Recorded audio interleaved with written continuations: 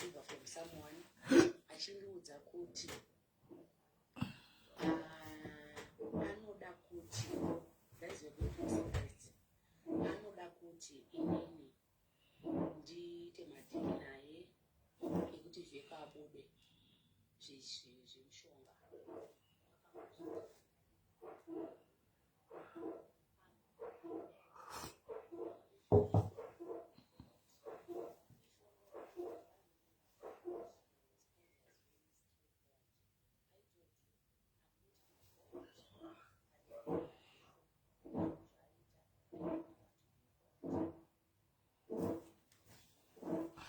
Hi guys, hello guys, hi guys.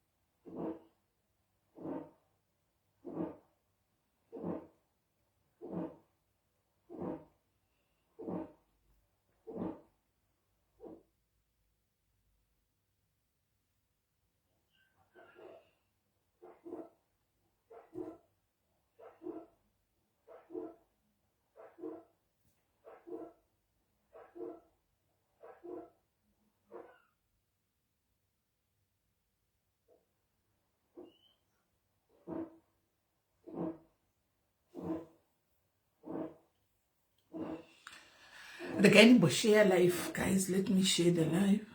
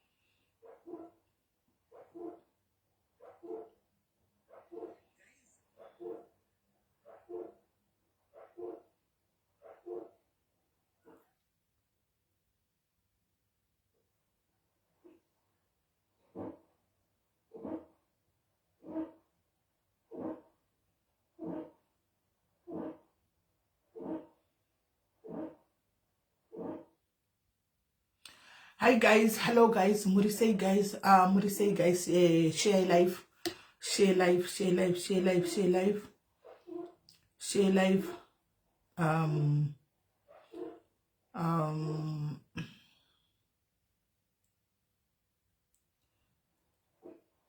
now on live, I'm now on live, share your moods, my groups, right?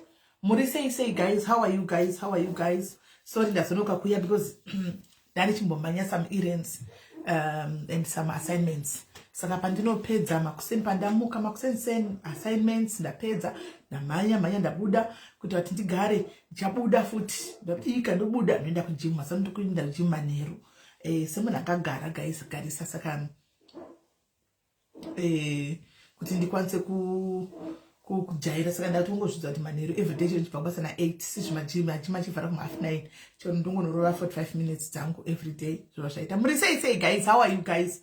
Murisei guys, how are you guys?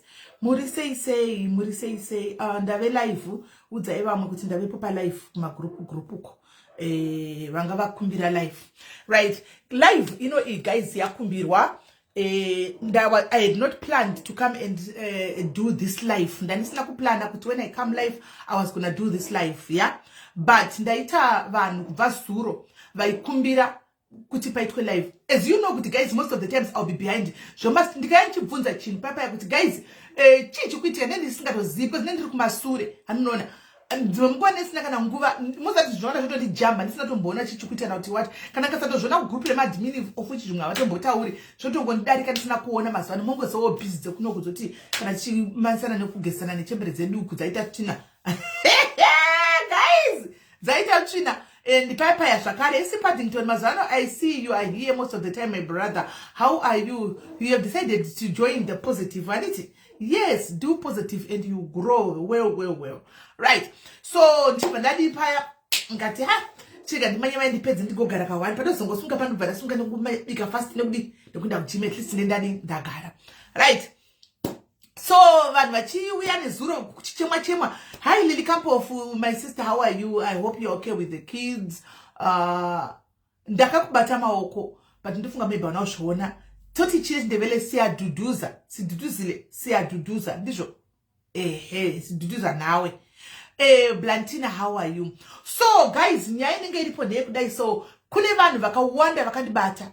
Vakati, I don't know what has been happening in my streets. Ndofunga pane zviri kuitika masi zvakasiyana like nyaya yemukomana nenzeveko ndofunga vari kuanalyzawo zvakasiyana vanokutaura zvakawanda zvakasiyanawo zvimwe ndaionawo zvimwe ndangasingaoni. And then certain group of people nobva yauya akati Simeli tachikumbirawo kuti we want a platform whereby patinotaura zvatoda zvatotaura handika tokumbirawo kuuya paplatform nyaya iyi vamwe vacho mavictims tisa ndimakatanga nayo antika ndimakatanga nayo kusvika payasvika apa. So zvatinenge takunzwa zvimwe zvichitaurika atina kubatikana zvakanaka because itisu tiri vanhu vakadiwo vakatorwa mari tikuchema animaona. And I'm like okay muri vangani and vamwe vacho havasitori kugroup guys kaantsera bona zvakadaro vamwe vari kundibata havasi kumagrupu. So that means kuti vamwe vanhu vari kunze uku vasiri kumagrupu handimaona vari kunzewo kumwe kana kuti vari kune mamwe magroups iwo I don't know handimaona vasiri mumagrupu atiri umu antimachona. So zvisi zvinotora neconfusion yakasimba but zvisine hatidi kudzokera kumasure antika yes ndoda kutaura ndakazvimirira my own fair analysis antika ndichizovhurira vari kuda kutaura vacho mukana kuti vadurure antika kana vataura then tozoonesana anditi hesi Runi 05 how are you toonesana totangira ipapo kuti panofambiswa sei because hatidi kuti tise kuti tikumira nerimwe pati imwe pati iri kuchema guys mistakes ariko zvinhu zviriko zvinowanikwa antika kumajere ariko vanoenda kumajere vachidzoka antika vanhu vanoba vachidzoka vamwe vachiba vachirega handiti mazviona zvinouya nepakasiyana handiti maona. And munhu wese kutaura chokwadi paupenyu we deserve chances as well kuti sometimes tinodzidza kuburikidza nezvinhu zvinenge zvatiwira handimaona kana tikasawirwa nezvimwe zvinhu we will never learn handiti but zvava kudunga munhu kuti iwewe pachako wawirwa nedambudziko are you going to learn? Are you going to learn something from there? And are you going to change? Kana kuti kune munhu wokutanga kuenda jero dzoka ngoma yeta ngoma ndiyo guys chadzidza hapana ndosoka mutsinda makezi kuti kuna mwana kutanda kujere achidzoka kutora nda kutopara imwe mhosva kuti adzokere futi because uko kwaruko atojera zveko kune masadza kune chi zvodibana umwana ubva abuda ubvati enda handipami pu ndachira chikomba because tese takadai so andika hatizi vatsveni ndo chokwadi ati tese zvedu tinganongedzana kudai hatisi vatsvene handimaona titori vatadzi tese anti ende tinoroverera zveshuwa ndo chokwadi asiwo on the same nyaya ipapo on the same level as well anditi mutemo uriko for a reason anditi mutemo uriko for a reason. So tikangoti tise every time we tend to say kuti munda paita nyaya hombe senge nyaya yemukomana iyoyi iripo paita nyaya paita vanhu vakatorerwa mari vari kuchema handitika mari iri kumodhani tototi yatomodhani ma2 million handiti yakatorerwa vanhu then within a week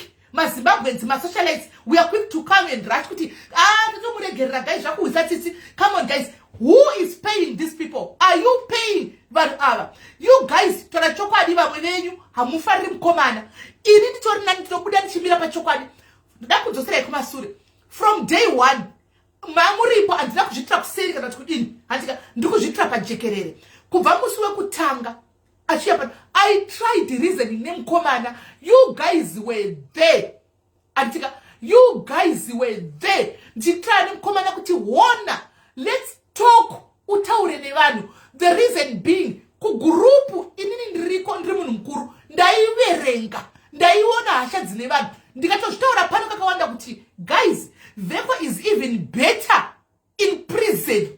Ndikamuudza ngati Veko terera from a mother or a sister or whoever zvoda kuzvitora handika but terera ira ndizotaura kuti dyo guys because that's gonkona kunyora kuti tomufudza chete ndo ndokuudza kuti kuna naningi vati tomufudza no ndakauya zvakanaka ndikati kana wakanterera anjadzi yangu either hand yourself over to the police.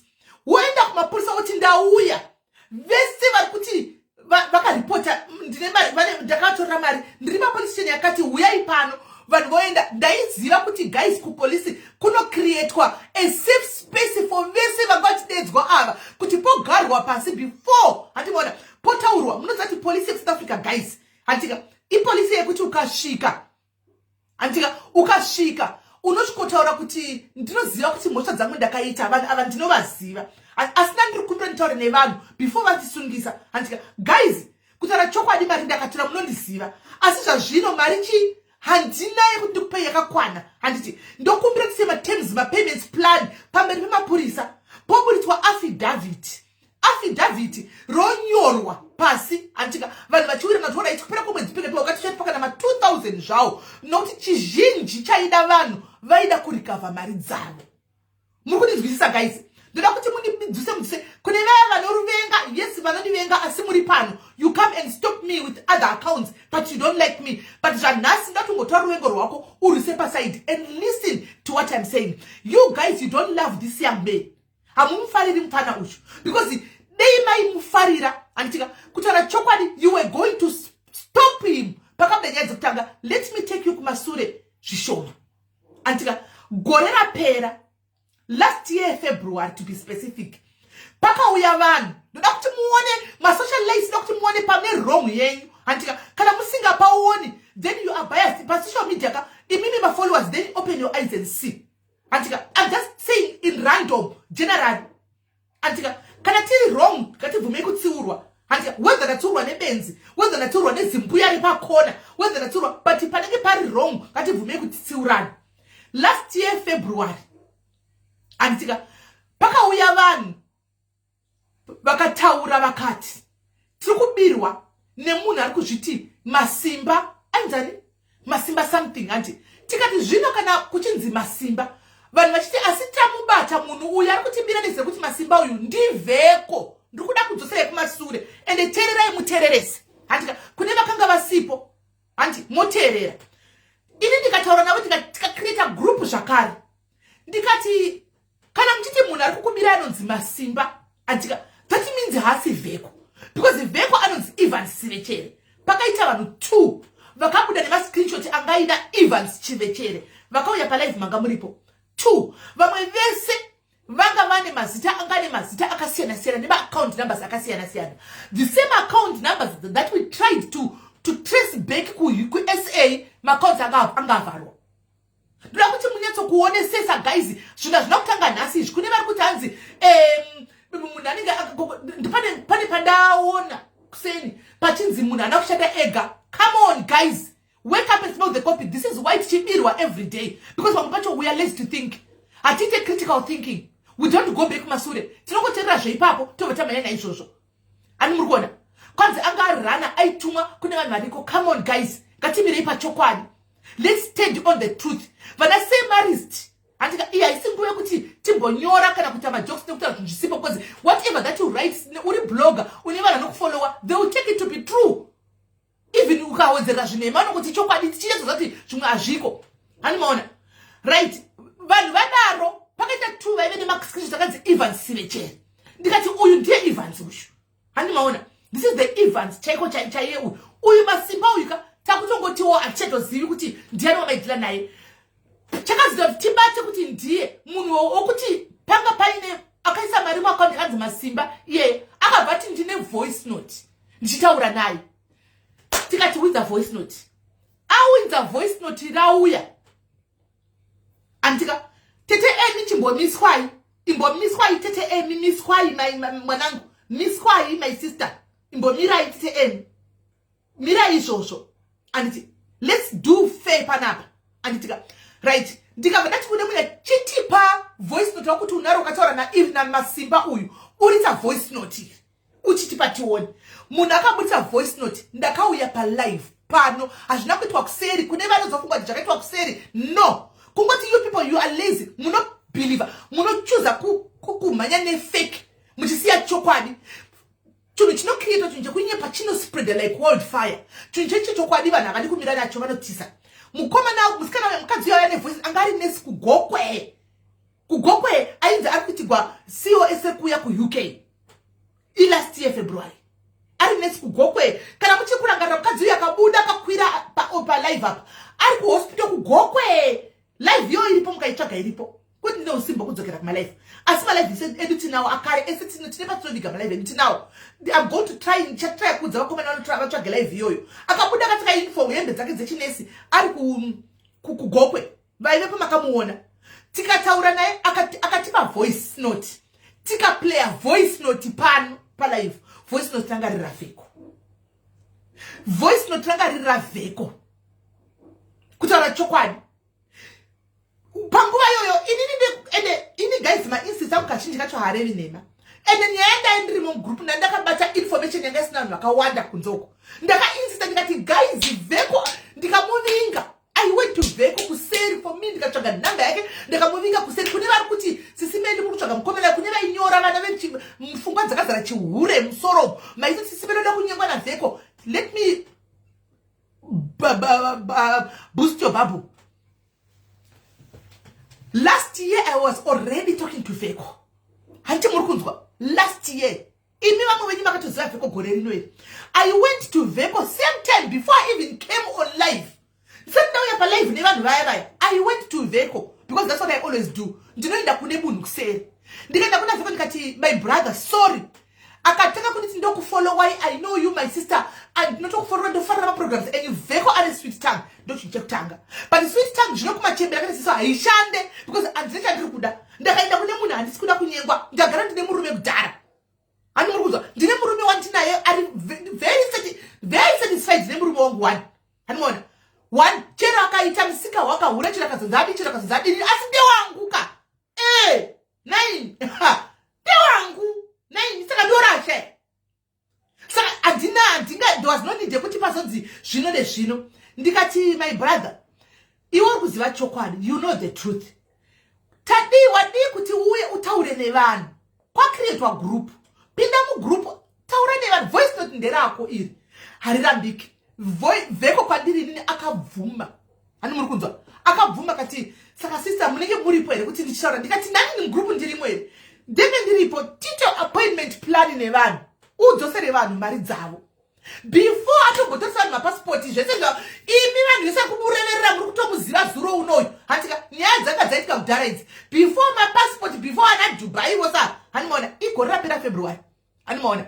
Right. Tadini paya ndetaura naye zvikanzi alright.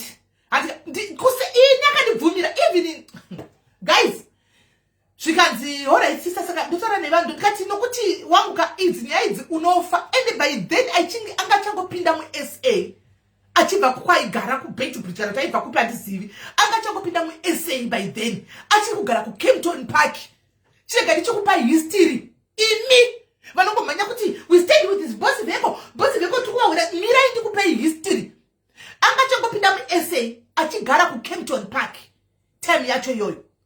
Hani muri kuzwa. Then I spoke to him zvakanaka zvinenge akabvuma right. Tawirirana naye Monica dema botera kuri kuinda nyaya before tuzati yes you coming but amusikuza kuri kuinda nyaya dema boterera andika live yakumbirwa nevanhu vacho vachauya pano ini tiri kumbotaura chirangaridza vanhu panouya vanhu vachitaura tifambirane pamwe chete pamwe tifambirane pamwe chete and so ndakachitaura kudhara but I just have to repeat kuti panozokwira vanhu ava tifambirane right. Akabvuma kuti ndinoda right. Tapedza papa chiande kuvanhu Veko ndachizi ndakazita busy ndakaenda kubasa tatawirana nguva kana ndiri off. Muswe off Veko ndaudza vanhu mugroup kana ndichinyepa vanhu vari kuva mugroup rero kutanga ndinokumbira kuti mubude pachina muti simeli mimbuya imi muri kunyepa budai.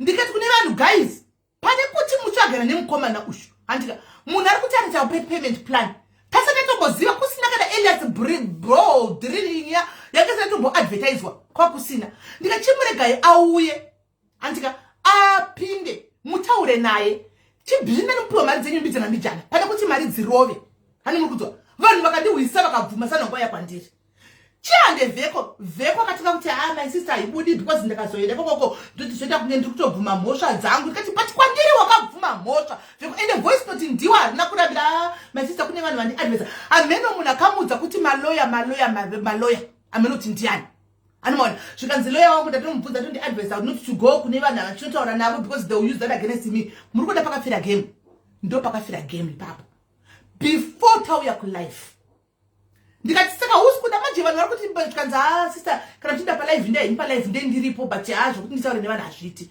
ndo paakatanga kuramba ndadzokera kune vanhu vati simeli haufa ndikati guys angochinja ati loya wake ramudza kuti asaenda asauye kwamuri kuti mutaurirane saka ina handichaziviwo vanhu vakatokumbirawo life ina ndoita zvinhu zvevanhu handingotange nekumhanya palive guys so ndikuita chima green tea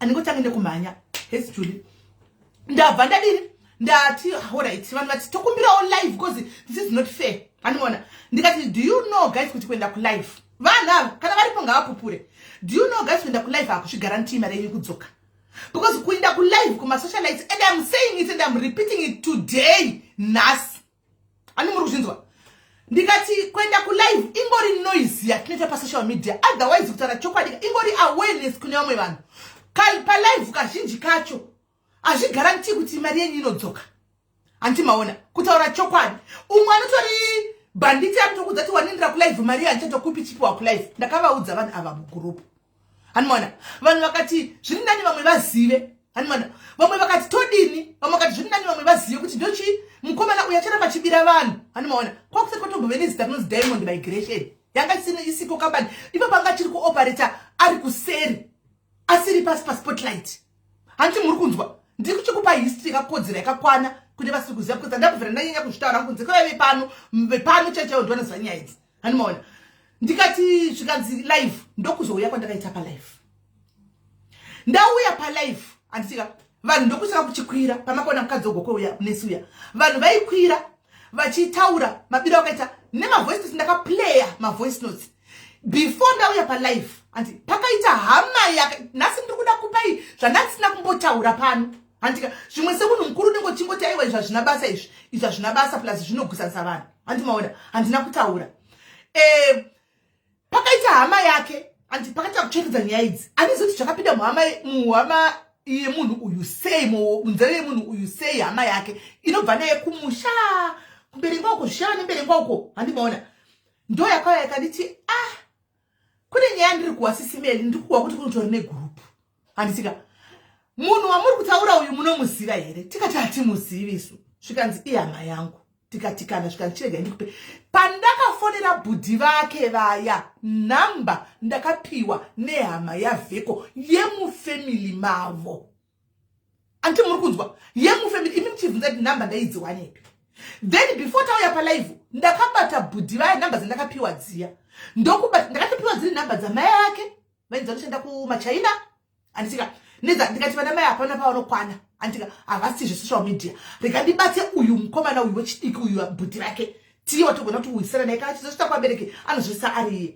ndakabata bhudhi vaya ndakaita vheri ndinawo machatsi maaudio nanhasi andika ndinogona kutomaplaya zvakare kana pakapemitwa pano kuti munzwisise animaona ndikati hadhadzi yangu ndobva ndatofunga paya kuti du but pandodzokera kunoudza vanhu kulive vanozvibvumira tsana bhudhi wavheko ndobva ndataka kurekodha nemwe foni ina ndifoni yangu haina autorecord saka ndakabva ndatora imwe foni ndobva ndapaya pewhatsapp paya saka yanga yakurekodha hanimona bhudhi vake vachidurura marekodhi ndakaplaya pano vachitaura kuti tikutongohwawo isu vanhu vari kungoti kune vamwe vekumusha kwedu vakatouya kwatiri kunana mai vangu vachinza vabereki vangu kuti takapa mwana wenyu mari isu inini izvozvo so ndine it panguva chinaiti ndine 30 years here that was last of last year handika ndini mukuru ndikunotamburawo ndiriko kumusha hanimona kana mukana chouri kukwana ndikutiendisawo akataura zvakawanda a lot kuti ndizoziva history kumba kana vheko zvimwe hazvinoende bijai because aingotaurawo like zvepamusha ini wati ndikatomubvunza kuti ko motika dzakaguma akatoguma kuya pakrismas apa aine mota chikombi changa vanacho harare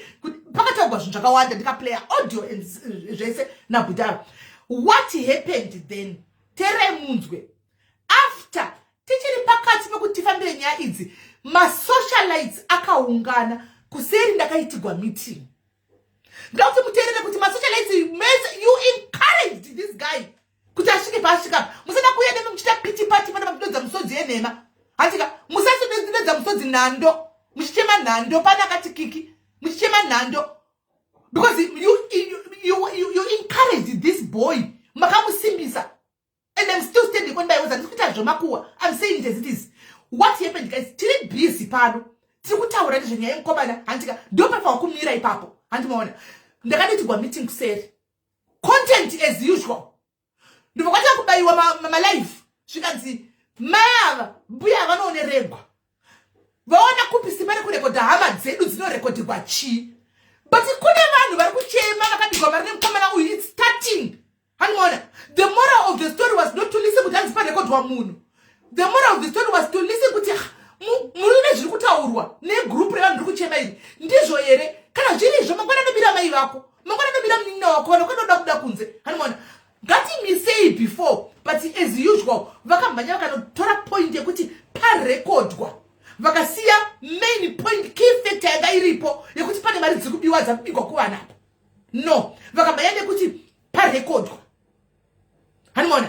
Ndikaona ndakuitigwa my life kuti varekodha hama dzedu dzarekodwa almost name my followers imi vamwe my fans you were there in the comment section kwadaivharugwa antika muchiti yes vakanga sastereke vakachi no one bothered to address kuti kora itavatuka nenyaya kuti varekodha it's fine antika vatukanga sevarekodha tavatuka kuchiyambika kunyaya vanhu vakabirwa tichinonzwa kuti nyaya that is last year February.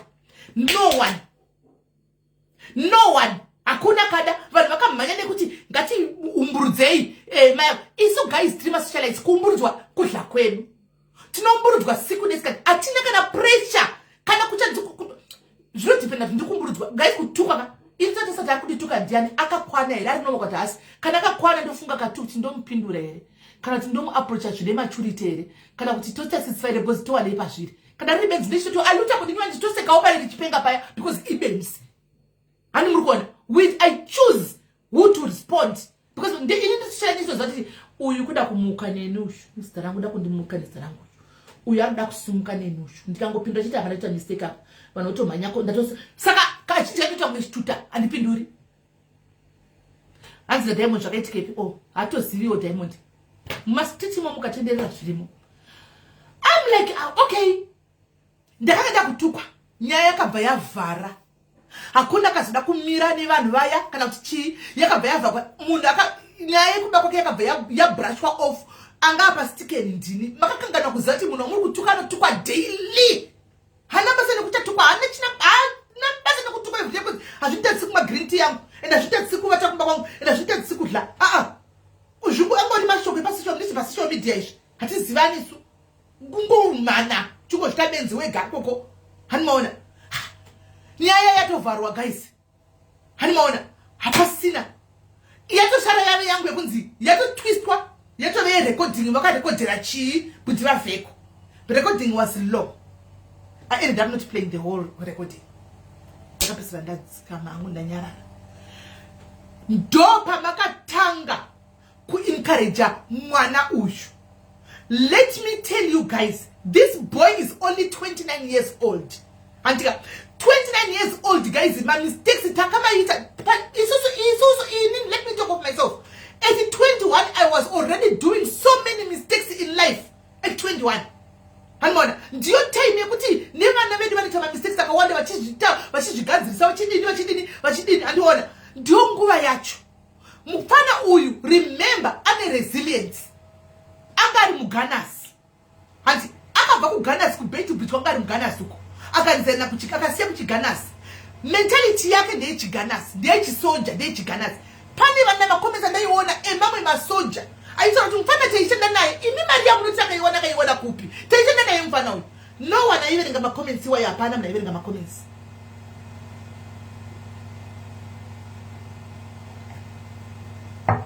Hakuna munhu aiverenga makoments iwayo ndaimaona makoments iwayo right. That's when you encouraged him. Mwana mudiki ipapo angaita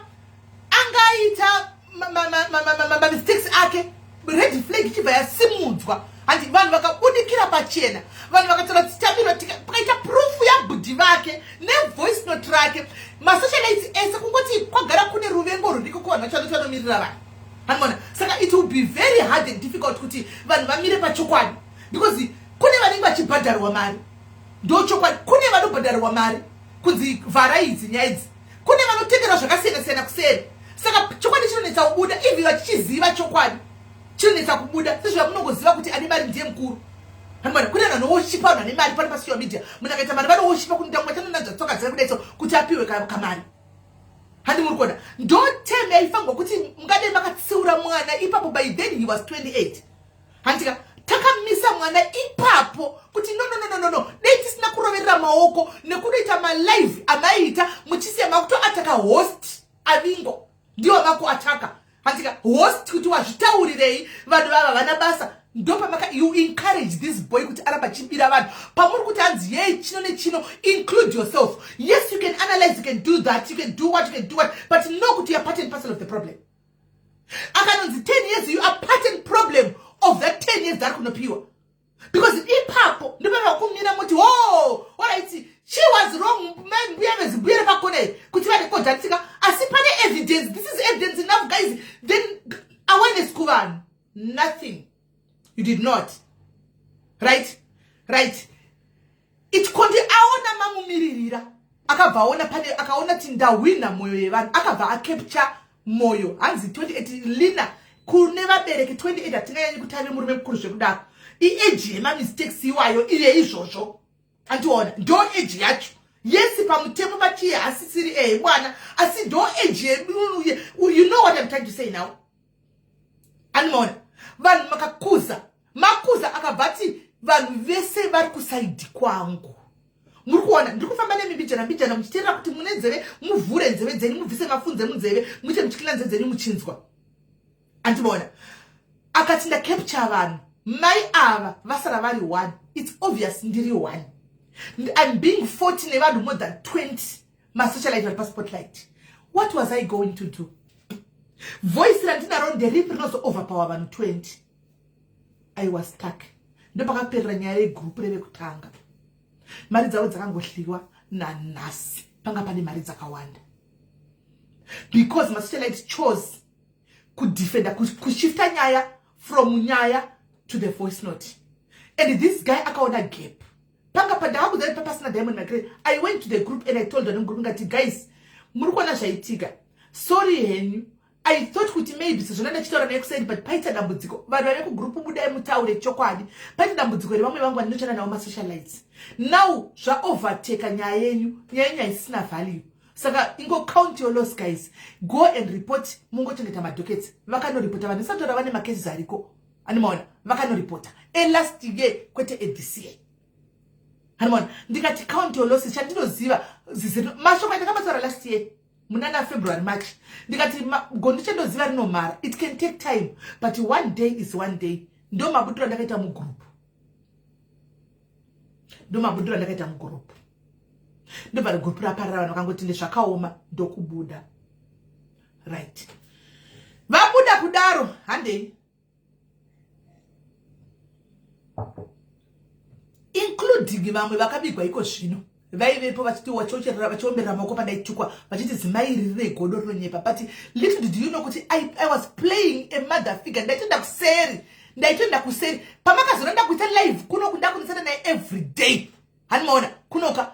He was proving to be stable. And I tried kupa awareness nekutomisa kuti arege. Ini ndaito kana pane munhu wani wokuti kwaari right now veko anofunga. Shandisai brain zenyu. It is me. Sisimeli. Ahazogona kuya public kuti chokwadi ndakafunga mashoko amai vaya ndakamafunga ndiri kumasource. But munhu wani wanofunga mashoko ake nguva yese aivepo ida kumuvaka ndini muvengi wake. Ndini wamunoti muvengi wake yeye ndini. Because akadzokera sure kufunga mashoko ademuudza ndizvo nemuzati let's talk to people, taura nevanhu. Anotanga kugaya kuti dei ndakaziva paipa vaitaura mai vaya vaiwila kundibatsira kuvanhu, dei ndahamwenda navo ndakataura nevanhu, dei ndisiri pano. All of you murikumbira navheko, you are fake people. You are fake people. All of you who are standing, saying, writing, whatever, saying, hey, we are standing, we are doing what, including you, Sparks, my brother. You are fake. You are fake, my brother. Sparks, DJ Sparks, you are fake. Urimu na spotlight, including Prophet Sean Gweta, you are fake. I love you, my brother, but you are fake. Because the whole pastor, you wouldn't come out in public and what about the victims?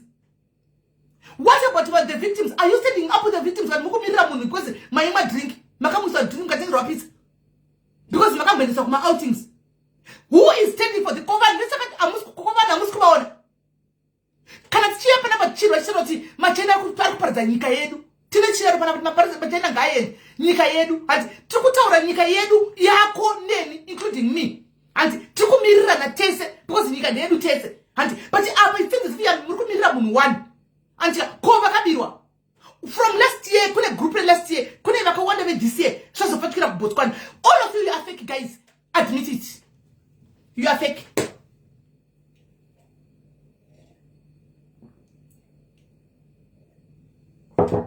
You are fake.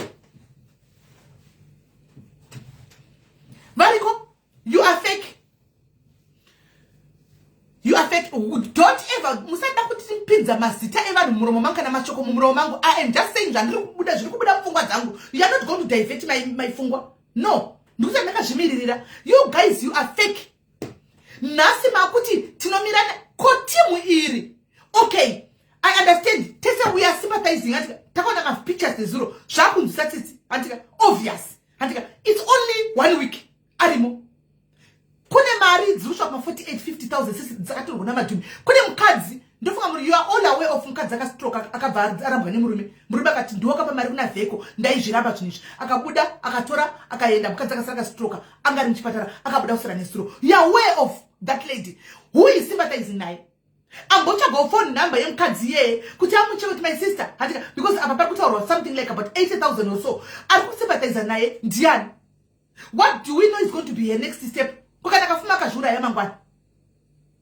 Mese muri kuti munhu aripo amupenyu ari kumhosva dzake andika akatobatwa nemutemo nenyamosha dzake. You are sympathizing naye. Yes, kujene kunorwadza. We understand, we know. Ndosaka riripo because akusi kupati andika kujere. Akusi kupati kujere and akusi kumunandi kujere. Ndosaka chinzi rehabilitation center. Kunofanirwa kutoti kurwadze kuti urehabilitate. They give you time. It gives you time to think urimo kuti pandiri kubuda muno, do I want to come back and doing this and eat at 4 and chivarigwa na 4 o'clock kana kuti nchinjika zvinhu zvakadai kana kuti I want to fix my life and never to come back in here. Ndosaka chinzi rehabilitation center.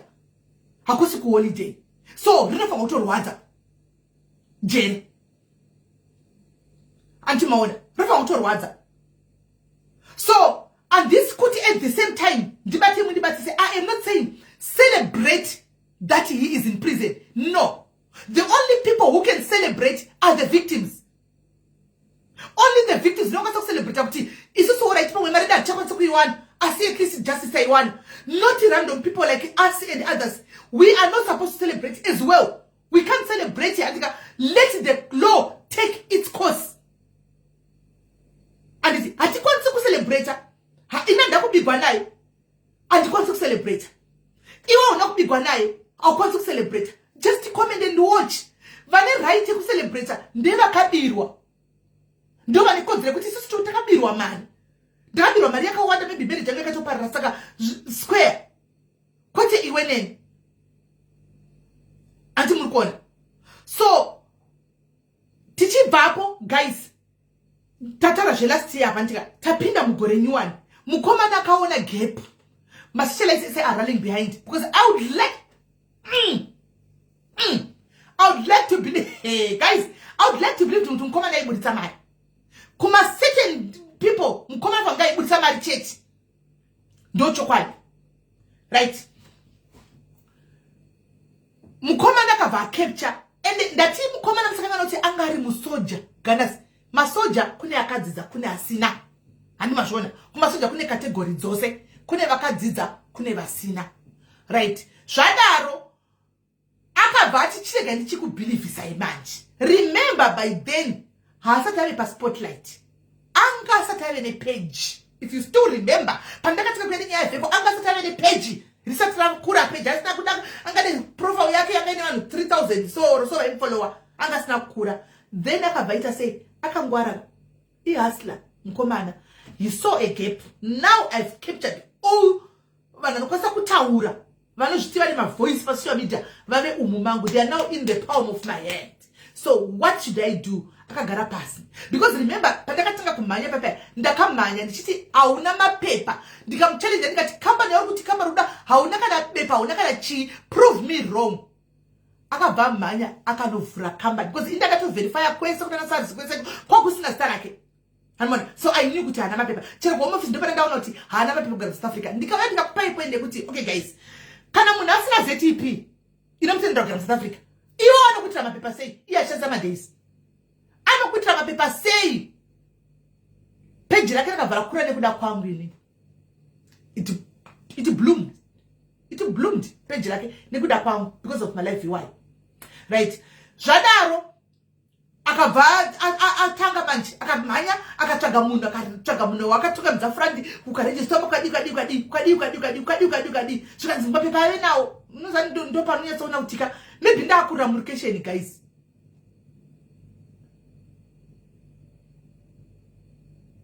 Ndofa ndakura murukesheni saka foka dzangu dzinomhanya pachirukesheni. Ndofunga ipapapo handizivi dzinomhanya zvekudaro. Then mukomana akabva atoona ndikatoti oh shit. Right, ndo angle yauya nayo. Akamhanya mukomana. Akaenda akatika kuti kwana Nyati. Ndokukamisa futi pamepo. Vananyati vachangobva kuputika ipapo. Andika vachangobva kuonekwa nevanhu, vachangobva kuputika. Admin iri by conversation umanzana sina basa kandira panzapo. Hanimona. Achangobva kuputika, vanhu vese all eyes were on Nyati. Last year. Kana muti mudangarirai. All eyes were on Nyati. Akati right. Ndokubva mhanya kuna Nyati akati ndida kunokutorisa passport. Mese miswaini, mese. Mukutanzi, hey, akata zvakata tora passport nemari yani. Akatora Nyati passport, yes, aida zvakanaka chaizvo. Takafara kuseva nguva iyo, but nemari yani. That's the biggest question. Deyanga mari yemwana wamai vako iwewe. Mari yasisi vako kana yabhudhi vako yakatorwa. Waide uchomberera maoko here kuti achokwadi akatotorisa vanhu mapassport nemari yani. We all know kuti mari yanga iri mari game rakaratotanga. Remember, kwakatonzi kwani Diamond by kwatomanya kunobvunza yatopiwa sakwanzi kwani Diamond migration pale chi ndipo zvazvatanga kapa. Ndipo zvanga zvatanga. Akanotorisa vana Nyati passport. Tikanofara. Tikazvona tikafara. Asi nangu semunhu mukuru ndikabva ndati zvakangooma hazvo. Ndongoisa comment notuka comment kuna Ivane Godo. Ndangoti ma congratulations. Asi moyo wangu wairwadza because ndakazvifunza kuti imari dzevanhu guys. Zatorisa vanhu passport. Kuti vanhu vakurumidze kubelieve. Then ndopakabva aputika wese ipapo. Akabva aputika wese kusikama because zvaive pama live ka. Akapfeka suti yechi India iya nezvibhutsu zvezvo zvine malechisi zvakadai. Zvaive akapfeka zviya. Ndobva aputika wese. Vana Nyati remember vanga vari pamoyo pedu tose. Akabva aputika wese mukomana. Vakatanhu vakataka kuti nesuti yeblue yakapfeka ine white yaya nezvibhutsu zvimwe zvanga zvakadai sezvezvo. Andika vanhu vakachitanga bosi be ana ndoda kutaura chokwadi. Boss Veko anambofira kauya pasocial media kazviti ndiri boss inini. Veko never came on social media and say ndinonzi boss Veko inini. He never did that. You people. Ndima kataka kumona ana Nyati mukataka kuti bosi Veko. Imi akugadzira bridge rake remari. You guys muri kurovera maoko, muri kuziridza. Hamusi kuziva.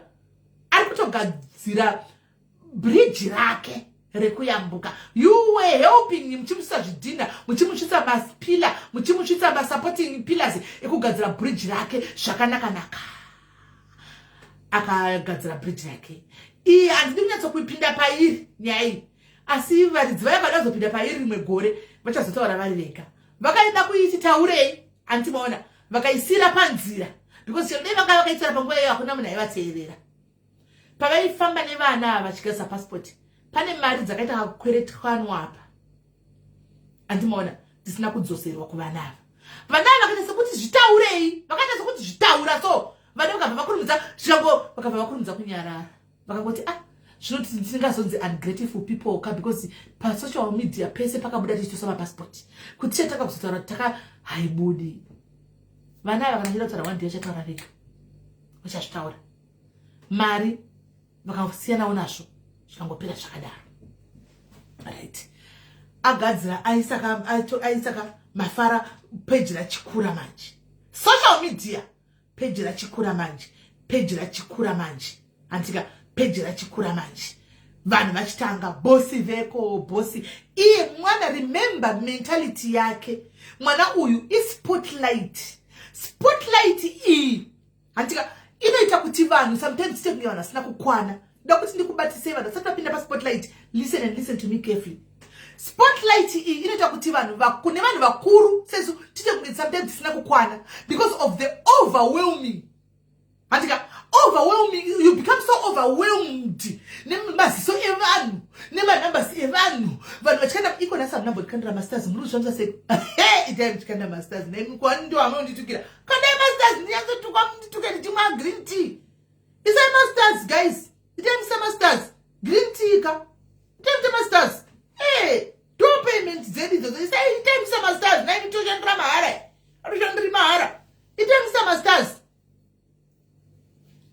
itemisa masters guys itemisa masters ndinoda kufamba neni mbijana kune vane memories very slow kuchikoro ngatibatisane apa because mutara shona tinobatirana pamwe tinofamba tose nhasi tiri musame track nhasi handika thank you tendai shava ngatimbokande masters guys tifambe nenyaya ngatimboite tichikanda masters turu taura dhako diamond turu vatite team diaries muripi masters kwanzi masters ndokubva mari yacho andizivi simba racho andizivi kubva mari indangoti masters chete indangoti masters kana isati yauya kwatiri kunzi ndabigwa mari nemunhu aisa masters we don't know kokana chibva mupei yake time yatakataura kuti yapatwa mapassport tanga takutoziva pakatomboita makezi ekubigwa kwemari before it's a masters guys. Thank you my sister, my love. Thank you doc, thank you my love. Thank you my Sunday guys. Sunday tifambe tikane masters timbofamba hatifambe do payment zema socialite masters be socialite the spotlight be it goes be. Thank you Tony Scott do payment zedu masters andika. Thank you mams wangu masasa sekwa 50 stars. Thank you hande papa beta star party guys ngaza ze star pass ngaza ze star party tifambe nenyaya ngaza ze star party kana yazara munduza tifamba nenyaya tiripo nhasi ndiripo todatso kuda kutofambirana pane star party guys Sunday paito mavhura star party ngati achivei star party achivei star party kandeyo masters guys tifambe mberi tindirire mberi. Yeah, Benedict, thank you very. I love you so much, Benedict. You, at least you are learning something. Thank you, Tendai. Thank you, Net 20 stars. Thank you, Net 20 stars. Thank you, Maila. Thank you. Jakare Millicent, Net 20 stars. Thank you, Josai Matika, 100 stars. Thank you, Tony Scott, 100 stars. Thank you, Sis Linda, 100 stars. Thank you, Evelina, Net 20 stars. Can I have Zaramonduza, guys? Can I have Zaramonduza? Thank you, Lillian Ross, 50 stars. My dad is Angwa Rukana Masters. And they told me, thank you, Tendai Muskwe out. Welcome back, Tendai. Wakazoka, 100 stars. Thank you, Mashia, Mama Mashia, 50 Shanisha Badarangos, 50 stars. Thank you for a great 10 stars. And they told me, can I have Zaramonduza, Tiffan Bebe? Can I have Zaramonduza? Thank you, Sis Linda, 50 stars. Wapamela and Bomiresho, Shunasa, 20 stars. Wapamela. Thank you, Noreen, 20 stars, 50 stars. Thank you. Yes, I. Thank you. Thank you, Shamiso, 20 stars. Thank you. And the 20 guys, and the city has 120. Thank you, Takune, 100 stars. Thank you, Takune, 100 stars. Thank you, Taku. Thank you, Leah, 50 stars. Thank you, 50 stars. Yes, I. Yes, Barbara. Yes, I guys, and the 20. Hands yes, sir. Dijo. Thank you, Anzi Yasara. Thank you, my sister Matoko. Tikatigarigari mukanda. Tikatigarigari mukanda guys. Timbo tichitaura nyaya kusvika pano guys. Tikasvika tinosvikawo mastars anga asvika kana ku 50k kana 100k pana pa diaries. Team diaries, you can do that. Team diaries, you can do that. December, you can do that. Team diaries masters asvike apa kusvika right. Hande nyaya. Mukomana atoresa passport and apuchika ave passport light. Andika nyaya yati taurike Antika, yekuti mari yedu haina kudzoka mari yedu, vanhu vaiignore, vanhu vaona new boss in the town. There is a new boss in the town. What happens then? Vakadzi started throwing themselves at Veko. Ndokuti zvandoziva. Mutazondibvunza kuti mutaura kuti chii? Ndokuti zvandoziva. Because kune vamwe vanhu vandoto kune vamwe vakamboita magirlfriends ake vana vangu madhiaries panapa. Vakazobuda information isani vachindipa. Animaona. Right. Vasikana started throwing vamwe vakadzi themselves at Veko. Animogozava nemazuva ano vanoda pane chi machangura ndopa vanoda vataka kuzvikandira paya vataka kuzvikandira thank you Benedict vataka kuzvikandira paya Veko atove nezita atogadzira zita iri akarigadzira pamari dzevanhu zita raVeko tara chokwadi rakagadzirwa achiri kushandisa mabio zvana masimba wati zveshe antika because takazodzokera takunotrace accounts ana masimba saisa vanhu maraya antika those accounts were closed. Now Benga ari kuudza kuti the owner of the account is not going to pay my account or loss. Right. Jadaro, Papa, guys. Veko atokura. Veko akanyatoti, all right. Ini andakumira. Antika. Andakumira posi. Van veo we am a 1-1. Antika. Pamanaka and she posted my posti. Ndoko tranya ya ni mundu. Ndo posta. Anmona. Ndoko posta kuti wona you guys. Munasema ndakapa mari yangu ndakazidai. Andakumira. Ndaiziva chokwadi. I knew the truth. Ndaiziva chokwadi. Anmona. Chama mtu vamwe vaisiza chokwadi but vanhu vakwasika kuchitaura. Vamwe vaida mari. Andika. Vamwe vasingaziviwo chokwadi. Vaingoma yendesa dzangaripo ngoti taona boss Veko avamaita kavavenga saka ngati maye kuna boss new boss in the town. Boss munhu wese angava kuda kuita padhuze naVeko because kune mari tinomhanya masocialize ndo pakapinda vana mabridge papa wakwana imomo mese handi mazvona vapinda imomo. Right. Akati next step yamaya vakwenda pakantsika codes. Sorry hey masocialize atikuti tikuvengana kuti but I'm just giving people kuda kungovhura vanhu maziso kungosvinudza vanhu because we don't want zvikuitika to keep on happening antika and iko zvinezvi ave mumasource antika let it be a listen kune vamwe vanhu vakawanda vasara kunze animaona vachi achabuda achabuda kuza kuna anogara kwaari nekusingaperi anobuda anytime anogoda pamwe musa 15 anogoda kunogradha bheo kana kunonyimwa bheo zopuwa mnajanuary kana kunyimwa kana I don't know but chiripo kuti achabuda when the time is right achabuda andi but abuda mwana mukomana yachiuya guys antika shape high mukomana wamunoda shape him to be a better man. This guy waburi clever kuti munoda antika shape him to be a better man. Ndimuri mudhuze nezve kudai anditika he ave my numbers. He can be a content creator. Tsana Shelton trending a content creator vari kutora kamisha. He can join my numbers kudara page more than 100,000 anima followers kudara. He can get into content creation andika akato vese vanhu vese vakavananyati vakabatsira vakadi vakatengani content vatove kumberi necontent creation. He can change his life and open up content creation. Onoshandisa nyaya dzake idzo dzakaitika idzi andika kwete kuti kushoresa kana kudii but kuita content animaona omandeza page yake akatoita zviri nani achitsvaga mamadhiri ekuti aite semunhu wechirume andimuri kunzwa right. Adaro paya mukomana akati right ava mai ava zimbuya iyi riri kuramba richingotaura andika richingotaura saka ndoita sei what was and remember mukomana ndakuudza ndikati spotlight fame iyi yakaipa inoita kuti vanhu vaite zvinhu zvakasina kumbobvira zvakaitwa namai vavo pakukura pasocial media.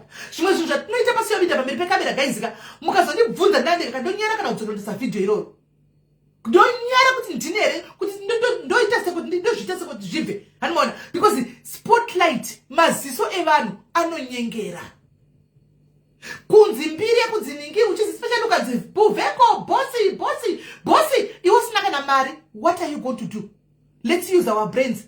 Muri kuti bosi pandosvika pane vanhu because already mindset and the picture ine vanhu antika vanhu vakatonzwa kuti ndiri boss kudhara ndichada kusvika ndichibhilivhisa kuti ndiri boss pakaungana vanhu chasvika ndotira muri kumwei panapa ndosiya ndati doro ramuinaro ndere mari animaona votaura kuti doro ratira munomu ndere 15,000 andika ndokuti ipai munhu sedoro amwe because fame zita fame the chantings dzikubuda kuti vanhu bossy. I want to maintain that. Who doesn't want to be called a boss? Asingadi kunza boss kana asingadi kunza ane mari ndiani munhu wese anoda kunza ane mari The reason why muchona ne munhu wese akaita maranda kwachikubelieve kuti odai izvo zvichiro wachanga ndakapfeka inoita $5,000 because I want you guys kuti munditi ndine mari mundinamate. The ground that I move on, the ground that I move, I step on, I want you to worship me nditi ava vane mari because kune sengi inonzi ane mari ndiye mukuru. Vhudzi rangu randakapfeka remukuru wona ibvudzi iri ndine 10,000. What are you going to do? Muchizoti bvudzi 10,000 munozara muchazara. Ndakudzaidzana chichetika chi next mumakuya ma inbox ndine problem ndine nhamo yangu ndandabhadhara ndikumbirawo mari yerenti mangwana mwapindazve ndikumbirawo kuya ndakwerwa nemwana because ndamakandisi ndiri nhingikiri ndiri boss handika so vanhu they will follow me because vamwe vane maproblems avo vamwe havana problems vawana pekumora mari. They will be in my inbox every time vachikumbira zvakasiyana siyana. Muri kukumbira zvakana muri kupuwa here nemaboss? That's the biggest question. Are you getting the money? Kune vakapinda ku inbox kwa Vheko vakawanisa, did you get any help? Musoro tine nzara tine renti? No. Why? Because maikumbira kuseri, maikumbira ku inbox. Now munhu amuri kukumbira ku inbox ave nefame, ave nezita, ave nembiri, haukumbiri kuseri, usakubatsirwa papublic, so that message won't be opened, right? Anouya pana ubva ati yes vana Lipson ndoda kuvaendesa kunze kwenyika. Kune ari kukumbira mari kurapa ku inbox uko nditeerese munteereresewo. Kune ku inbox kune vari kukumbira mari dzekurapwa adzipindurwe. Kuno ku public kunoku ndoda kukuudzai guys, ndoda kutsvaga vanhu 4 madhumbe dice, ndoda kuisira chibhorani fani madhumbe, ndoda kuisira chibhorani chako ndoda vanhu vanoda kuti ndizoidai Boss Melly, come on Boss Melly. My wings, I'm growing wings. Therefore, what am I going to do? I'm targeting more victims to keep up ne lifestyle ya mandi setera imi. Man setera pes. Saka doctor keep up ne lifestyle. Yamagadi setera. Ndosha makaita imimi comment section. Makampa nickname, makampa title yokuti boss, asina mboti ndiri boss. Muka encourage, muka itati mwana we have any pressure, and now he was under pressure. Now he was under pressure to keep up and to maintain that standard. Iya yambaka muti boss iya aka continue ne game rake. Hana kuona maziro ejere kumberi, hana kuona danger kana kuti muromo wefuti kumberi, hana kuona bullet rinogona kungera kanyerwa zita rake kumberi. Akaona adizi kuti bossi zvaizosvika papi. I don't know anguti imagination yakaita illusion, I don't know zvaizosvika papi.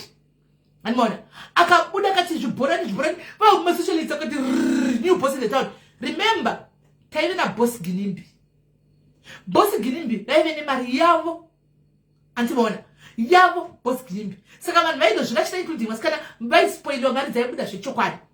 Animaona now mabossi havasiko. Quite a new boss in the house. Same trend, right? Same circle. And is it? Vanhu vakwana. Vanhu vapinda. Antika. Isusu tachokwadi vana pakagonawo vana Lipson indasingavazivi vana Libi. Nasingavazivi. Ndakazovaona avaisa pa spotlight kune vanhu vanonzi vana Lipson. Andimona ipa pakagonawo. Boss takabva tatoziva kuna Lipson. Andika akauyana vakati ndoda kuti vatorisa passport, I'm sending them to a holiday. Come on guys, let's be critical thinkers. Vheko makamuziva gore rapera chipinda pa social media. Have you ever saw him in Dubai?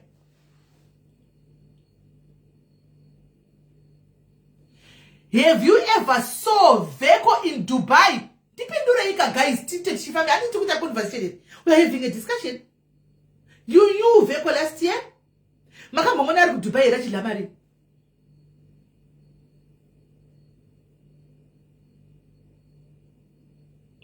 Ina namba mona ku Dubai. Kudakana ndaka if I missed that, maybe pardon me. Hanimaona. Akati ndikuda kuvayisira, ndoda kuvaendesa kunze kwenyika, ndoda kuvaendesa kunonzi kutivambodofara, dati nimbovaendesa ndimbono dini. Makatidza kuzvifunga kana kubvunza imi kubvunza kuti patiri kuendesa naLipson kunodla mari ku Dubai uchivatratu pese. Iwe haudiwe here kuenda ku Dubai. Ndiani apa sina kuenda Dubai kwapenya kunodla mari unofana. Kana aripo ngatini. Asingadi kumwenda ku Dubai kunodla mari chete ndiani. Akapicture foot. You know? Akakubata akakupicture akakusay mukati yes wena Lipson vapinda vakapinda manu vakati kunobhadhara mari kuchinzi mavhisa zvikanzi zimbuya rinoroya iri risiye iri zimbuya riri kuda kundiuyisa iri zimbuya iri negodo iri zimbuya riri kuda musoro wangu iri vanhu vari kusure behind vakatanga kuti zimbuya iri mira iwe isu tacharituka ungaranyarara vasingazoti mbuya yakatsvafuse kudhara ina basa nekutukwa zvikuru sei nemapenzi handimaona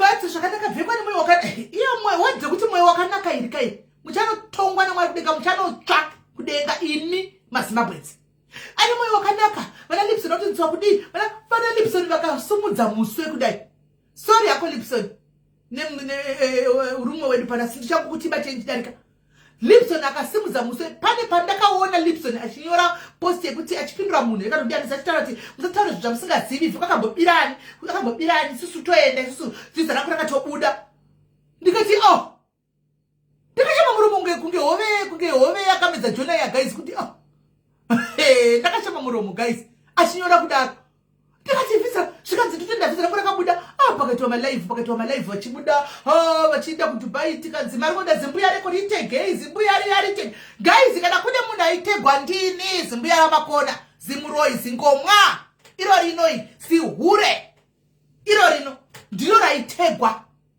arakawane mategishi tega izihure riya zingomwa riyarite riuye pano rinyatsokutoona kutoti rinonyarirepi nhasi vanhu zvavakuendeswa iri ruchiraiti bosi veko havaiti zvemavhisa imbavha vadai ndakati chechemwoyo mwarika chokwadi vanhu venyu vanoparara nekushaya zivo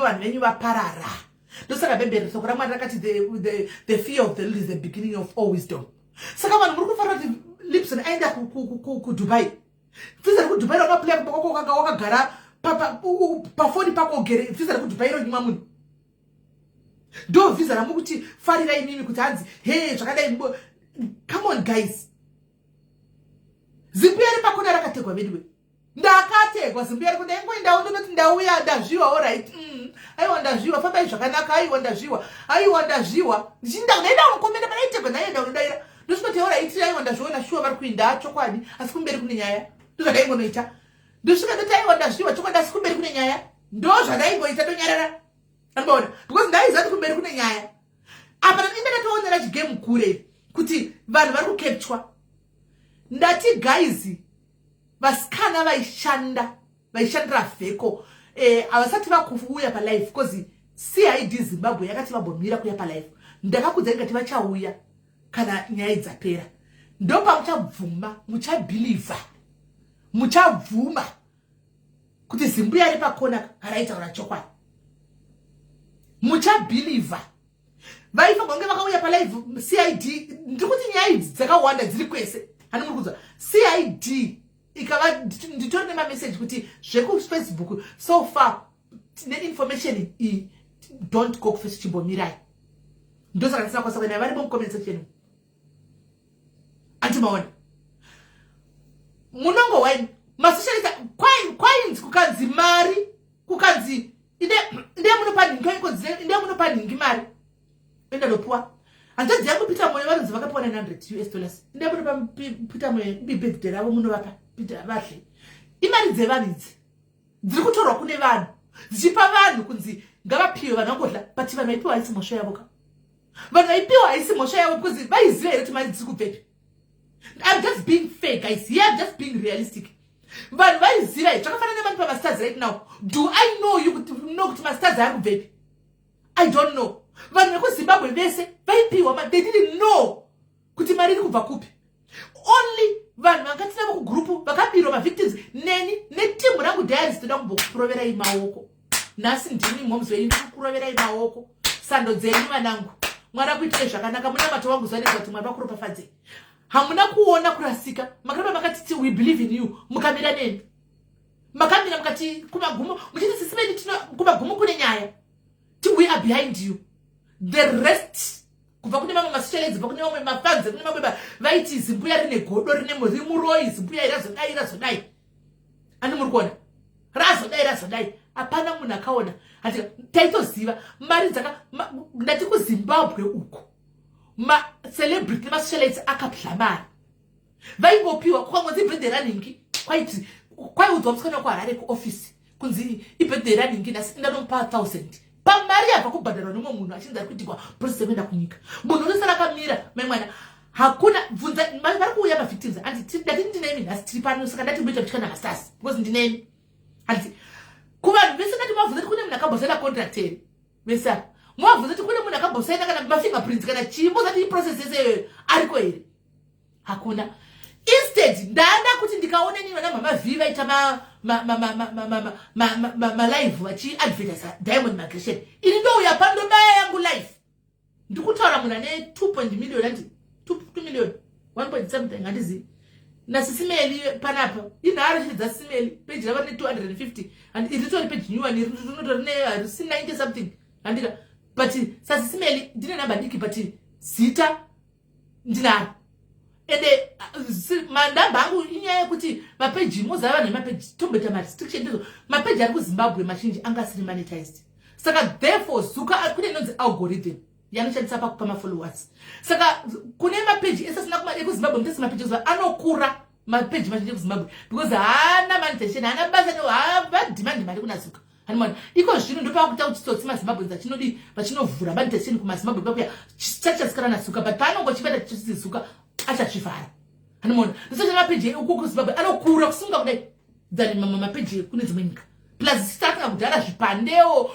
zvichii zvezviko kutsikirira handimaona saka but muzitati tinaro kasisimeni kakaingori nenharo kakangodaro chete zimbuya reri chingori aiwa guys vanhu vari kubirwa hakuna visa riri kuitwa 2 million obva kuti visa vheko asiri anopaka mavisa nakada haana asiri anopa mavisa asiri anodai handimaona votrai kugadzirisa kune manamba kwana ndekupiuko therefore people vakaramba vachidirwa because manamba zakadaro uko kune 1 chakadaro million saka vari kuteerera ikoko handi ndoko vari kuteerera kunzi vabvako vachipedzawo dhimuseka ziri kuba yawo yobva yati Diamond Migration pamberi munhu wese kuDiamond Migration kune vanhu vakawanda 2 chakadaro vanhu kune hope ukwasisimeli vari kuita live yavo nevanhu 700 kana 800 uko vabaya live vari kuita Diamond Migration vanenge vane 2000 people saka pa 2000 apashayikwi 5 vanhu vachaenda hanimona apashayikwi 5 vanhu vachaenda hani muri kuzvoda iwe kunonenge wawata wega uchiita kunge une godo shuwa asi usina godo uchitaura chokwadi ndavabvako kwakuya vakacapture all the socialites vakamabata kuti ji masocialites ari kupa kutsvaga mari guys kubasa kwavo panapa hanimona pabasa pavo pasocial media pabasa pedu chino ndakaita kuti ndipewo masters handika haisi mhosva because everybody knows kuti ndo pabasa pasisimeri paaside aso pavo handika vanotori kuZimbabwe vazhinji vacho ndo pabasa pavo ndo paunoonekwa nemakambani ndo paunoonekwa panouya maadverts uchiadvertisa uchibhadharisa tichidini ukauya uda kuti adverts ndinotobhadharisa handikuitiri mahara ndo one of the things zvitoita semasocialites panapa hanimona ukauya kuti ndikutengesimeni nditengeserewo mota yangu yanisa kutengwa ndinokudza kuti ndichitengesa mota 10% is coming to me I take 10%. That's what we do. Ndo commission yedu yatinoita ndo zvatinoitawo pamwe mchituka papa ndo dzatodlawo idzodzo mchituka chimwe green tea yangu anti mashona akapa vanhu mari akapa vanhu mari zvikachitanga kuputika akabata masocialites ese akamaisa akamavharira kusara kwangu chete ndakaramba ndakamira asi andina kuita zvekuti ndaimupisa gaisika ndaimutuka malaifu angu aripo ndaingoitira kuti vheko miswa uri kubira vanhu handina dhera ndakabhomuti futseke vheko zvikazodai handituki vanhu handigoni kutuka vanhu ndokuti zvinondibvisa chimiro nezera rangu kuti ndivangu ndichitaura zvinyadzi chitukirira vanhu ndaingouya ndobaya life ndoti vheko miswa uri kubira vanhu vheko it's not right vanhu vari kuchema newe hakuna vhiza raunoita ndo zvandaingoita ende iye nekuziva kuti mai avataura chokwadi zvaimushungurudza kuti vari kuramba vachitaura ndipo aitobvunza vanhu kuti vatopinda live here because pandaitaura zvaimushungurudza because pane pekuti pandaitaura zvechokwadi vanhu vaibva vambozvitaura handika vanhu vambomira kuenda vasikana vake mhani vakazoburitsa bhegi rese gure rose ndati vachauya kuzotaura muchazoona hanimaona vachauya kuzotaura pane pekuti padaiti ndikataura ininika kwaitonzi vaitouzosana yekunzi zimeli ratanga milatanga tondivharira vanhu vangada kubhadhira iko zvine zvese vakutaura statement mayava. So you know, kwachiudza vasikana vake vanotozviziva vachiudzwa ndaimishungurudza. Hanimona, because panaimbotaura vanhu vaistopa, vanhu vaimboresa kuti vhurikei vomborega kuenda kunobhadhira mari. Hanimona, otora mari yemunhu anenge abhadhira ipapo, mumwe hana kunzwa meli, hana kumuona kana kuti hana kunzwa, obva ipapo oenda kunobhadhira rimwe socialite. Hanimona, kuti maketa kunonokwaonekwa kubva kwamaketwa vanhu voti indoona kuti pakati vanhu vodudza kuti kwaude ndodzoka ndoti uri kunyepa apa mugrupu make ndirimo nemwe nhamba. Saka ndizvaipostwa apo ndaizviona kuti kumunhu uyanzi kupisa kuna machiposta achiti kwanzi vanhu vari kuenda kwaikupiwa hanini dzimwe nyika dzinondodziziviwo dzaita uko. Hanimona, vanhu saka tiri kubhadhira kupi mugrupu ndeizokubatikana guys kuti vanhu kandi chii hamusi kuona kuti hapana zviri kuitika muno grupu iri haritaugwi. Admin chete ndoinotaura, unoposta kupage kwake kumastatus kwake ndokwaiposta mavhiza evanhu. Hanimona, kuna vamwe mai vakazo ndati vasikana vadei zvaigona mani ndaiva mupurisa imwe ndakuti vana ava vauye vataure munyatsonzwa. Vana ava vachitora mavhiza iyo vakambotovingwa kwaHarare, umwe wacho kwarakavingwa kwaHarare anonzi Kamuko nemunhu akaona vhiza rake pastatus. Pane munhu akaona vhiza remwana wake reso pastatus pavheko. Hanimona, kuti nzi our client going out what ndibva munhu yaya anoziva kuti maya ndo visa ini mwana uyu sitarisire ndibva tora kana kuti asi mwana wenyero komunhu yakaitwa visa ne my diamond migration maya kuti ndiwe pi munhu yaya ndipe ndibva vaenda kwaHarare ku office vakaenda chimoto mai vaya kuti visa remwana wangu ramuri kuposta muchiti makanditira visa munondiziva makanditira visa kupi makanditira visa kupi haikona Serbia kune imwe nyika kwa Lisbon chiameno dzimwe nyika dzanenge achitaura. Hanimona, ndipo akaudza uyu kuti kune mai vari kupinga kuno kubvisa ingikiri kwaitogwa mavhiza eva handizitani manu maonepi kwaitora otora oposta kubhilivhisai ini akavharavhara inobva kotogwa vanhu makazvindirawo vanenge achiwira navanobvira nibhevheko wanzi mudhara konotogwa mapikicha achienda kuairportiko moya mopostigwa. You are too gullible mazibabens, you believe everything. That's your problem. And ndochokwadi, that's your problem. Munobhiliva everything. Chese munobhiliva zvese. You just believe. Hamuna nguye kuti mumboita Jude kana kumbotsvaga kana kumbodini. Guys, azvoti chaitwa na socialite. So you guys as clients don't have to do due diligence. Andika kana ndikaita advertise, do your own due diligence as well. Andi kana uchira chinhu chinenge chekugara wapinda machiri because ndinogona kuita due diligence chokwadi chinchobuda bob kumberi kuzo tichasvika ipapo. Hanimona, akabva takubhilivhisai akataura kuti ndikunoita zvemaartist ndikunodai hakuna ainokumbira ati kunotorana nemasecurity awo kukumbira unoendawo kuairport kunotogwa mapicha motogwa maartist vanhu guys vanongotogwa mapicha nemunhu wese maartist vanongoda munhu wese maartist havana kuti remember muri mafans. So you ask ndini boss vanotoseka wechitotenga doro unopinda mupocket wechitotenga doro unopinda mupocket antimaona unopinda mupocket uchitenga godoro unoenda padhuze navo kudai handivazviona paya zvikadii kwanzi kwete Luxembourg kune rimwe zita dai vanhu vari kugrupu sari rakanzi lesi chiko vanhu vari kugrupu kune zita rakanzi lesi wati rinonzi kudiko kwete Luxembourg kune rimwe zita riri vamene menyika zita iro rinandorizinya iminyora mcomment section muvanhu vari kugrupu kune rimwe zita ririkosora kwakunzi kwaenda vanhu kuchinzi saka zvaanga kuita vheko aigadzira chiportfolio oisa mazita emasouth africans guys chandokudza kuti muri kuti kwanzai kune munhu ari behind vheko aita ndimastermind game rake hakuna kana munhu waitenda naye vheko ita zvakarega hakuna kwakune chiportfolio chaikadwa mugrupu umu kwaite Finland vanhu vari kugrupu taureka nyika inonzi chiko iyi kwailise wati kwamene kunonzi kuchiko kunyika mungwaivati kwainzi vanhu vari kuenda uko kwaite Lisbon masindikariona kwaite Lithuania taurai vanhu vari kugrupu taurai zita vanhu rinonzi chiko zitero ndikariona ndoriziva.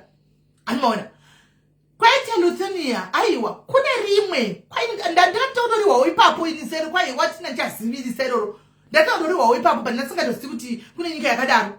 Anomaona aigadzira mazita andika oya nemazita emasouth africans hope anenge ari ipapo kunzi mapemits enyu mavhiza enyu abuda aurigoni kunovhunza ka because mugrupu mu pakangoiswa mazita. Hanimona pozotogwa kana zita ndingangotrasare kuti maybe ndingotrasare kuti Jenny andika Jenny Mureya ndokuti Jenny Mureya saka ini ndinotsvaga kuti Jenny Mureya ndiani Belarus. Thank you Mary rinonzi kuBelarus ya kuBelarus indikato kuti kuBelarus ndekupiko. Hanimona kunonzi kwa mapayments akuenda ku Belarus mapayments nyatobuda saka chipei mabalance asara ha Belarus ndikati mabhandari mapayments asara api ha guys do you know what I did Belarus mu group muya do you know what we did me and 3 others vakanga vapinda mu group mutsi zati tikuda kunomisa nyaya dzitona big do you know what we did takataka kupinda ma inbox evanhu isu mu group vari mu group meme chitero takuna musawe hakuna vanhu vai kuti muri kuti vakuti vanotobhadhira varika guys vanhu vanotobhadhira kutobhadhira ku veko vanimona bosika isu vatapinda ma inbox chitero takuna muri kujutiwa kubigwa mari vanhu mutaka kuti kubigwa mari kupi vamwe vainotirevera ndaishasa imwe namba saka namba kwasikazivi hanimona ndaishasa namba yangu yaye kusa yakudharaiya hanimona vamwe vosvikuti kune namba dzikuuya dzekuti konzi tipe namba idzodzo panamba dzitotukwa guys dzine vachatsu tichitukwa isina vheko achitamba oda chipopota zvimahure zvevanhu hasi zotatora simeni zvimahure zvevanhu basa rekupinda vanhu chitaura vanhu kuda kukonza kana musikatipinda budai mutsvake saka taitaura nevanhu vane dzimwe namba takapinda mugrupu nedzimwe namba saka kuti azive kuti ndiani zvainetsa kuti azoti vanhu vari kuita izvi ndivanani hanimona because taura navo nedzimwe namba takapinda mugrupu nedzimwe namba hani muri kuona toti vanhu musabhadhare muri kubikwa hanimona that's how protective of Zimbabweans I was vanhu maiona godo kuBelarus kuko amene kuti ndokupinda ndoizivo nyika iyoyo anzinonzi Belaru amene kuBelaru ikoko guys nakata boizuti nyika inonzi Belaru ikoko hanimona right vonzi uya muchibhadhara saka muchuwa imimi muri mugroup guys muchinzwa kuchiziva starch post kwa vanhu musikazivi eMouth Africa chinzi permit mavisa enyu abuda kuBelarus ikoko hanimona muchaita se muri mugroup makapinda twinde muzonyika makuti kune ikuzi kuBelarus tinoti ndo kuBelarus ikoko saka toditwa yakuseti aini zviri zvinonoka tichinjei vakawanda vanga vachinjwa guys from Greece from Ireland from Canada kwakunzi aiwa ari kutobuda zvinde Belarus tosa vanhu vodzisivi kuBelarus antivaona so ndo mafambiro angachita nyaya idzi zvichinda zvakadaro but again mukomana uyu inandi mushori zvekunyanya kumushora guys angane forces mass forces behind him handika dzaimudza kuti ramba wakadzvanya tsika ipapo usamiswe iwe zimbuya iri zitsotsi zimbuya iri zimbavha zimbuya iri zimuroyi rida kuparidza business rako hanimona angane maforces aimuroverera maoko ndosaka ndaya kuzotaura kuti you are all fake mese makatidza kuziva kuti vamwe venyu muripo paspotlight imimi mutori pasocialite munoziva zvinoita you know how overwhelming it becomes to be on spotlight and wakutarisa kudai so but still you encouraged him you continue to encourage this guy achirasika nhasi makuti toda kumuitira ningikiri toda kumuitira GoFundMe he toda kumuburitsa makatidza kumumisa panguva iyo kana mati mukuita GoFundMe make sure the GoFundMe is to pay the victims because you are going to report that GoFundMe. Do the GoFundMe and pay the victims. Let's be fair here. Once the victims get their money, why don't withdraw my case? Fed you, guys, am I wrong? Am I wrong? If you want to create a GoFundMe, guys, I'm up for it. We support that. But the GoFundMe, let it be for the victims. Let it be for the victims. Marika Buddha, mopa my victims, whoever, they want something, so go withdraw a case, veko wacho obuda. That's a fair deal. That's a fair deal. Kuti kuti muda kuti GoFundMe, yekuti mumuburite, kuti adzoke, and then he lays low, for 1 month, and then he comes back with a different name, he comes back with a different name, and then he starts again, operating, stealing from vulnerable people. No ways. No ways. If it's a GoFundMe, let it be a GoFundMe for the victims. We are happy with that. Let's put in dollar, rand, what, and compensate these victims. But it's good to say, Maivaya, Vaka stroke. Then we know it's a fair deal. I'm just being fair. Yeah, I think I'm going get away. Tashijaira. Apana chicha. Apana chitnu. Unless my chituko shinyuan. Kana zvinhu zvakudhara zvokuti zingomwa ziure zimuroi chibereko chake chiri mufriji rakaba muri munhu tazvijaira takuda zvinyuwani we want new zvituko ndindadaro right Go fund to those who are go fund. Please help. Mupe my victims. Shingori fair because Chamuru without Abuda it. I don't go Buddha still. Do the go fund me. Compensate the victims for withdraw case over Abuda. See, mwana huyu mkoma na huyu pazo sungapa akati barikuda msoro wangu me. He was quiet. He was hiding. I told you guys kuti veko achaka kuminyaka ini ndakataura pano akada kuzama kuvhupilisa vanhu ndiko kunyaka ndodadi stays vachokwa because the people have been there several times nemapurisa antika achitsvaga vakatoudzwa nevaridzi vemunyaka kuti zvese ndakasibwaembe panze hazvina kubuda nemunhu zvakabuda nevaridzi vemunyaka mueva manager anoona pamunyaka paipai hanomaona zvikasenge zvatiswa kunzi abuda kuku aenda kupi hakuna isi rakataurwa statement agona mitiko rere istatement right ndakaudzwa but say friend ndikamubvunza have you ever been there handinamboenda kupa tongo ari my best of friends. He was no longer there. He was hiding somewhere kwangari. That was fine. Akati maya vakuda musoro wangu. What happened? Zvikanzi mbuya veminava tinoda kuvagadzika mutishi tinenge tichivatuka iwe continue kuita business tichivatuka. Listen, do you know kuti kutukwa senge kana it depends kuti kutukwa naye. Ndakabva ndatotaura kuti vari kunyepa ndicharamba ndakamira panzvimbo vari kufona chibhomira kufona vari kufona chibhomirai ndicharamba ndakamira panzvimbo zvokuri kutukwa takatojaira kuse chiko chinywana hapana ticharamba takamira panzvimbo vakamupa simba the day rakaenda kunosungwa paya ndati you people you know yourselves you devils you satans you know yourselves right now ari mukati because of you guys. Because of you guys. Because of you guys. Mbuya nemino vari kumba kwavo vakagara kumba kwavo nemino yavo iripo iyo. Iri kumba kwavo haidlayo zida kumba kwavo munhu idlayo zida kumba kwavo. Ene inodla zvirungu zvose mino iyoyi. Inodla yakatokudzwa nezvirungu. Zvainodla mino iyoyi. Mufunge. Inodla magrapes imbe vamufunya. Inodla ma-almonds guys. Munomaziya here ma-almonds. Inodla ma-almonds. Makambo madla here. Yo, mbuya yeminombe inodla ma-almonds ayi. Mbuya yeminombe.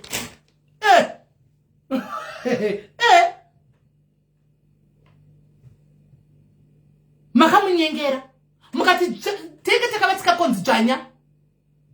You helped him. You pushed him into the cell. Right. Flashy news. Chirega ndikudze. Ndakauya pano. Ndikaita live. Ndikataura ndikati. Ife ndakauta live ndakasuppose. Ndikati veko. Vasikana vako Brenda na Kelly vasungwa kuBotswana uko. Chirega ndidzokodza nyaya because ndoda kuprove kuti zvandinchitaura. Mimi nditi munga ndegodo. Ndikati vasikana vako vatu vasungwa uko. Ndikasa iripo post yangu. Endani wabudisa hanzu yaubudise vanhu uko. Ende zvichokwadi vakati vasungwa. Vasikana vevaya. Vakadzimufonerei. Vakamufonera. Murimemba ndichikudzai kuti akatsvaga mutswana 1 ari mapepe kusana nonzi Kelly kuti amushandise kuvhura company handika ipinde muzita rake achimuti toita ma-shareholders but musikana anamisa shareholder akapesera kushandira vheko ari mutswana because iye ari mapepe kuBotswana.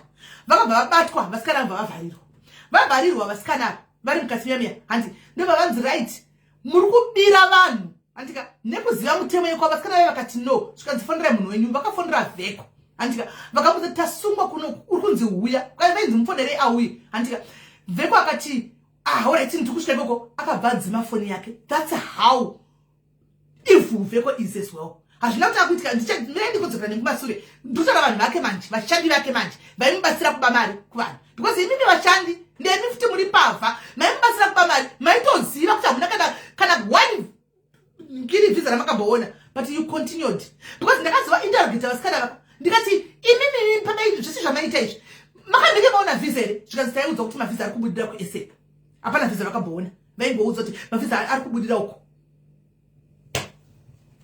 handivaona right. Zvikanzi vheko akanzi ndikuuya akabva dzima foni yake vasikana vakabatwa pane mutswana kapa Botswana hairasi vanhu vavo ndobva pachinzi right takukuoffer deal take it or lose it or imimi ndimo chipinda ndoti ndimi muri kushanda mukati meofisi handika it's either you give us your boss kana kuti mapepa nyaya dzisatopinda musita menyu ndikuda kuuza vabati vakati vavheko hanimona ndakazvitaura pano ndokuti dei ari munhu anochasa brain anga asina vanhu vari ivhu vari kusevakira imunyengeraka dei asina kuenda bhusora dei asina unosungwa kutaura chokwadi dei asina kuenda bhusora ko dei asina unosungwa dei akabatanidza zvandakataura ipo paya hanimona inge dei angonyumwa asina kuenda because ndakatozvitaura pano ndikati vheko uri kudiwa ubotswanako kuti vasikana vabude handakuzvitaura here guys posta haipera posta haipera apa ndakazvitaura hanimona vheko apedza akati chii akati ndo musi wakabudikira in hiding for the first time akati mai havanoda musoro wangu akadhakwa kuda vanhu vakutondipa mari pana vanhu vakutodai so pana vanhu vakutodai so pana vanhu vakutodai so mari dzimbi ava chii ndakatukwa pakaita vana hakirosi vakahakira vakanga vati sisi tinomutuka atipe mariyo tituke munhu vakatukira si ndiripo imi muri kudzimba dzenyu yaivhu muri kudzimba dzenyu yakasungwa but maka muri kusentira kuti hapana tida kuridzika misero zimaire mhino tida kuridzikamisa zimbuya iro mhino inenge chibhakira chezanu tida kuridzikamisa ndikuita chidzokodza zvituko kuti munoti hazvinende hazvindibata hazvinakana basa zvamunotandogura zvidzokodza ndoka vakamunyengera ndo first day rake rakabudikira panze achitaura kuti vada musoro wangu mai vaya kana panze ndakadya niripi kana kwanzi kana ndakaba kwaichi kana ndakabira vanhu endai kupolisi for the first time guys akabuda achiti ndiri paairport mukona paairport apa ndopanitori ndiri paairport mukomana heading to Botswana nditori paairport ndopandiri kuenda pana paairport for the first time anga singasabatiki vhiko apiwa simba power nevakamupa simba zvikanzi budikira iwe hapana zimbuya iri remhino rinenge gwinya rakatsva tinoripedzera ini handipedzereki zvekumhanya never akabuda mukomana ari paairport zveshuwa haana kuziva ndikatoudza ndikati guys shiri yadyira hove yadyira bait click and send ndakatozvitaurai kugrupuko vanhu vogrupu vanoziziva vakamirira taitoziva zviri kuitika ndakatotira kupa vanhu vogrupu vakatombonitsamwira vakati simeli munenge makupa hinti 1 kuti munhu ndikati don't worry hakuna ari intelligent enough apa panara kumunyengera kuti vafunge kuti don't go panogona kuepana zvikuitika musanetseke manje ari kuenda kuBotswana mirai vanhu vogrupu vakava vakabatana miriwe hakuna kana information yailika vanhu vazokutengana itombo chete information hakuna kalikisa information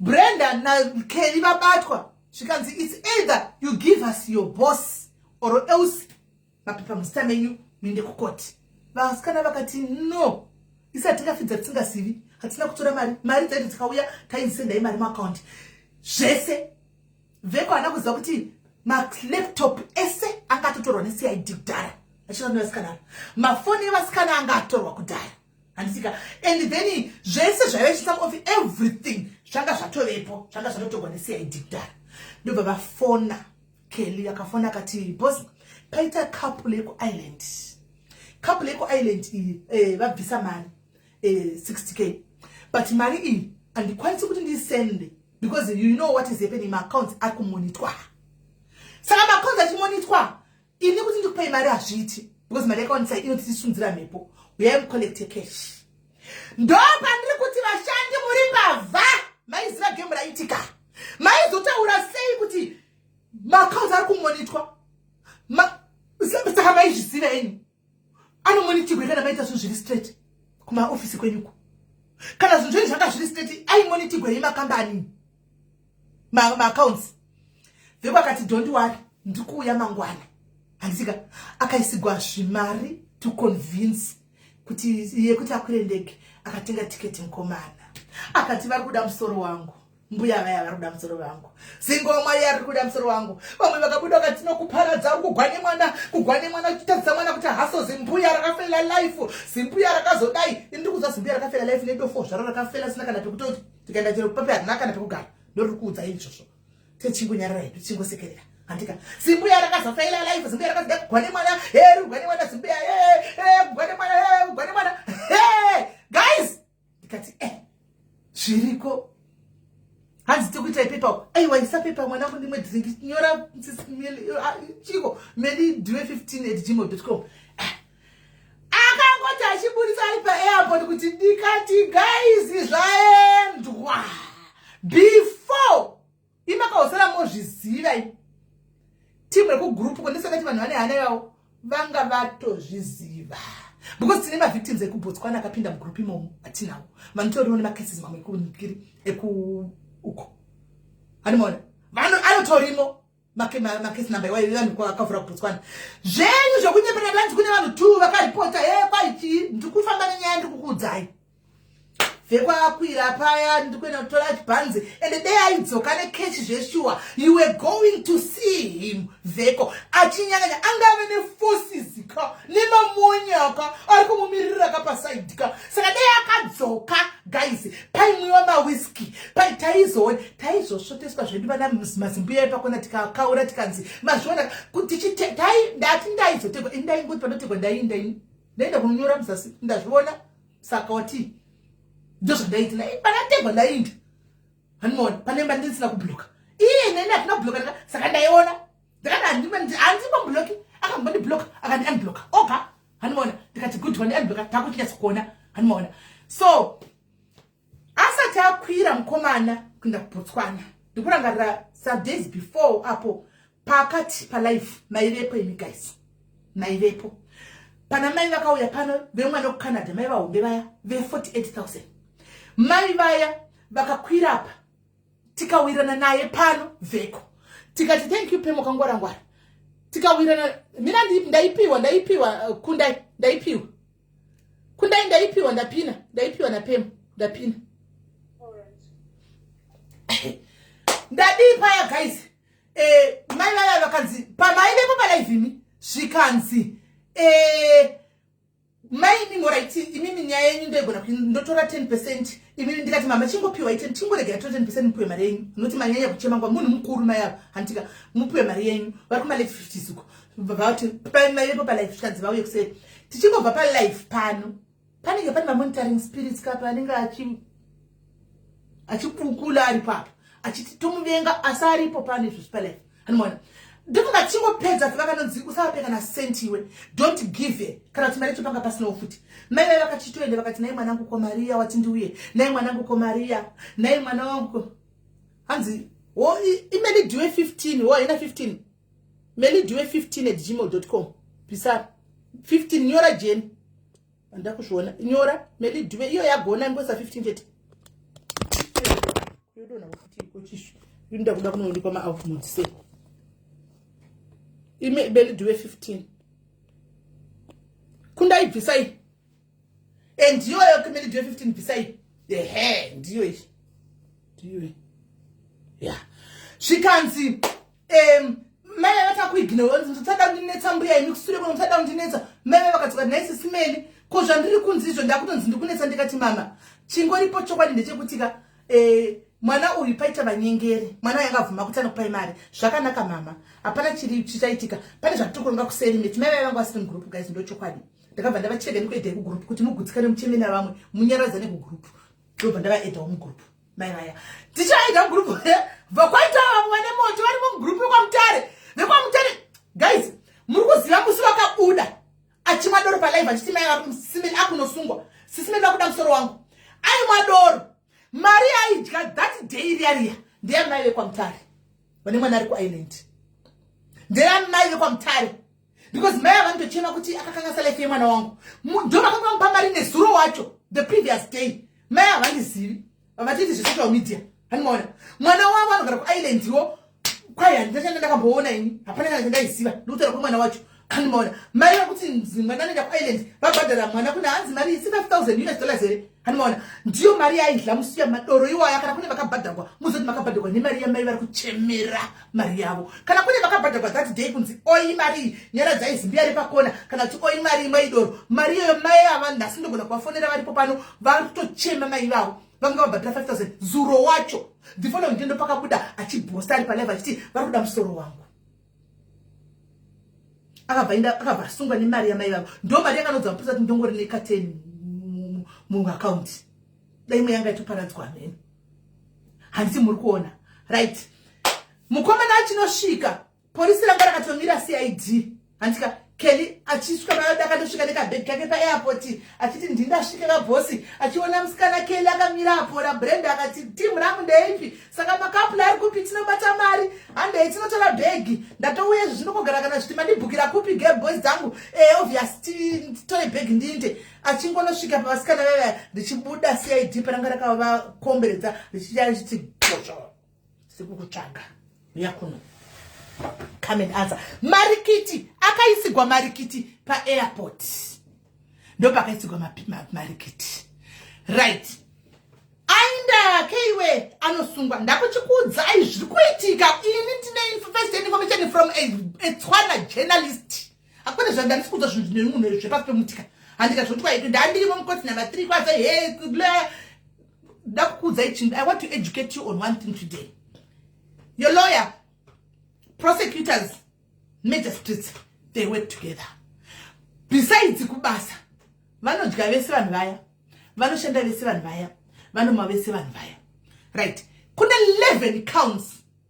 11 counts. Dzema squad, right? Lawyer rakatsvagwa ne1 socialite. And it's kunziri mumiriri social my friends. Lawyer kana muchitsvaga malawyer vaudzei information yese ne background kuti risavhunduka narasvika paarea. Lawyer rakaenda achinzi kune vanhu 2 ndozvaraiziva. Lawyer kune vanhu 2 vakaripota. Lawyer went there arguing kuti nyaya dzemari idzi dziripo idzi inoenda kucivil court kwete mucriminal court. Handitika CID rinenge rakabata information ka harimwo kupika information ka rinenge rakabatsaka information. CID rikati aiwa ka mari dziri 10,000 and less dzinoenda kucivil court. Mari dziri above 10k dzinoenda kucriminal court. And besides kuti mari dziri involved tine mapermits mistake them. Ndopasa chino kuchisoja kwandizi kuti kunoenda vamwe vanhu vakaita sei. I don't know. Handisivi kuchisoja uku iwaiwo kunikiri kusenzuku basenzuku mistake yakaita obvunzwa nemaCID painterrogation kuti tipo munhu wani wakaitira visa ndobva ataura vamwe mai vatinavo kugroup redu zvikanzi ndakavaitira visa mai akakutochema chidhura chekusebhia chavanacho hanimaona chekusebhia for that matter guys. Serbia isingasiri kutopa maAfrican kana kuti maZimbabwe zamero mapemita. Mai vaya ndokufonegwa, mai vaya ndokudedzwa, mai vaya vadedzwa ndokuenda ndokunzi makaitirwa visa ndikukomba mai vakati nditori necase number ini ndakaitirwa kupi kwandakaitirwa ndina visa ini handina visa randinaro ini ndakakwekwai ndakaitirwa chipemiti ichi but permit proves to be fake because no vava reasons. Masai vapa reasons. They never start on grabber say they are not serious. Vavati vavatira permit yaya. Verification. Permit is not known. We don't know you in the system in the Serbia. We don't know you. Lawyer kanzi aiwa. Mozo yako office. Tukuona kuti chamuri kutaura absada amuna information yakakwana. Moses zvakawanda ndo dei lawyer yakaiti nyaya yekuti lawyer rakatotsvagwa rutonzi riri very good. And is a very good lawyer rakatsvagwa iri aribona ipa aifa wanenge apuwa bail nesuro. CID yakatora but the prosecutor knows, CID knows. Lawyer izvozvi nhasi rakuziva kuti nyaya dzakamira sei. Lawyer came out of the office disappointed after akato interview nemajournalist akatomira kuti article chetione ibude zvekuzoronyora mamura girlfriends ave komunonyora nemagosi mtikwa kudika statement mirai mutemo uite zvauri. Ndoda kukudza ichokwadi nditaura zvakare pano. Veko is safe kwaari than panze unless achibuda hambiri tinomutisa makamnangisa kupi. Veko ari safe kwaatori. Ndokutaurai hasha dzine varume vari kugrupu zvinotaurika ka ndokuudzai munotozodza hazvina kidzi kuzoisa maRIP animoziva maRIP haana kidzi kuisa zvaizvosvika zvitori safe kwaari ikokoko. Handika vanhu vachikula down vanhu vari hasha vachipora. Handimuri kuona zvamuri kuita zvekumhanya imutsvagirei maloya but muchazodemba pamberi paMwari because regai vanhu vapore. Problem yamuri kuita muri kuita sekuti muri kushotesa vanhu vakatorerwa mari. Zvamuri kuita zvese muchimhanya izvi mukuita kunge muri kushotesa vanhu vakabhadhira mari, vanhu vakatarirwa mari. Handimaona. Instead yekuti kana muri kuda kubatsira right to statement and also sympathize with the victims. Handimaona. Zvino kana yangove kuti tinobatsira toda kuzodai ko vakadzhirwa mari ava mativodini vanokufara here kakati mukuisa munhu panjodzi. Are you not putting him at risk? Zvamuri kuita izvi? Are you not putting him at risk? Do you think akabuda mimi vakamuziva kuti ari pakati neese pane chakanaka chinoitika? Do you think kuti anorarama? Ndatimbokuonesa iwo zvangu masocialites. Do you think anorarama zvamuri kuita izvi? Abuda nhasi apinda muese vana kuzivapo. What do you think will happen? What do you think will happen? Shandisai brain. Podzai vanhu.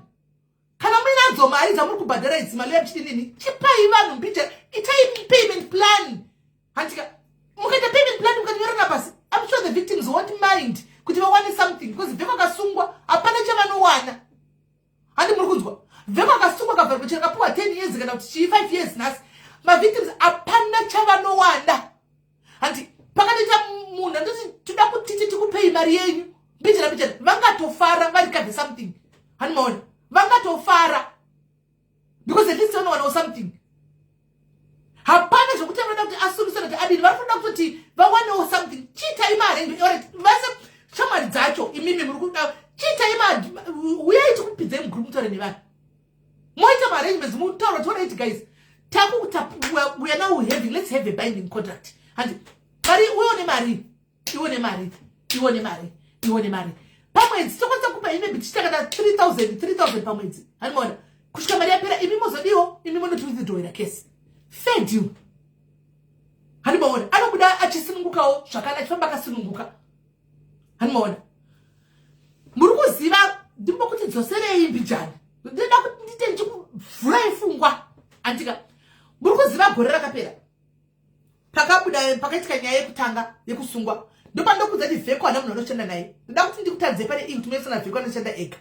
Haana munhu wekuti akushandisa munhu usada kutwisa zvinhu zvisipo imi guys.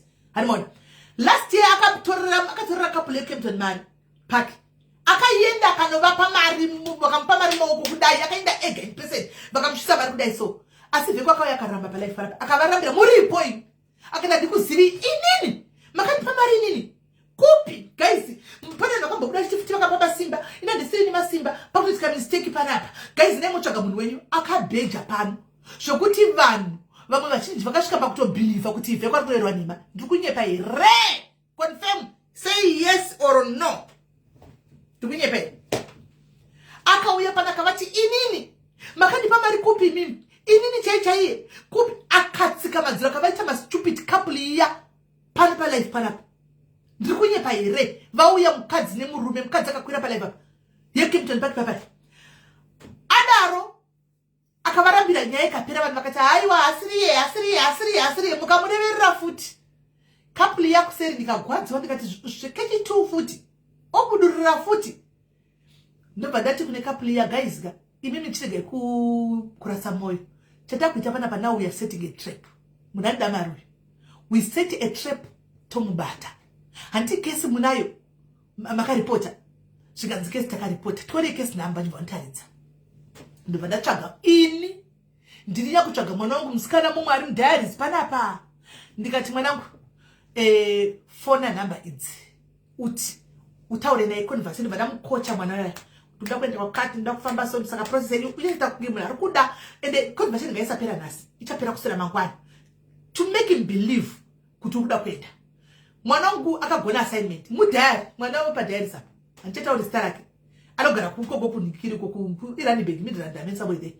Ndikati mwana ndobva ndampa namba mwana ndobva approach she's good mwana wacho ndobva atanga ubakadini ndoda kudai process yekuenda ku yake chiku process takashandisa chiku Greece yekuenda ku Greece yakamira sei yakadai ha akafamba zvikazibhadhara akapiwa account number. Ndikati no account number ndiyo yatisiri kuda andiona ngatite toda tichite zvekechi. Handimaona akambotsika madziro achiramba kuti auye achiramba ndopanga changotambira kumunyaka achiramba kuti auye mwana yakati apa ndine ndida kuti ndikupei mari kuti ndise account number mari handina account bank account handina tati bhema kaboti ngatitsangane pa KFC yekupikwa ndiziku nemwana waya hanimona mwana waya ndikati delay yakwenda vheko akaenda pa KFC mwana waya akasitika tisa message toroti ndabai makamira ndiri atononoka ndiri kumhanya ndiri mutraffic vheko akati manje kana ndiri mutraffic ndamudamira panapa saka should late tusangana mangwana takadelay process pasina hanimona mangwana vheko akatowe code visit ayo mada bhadhara mari hanimona ndo pakati chirega ndikupe namba uye kumba uya nemari yacho kumba musikana yakati but kana ndauya mari yangu ichita de 4000 munobhiliva takamuconvinza munobhilivera kuti tigozodi mugozokupai vheko akati unozondipa no problem uya ndo patakawana address yavheko ndobva mwana ndati kune vakadzi vai address taibata manya yekupolisi votora mapurisa ndobva vaenda nemurume wake vakanotora mapurisa vatora mapurisa nemusikana uya musikana yanga ari kumberi ivo vari kumasure vakaenda vese mumota imwe chete vachisvika musikana achibva buruka achibva enda pagedhi hanimona security apapindiki zvekumhanya security vayati yakumudedza pakanzi mudedza kati yakanzi akafonera kunzi tine muenzi wako ari pano watiri kuda kuti auye kokoko chimusikana sososo kazari kufamba nani kazari kufamba ari 1 chikanzi mvure yauye pachifuka gete mapurisa nevayati vachimanya vakatopinda vari 4 hanimona uyamuse kuti kana kuti vakati aiwa tiri pamwe chete ndokupinda kwavakaita munyaka vachinosvika pamusimbi mupurisa vakafika sifu makaona vhidhiyo imi malipson angu ariko pakasungwa mamu vangu ariko paya pakabuda pavidhiyo vachisvika pakuya vheko atona musikana yachisvika akasvika nepolisi nevanhu vaya vakarambira palive kuti handivazivi ndo masungirwo akaita vheko paya akaenda kupolice station akanovharigwa ari kupolice station akafonera Elson uchu mudharauya akafonera Elson akati Elson ndasungwa Elson akaenda ikoko kumapurisa ndo pakanosangana nadanyati vaenda kunomuona ariko ndo pakaitwa pakabva abvuma kuti ndinokumbira kuti ndikupei mari yenyu asi ndikutira kubuilda zita pakaita mistake manje mukanotaura ndakuchikuudzai nyaya zvizere maimhanya kuti hada kusungwa hamumuzivi vheko ini ini ndakatomuona pasiyo media pa 2 seconds ndakapedza naye mudhara ndinogona kurinda kaiti yemunhu ndikatopedza nemunhu mudhara hanimona vaiva vakaona kuti chokwadi akasungwa hanimona marida T1 remember akasungwa on a Friday akati Saturday aiva kuenda koti nemande vanhu vakapiwa mari yavo neSunday kuchitumirwa munhu achinouya mune mari chinotorwa mari chiuya vachibva mari yavo vachibva withdraw case Monday hana kuenda kunikiri koti ndinakudza chokwadi chakakona chizere pano nhasi right vheko achibva abuda vai vakati sisi mari taiwana zvakawanda tine newe ndopa ndokushorerai imimi maZimbabweans imimi couple yeCampton Park imimi you are nuts you are crazy you are mad and you are evil imimi couple yeCampton Park imimi you are very evil maka ndina help kwandiri I helped you to muone mari yenyu but what did you do maka enable kuti munhu yaramba chikondi yambere chibira vanhu by what by keeping quiet munhu akabuda akauya pa live akasema kuti ndakanga batigwa nyaya tsiri dzangu it was a mistake apedza weekend isarimo ini maka withdraw zvakadiro inini akaita nyaya yavo cheche couple yeCampton Park ini ndakaita nyaya yavo nchobatsira kuti tisende trip havana nudza chokwadi ndakavafondera ndabvunza several times mukadzi kuti guys zvamukutaura azvimake sense handika mapiwa here mari at least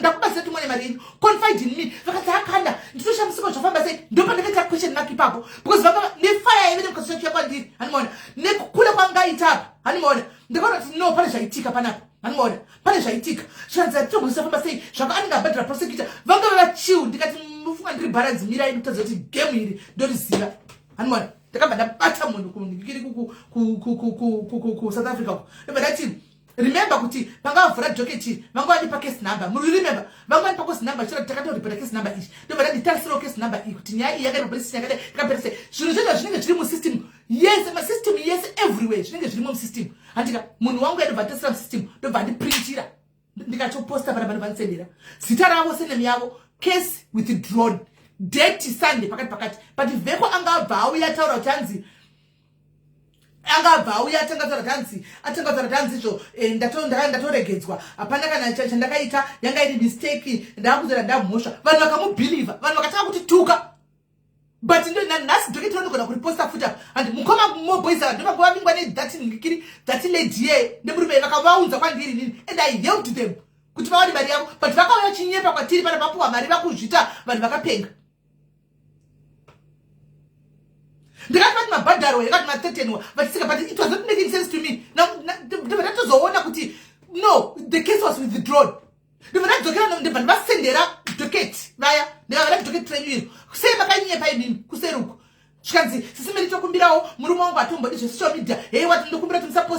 maseni nejoke chiroro muri mwachinobva ndifonera he ndokumbirawo sister musaposti saka zongotaura takawira ndikati but I asked you ndakubvunza ndosaka ndaiona ndaimira ndaiziva guys ndaive information yese ndaiziva but that's supposed to be mwazati sometimes ka munotita vanhu vakaipa inini munota vanhu vakaipa pane imwe information andisakudzipo zinenge sina basa hanimona ndisingadi kuita ndiri kusungirira munhu saka ndinoseka information ndoenda kudza imwe information imwe ndoona kuti ito senge tikusungirira munhu kana tunge zvakuita personal anditauri I skipped kuza that part because ndoti amwezoti zvakuita kunge personal hanimona ndakanisana nekapu ikuseni and I never even told you but mukutaura kutoinzwa nhasi nyai mukoma mobhezi varipo can confirm vari mucomment section hanimona kapu neyakabva yacontributa kuti vanhu vabirwe west because ivo varikava mari yavo that's how selfish Zimbabweans are ndo zvamuri imi nasi mukutaura ndanzi toda kuita gofani toda kumumirira toda kudii handina kuda kuvaitira Moboys ndo pakatukwa but vanhu vakamutukira indaitoze ndakavati kuseri mukoma Moboys you know the truth ndakavaningira kuseni kanyora mutsamba nguva Moboys vachitukirirwa left and center ndikavaisira message ndikati mukoma musi wendi kuti remember kuti nguva Moboys ndakuvata that was unusual of mukoma Moboys kuti ndakavaona na 2 am nenda kutoilet vari palive zvakandinetsa kuti mukoma Moboys na 2 palive never vari kushungurudzwa mozi vaitukwa zveshuwa apa vana kujaira kava vakapinda manje vazvizivi vanga vachangopinda ndobva ndavaindika mukoma Moboys. This is not worth it. Dzimai fonyenyu mendorara. Mashoko azvina basa izvi. Ndikunyemba nokuma Moboys kandi nyemba ichiudza iwo ndikunyemba. Ndikati minde munovata. Zvikanzi ndikurwadza. Ndikati kana mukoma Moboys couple years. Zvikanzi ndakutotukwa ndasaka mosha ndopakabuda mukoma Moboys mangado achara kuti kuzvinhu zvine chekuita nemaZimbabweans mundisiye. Don't ever involve me in anything to do with Zimbabweans. Ndopakabuda mukoma Moboys achitaura kuti chine chekubatsira maZimbabweans andidi zvangu. Vaitwa munhu asina kukwana. Ini ndaitotukwa ndaenda kunoseka udaitwa ini because ndaitoziva kuti ndosara chokwadi ndikati mukoma Moboys muza chokwadi you know the truth. Saka musazvinetsekera vanhu vakadai ndosaka vari kubigwa nemufana ndikati vatipepo mucha ashabira vanhu mo mirai muone pakazenge pobuda vanhu mo. Saka zvenyu zvokuti hanzi vheko patinoda kuzama kuprova point nekuti munoziva kuti vheko akataka kudhara chikemichi zvokuti hanzi ari kushandiswa kune munhu ari kumbira kuti munotonyepa. Ndaona vanhu hanzi Louis aenda kuBotswana guys anonosara kuBotswana kumasouth Louis aenda kuBotswana ndokupikirai kudai anonosara koko Louis andoskonzi uyu ndiye muwanda idya naye mari uyu ndiye muwanda ipaiziva madhiri angu haiendi ega vheko haiendi ega vheko ndoti vasikana vake wokuBotswana favorite yake Brenda yakasungwa akaenda kumabudisa wokuZimbabwe ndokuno South Africa futi yanozanikumusana Tanya akasungwa futi mapurisa kuno kuSA kuchidiwa vheko panga kavambeka papa munozere musikana kuno weofisi kuSA kuti izovharwa angasungwa musikana zvikanzi ngauye pano vheko akati ndikuya kabva dzima foni yake Tanya akagara makavatama kaubuda mangwana vatsona vheko asikuye pakazoita kutonde kuchitwa kunzi abude vheko atsvagwe hana kuenda vana Louis vanonosara kwa nana Metiko vaya. I'm just giving a fair analysis nekuti nyaya dzake ndakadziita kubva dzichitanga nditoziva munhu vanhu vaimupa mari akavakanda akavasiya vakato umwe akavatako handika vamwe vakachapa kutozomutengesa nenyaya yekuti anga asingachandi navo pamwe chete kuzoti ava vakasangana navo vaidla ningikiri vaidla ningikiri ndinoenda kuzoti bloke ndeutushu uyaguta Belinda bye bye Belinda Rusani right andivaona so akakwenda chokwadi vanonana mabri vanonosara ndo chokwadi haendi ega mukomana ndo musoja ndatimusangana kuti angari musoja mukomana yayo angari musoja mukomana yayo musakangani masoja munomaziva mani musarisa kuti musazungaira ini masoja anoita yese anodhura vanhu kodoti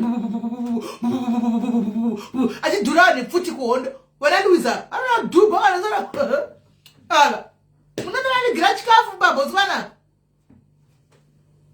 ngavangocha zviri kuitika vari kuri vachisapota ngavasapota kana vari mafriends ake itai gofund mubhadhare mavictims mari but ini ndangu ndakazvimirira so far mirai vanhu vadzikame vanhu vapore vane hacha mozoita henyu maaction zvazvino munomukuvadzisa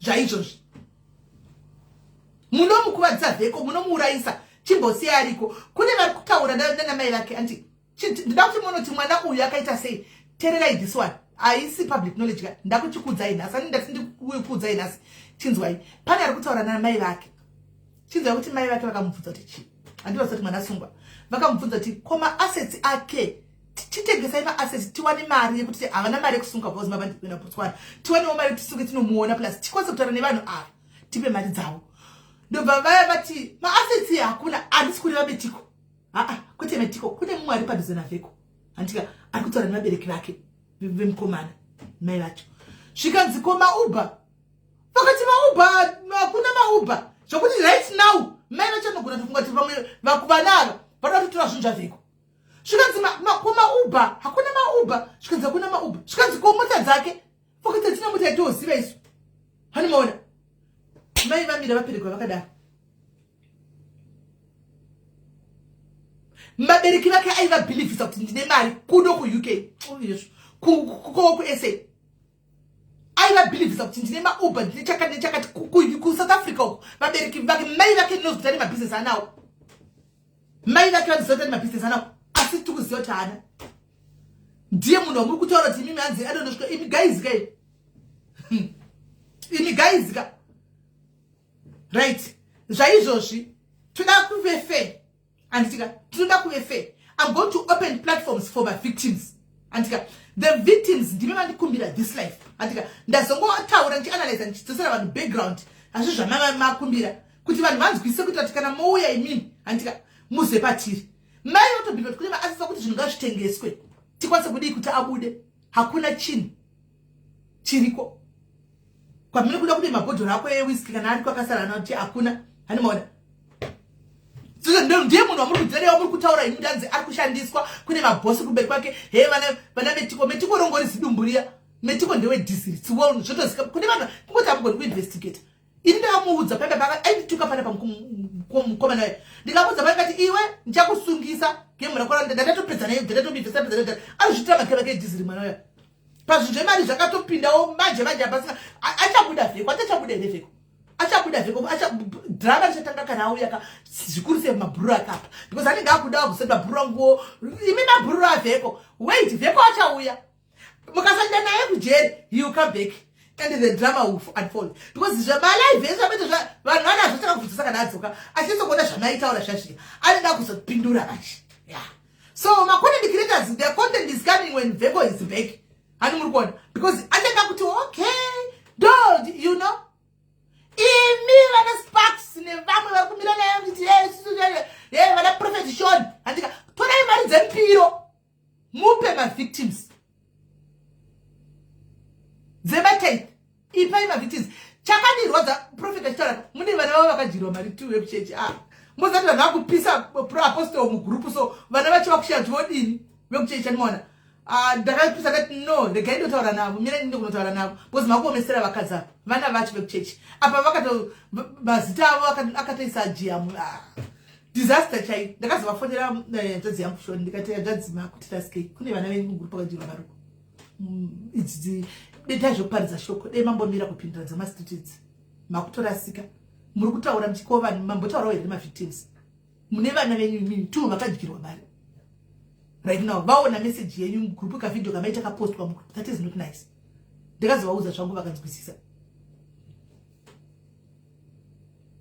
animaona right so regai ndidedze mavictims of course vanga vachitofona alright right mira nditange nekukupai evidence yandiri kuudza kuti kesi yakawithdrawa paya kuitira kuti musazoti simai vanoumana handiti munogona kuverenga doketa handiti mogona kuverenga vanogona kuverenga somudzai maoko property ipiko chaliwe tibvire tikutaura zvishona one part zvinongo uri pene munhu wese the return of boss kuchanyura vanhu sorry henyu ana Metikona naLuiza ari kudzoka mukomana anamabrinjo munenge muri panguva yakaoma henyu malaive aya kanai makagadzirira right mirai ntidai mandimogona kuverenga ndoda kuti muverenge verengai ndoda kuti muverenge apa ndoda kuti muverenge handitikaverengai verengai idoketi ndo doketi iri verengai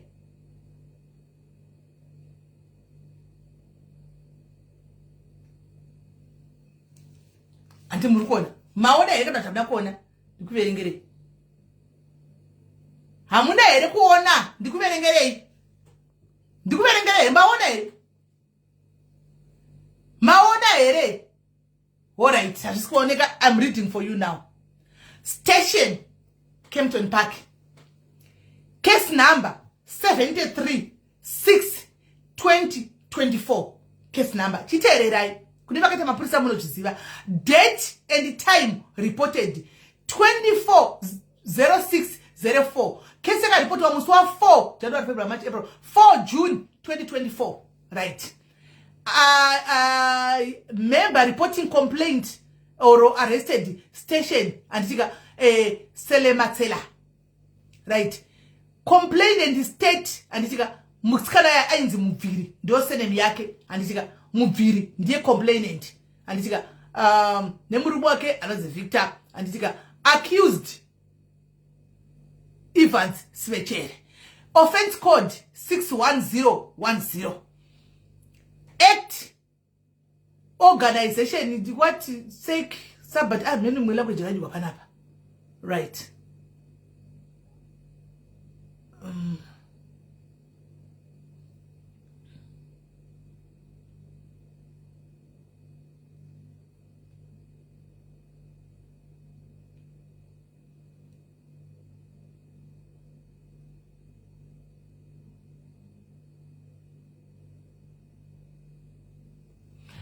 Race black, nationality Zimbabwean, foreign visitor what foreign visitor and it's mwezi wa 6 month case number ndakuverengera days 17 mirai pane pandiri kuda ndinyatsokubona check right idoketi South Africa Gauteng Kempton Park veko wacho aigara panamba kuna Midrand panamba 810 chakadaro Munyaka Street anditika Kempton Park case withdrawn anmona case withdrawn kune vatora moseverenga ndiyo case yakabuda chindalale yakatonyogwa apa case withdrawn anmona. So right now I want the victims to call in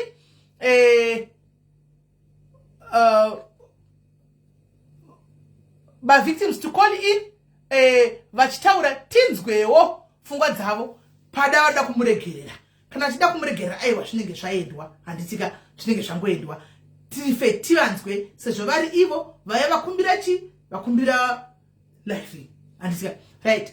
Saka fonai tinzwe victims fonai tinzwe. Thank you no one epina tsanda tina pasana thank you tinomboiona ipo pano ndongobatsira every day makamboiona thank you different zvedu haiwa zvedu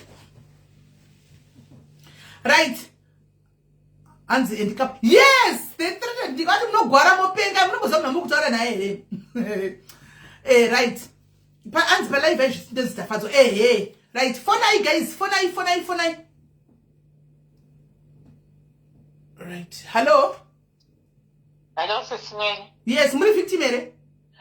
No, Sisimeli, can you please ring me? Ndakakusendera mari musi wa 22 nenyaya yemushonga yemusoro.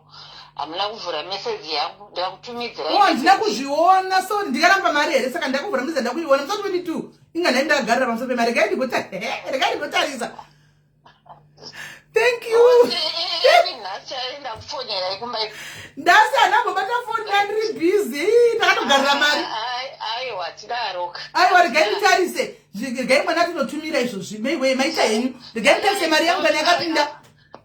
No choice because I just said the basis kukufonera palive. Magona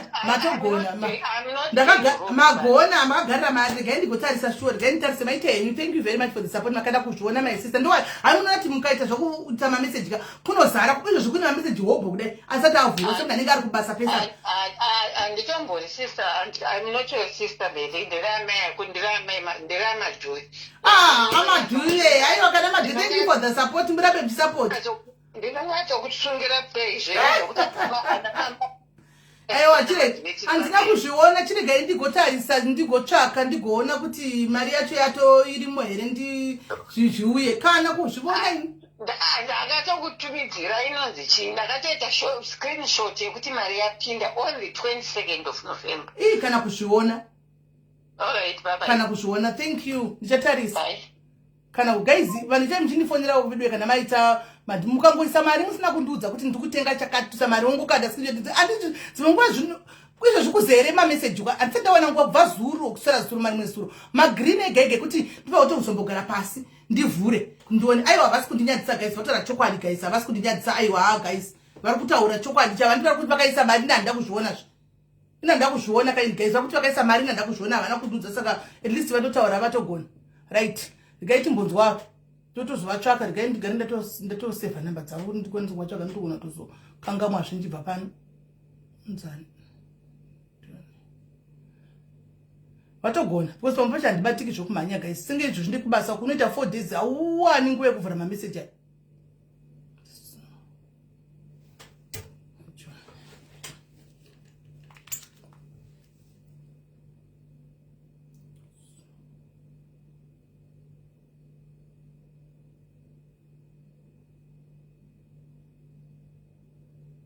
unozani kustara kunamba ichivafonisa nototanda toiseva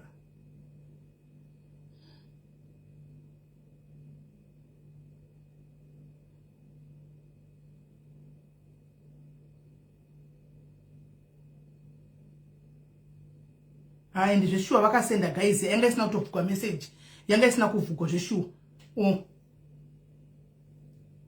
vakasenda vakaisa address yavo but vanenge vasina kundiudza manje ani munoona kana vasina kundiudza manje zvinonetsa ndimunoona guys neni ndisingazivi kuti kwaiswa mari zviri kufamba sei ndisingazivi animaona hallo kola hi sis Nelly muri sei tiri right tiri pama victim muri victim right hande tinzwe nyaya iyi muri kuiona muri kwanzi vheko ngaregerero aiti GoFundMe abude what's your take on this one inini take yangu ndambonangana nemasocialites sinyeri mundiregerera right masocialites takamaona panyaya ya ndichataura mazita sisimeri munombotiregerera masocialites ese especially South Africa neZimbabwe takakuona muchimiririra nyaya ya anti-naswa mira hold on call guys madha vati vakatengei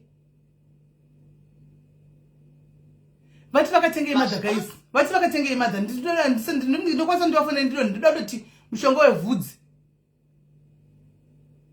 because ndeifa kuti zveshuwa ndivafa kuti utonotumirwa izvozvi vakati bvaise vakatonyora but apa vana unyora mereto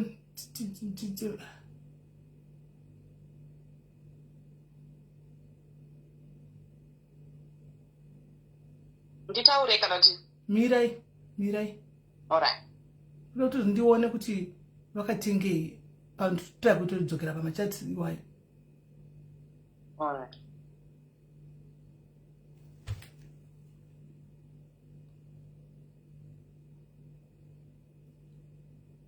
oh yeah vakatenga chebi right Shakira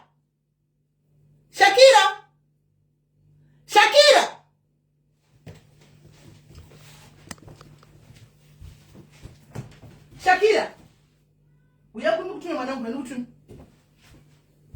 kumodeta we nshwa vanhu ende zvakaoma right hande kunyaya right ndaishaura kuti masocialites takavaona vachimira stereke zvichinziswa agari kubhulandi ari kudi vakamira nekupaibuda masters now your fans your supporters have been abused nemunhu has been scammed munobuda muchiti vanhu vakaenda ikoko hey hamuna kuita due diligence yenyu mega musablame masocialites chimuregererai inini masocialites pamunoya pafacebook umwe akachema kuti rent yangu yakadai umwe akachema kuti ndine dambudziko rakadai isusu mafans enyu nemasupporters enyu we feel sorry for you we support you we even go and fight for you but when things happen to your fans amumiri sezvaita sisimeli kudai amumiri infact munototsikirira nyaya dzacho muchiza mafans enyu anokutumirai mastars anokutumirai maturuturu anokuitirai zvakawanda that's number 1 number 2 mugrupu mevanhu vakabirwa ava mukatarisa most of them professions dzavo madhumbe meaning kuti munhu asvitse 2000 US dollars anenge aseva. Mumwe akandinyorera akati ndakaseva 2 years sisimeni, 2 good years achiseva kuti awane mari iyoyo ape vheko, which he probably ate akaiblower up in one night. Mumwe munhu akashanda 2 years achiseva. Honestly, how do you say mundwirei tsitsi pakadaro? And chimwe chiri kutotinetsawo futi ndezvekuti vakaadvertisa masocialites acho akaadvertisa. Inini personally dai ndandiri socialite akaadvertisa ndikaleadha mafollowers angu to a place kwavakanoskamwa yandakabhadharwa yacho. Even ndakabhadharwa 800, takanzwa mabridge achiti ndakabhadharwa 800 rands. Bring that 800 rands that you benefited from that, give it to one victim. Even ukapa 1 chete kasakabva kana 10% iyoyo, ipa victim 1. Unyaradze moyo wemunhu. Not kuti you go, you enjoy your life and then modzoka futi ana Lisbon makunyora futi makudzoka moti zvoni chimuregererai because makabenefita. You don't feel the pain. After you advertised, you lured people from these Facebook platforms, your fans, your supporters. They are not there for you to take to scammers. But once you make that mistake, maybe unakuita due diligence yacho, maybe unakunyatso analyze, ukanyatso check out zvinhu fine zvinowanika. Pakangotanga kutaurwa naSisimeli pekutanga pari kutaurwa kuti kubva kuna February last year kusvika this year, Sisimeli has been singing this song. All those socialites who were still advertising. Asiwo ndine mubvunzo Kola. I know you are a victim. And you said it very well kuti kubva last year pakatagwa naSisimeli. Iwewe, how did you fall a victim when you saw me advertising from last year? Mrs. Melly, let me explain yangu inini. Yes. Pamakataura last year, February. Tanga tiripo. Atina kuziya kuti this is the same person with this year. Nasi pamaitaura like this, it became clear to me. Saka panenda last year makatozviwa yenyu asina kati asiri. Mrs. Melly, pakataura mazita akawanda, chinzi account ndeyaningi. Iye akati haizi yangu, pakatendererwa Sisimeli. Okay. And then at the same time, Sisimeli, like what you are saying, and we don't just follow Sisimeli diaries. Munhu wese ari panapa, you find kuti ari kwa Sisimeli, ari kwa Louisa, ari kwa Bridget, Mabridjo, ari kwa Mama Rasta, ari kwa Ningi. Ma stories acho anga achi contradictor. Inini nyaya yangu ka, I don't even want to go deep into how we felt trapped into this. No, you can't go deep. Today is your day. Tubati mudurure. Makazvimbirwa ende muno group munopenga vedwe. Muno kana vari varume vasitomboda zvemafanisi, vari kutongoda vanheno. Saka chitaurai zviri pamoyo penyu. Say your stories. Zvibude then tutsvaga way forward. For me, I think it was a matter of desperation. Because I wasn't paying for myself. I've made my path to first world country, UK. I made my way. But when you've got like pressures from your families, and they're saying, do you understand what I'm saying, Sisimeli? You end up also feeling so bad. Sometimes, when you make it out of a family where they feel like, connections, and then you end up, you fall into this thing. It's not an excuse. I even blame myself every day. How much did you pay, Kola? Yours was how much? We paid, mine was $640 US. 640? Yes. So $640. Alright. It's also 640 was for Hungary, for my brother. Now, what happened is brother, I didn't pay all of the money. He said, I'm a shop. Zimbabwe, about 100 something a month. He said he's 300. Akati batsirewo ndiwedzere. Kazama kumuudza takambonzwa kuti akati onai vari kuadvertisa ndevamwe. That's the debate inenge ichiitika manje. Kuti iwe uri kumuudza kuti vari kudzanosikama vanhu. Iye ari kubvawo kusaidhuku, ari kubvawo kwana Mama V, ari kubvawo kwana Madam Boss, ari kubvawo moti muri kuramba kundibatsira. Muri kundiona here Sisimeli? No, I'm listening. Zvonzi muri kuramba kutibatsira, munoda kungoti mega kuti muri kuma first world muri kuchii. Ndikati it's okay Sisimeli. tikati ngatibhadhare. Iye akabhadhara 300 ini tikaisa 350 to contribute. This was a half payment. Ichinzi isai deposit ye650. Taisa 650 deposit iyaye. Takaenda kune musikana ari kuti unigirikini. Tikatirakidzwa proof of any person akamboenda. Anyone. Kana messages or just show us something of people who have gone ku Hungary kwacho. She said, vanhu vandakaendesa vacho. This is where I say vasikana vafuti vari responsible. Zvikanzi vanhu vatakaendesa vacho vari kuramba. I've talked to 2 of them. Vari kuramba kuti they don't want kupa numbers. You know, kana munhu akazvibhadharira dai yanga iri yekuti takadonata tinogona kumtisha takakupromote takakubatsira kuti uende. Can you talk to our customers? But the fact yekuti munhu azvibhadharira mari yake anenge asingadi kunetswa. Saka iyi vanhu vari kuramba kuti vauye vataure nini. This is gamu. Then I said, oh, okay, so how do we know kuti kuri kuenda munhu wacho kwakaita sex? I've never heard of anything to do with Hungary. Yes, I googled myself, ndakagoogla ndikataza country yacho ndikamboverengawo GDP uchikotaza kuti kwakamira sei. Zvikanzi izvoni mira ndichataura naye musikana achanditumira video at least ema-accommodations atiri kuoffer. She sent me a video yeyanga ichinzi accommodation. I think I sent it to you, Sis Mary.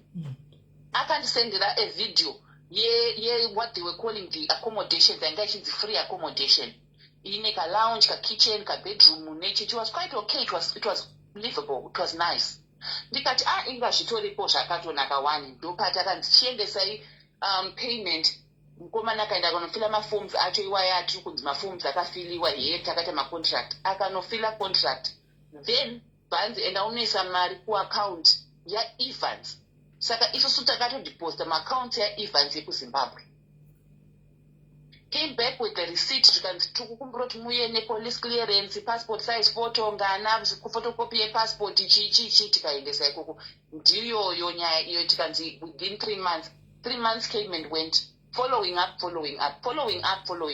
Now, tatogara ndakati zvanetsa ngatipe refund. Ta request a refund yedu. Ndo pakanzi we wait 21 days. 21 days dzakwana tikati mari yedu kanjani. Zvikanzi fill maforms aya. Kuverenga maforms acho refund. Acalculate akadeducta zvinhu zvekuti unotozvishaya kuti zvii zvadeducta because you wanted to back. Aida kuti dzosera iri $180 from $640. So I said to him, what can you provide any proof or evidence of any process yawanga watanga nezita remunhu wandakupa iri? Because as far as I know, we've not had an interview, we've not had an offer letter, we've not had anything. Tokatidenza kana kutunga. Asika. Ukapa 640. Abekoga. Ayo pasando zake soga. Unazoti vanhu vane hasha. Unazoti vanhu vane hasha sisimeni. Ukazosvigarira pasi, you feel stupid. Yeah, you have to. Unafeel stupid kuti I feel for that rubbish. Zira rangu. Yeah, zvinoitika. And andisipona hangu comment section ndofunga kuti ndanzwa nekubvarurwa. Kana. These things happen to people. Azvitike kunembwa, zvinoitika kune vanhu. And sometimes to the best of us. And saka pakatanga kuti tokupai, saka just fill out this form, mwenda munotora mari 180. Kuti 180 kungokupa 400 and something wakangogara zvako. Pasina kungofila form kwandakaita ikoko uchingochengeta 400 and something. I said, I'm not filling out your form. I'm sorry. I need you to produce any proof that you've done any work. Ndipo patakambomira tikamira. Then what happens? Ndangura manchipusha musikana yanonzi Gama. Musikana yanonzi Gama akandipa namba dzavheko. Ndasenda mamessage kuna vheko asi kudaira mamessage asi kudaira macalls. Ndobva zvanzi aiwa ndanzi ndikupe namba yemukomana anonzi Tawanda. Ndikati zvakanaka zvinenge zvikanzi Tawanda is the one anohandla finance. Taona ndiye vheko Tawanda. Ndokwandiri kuenda sisimeli.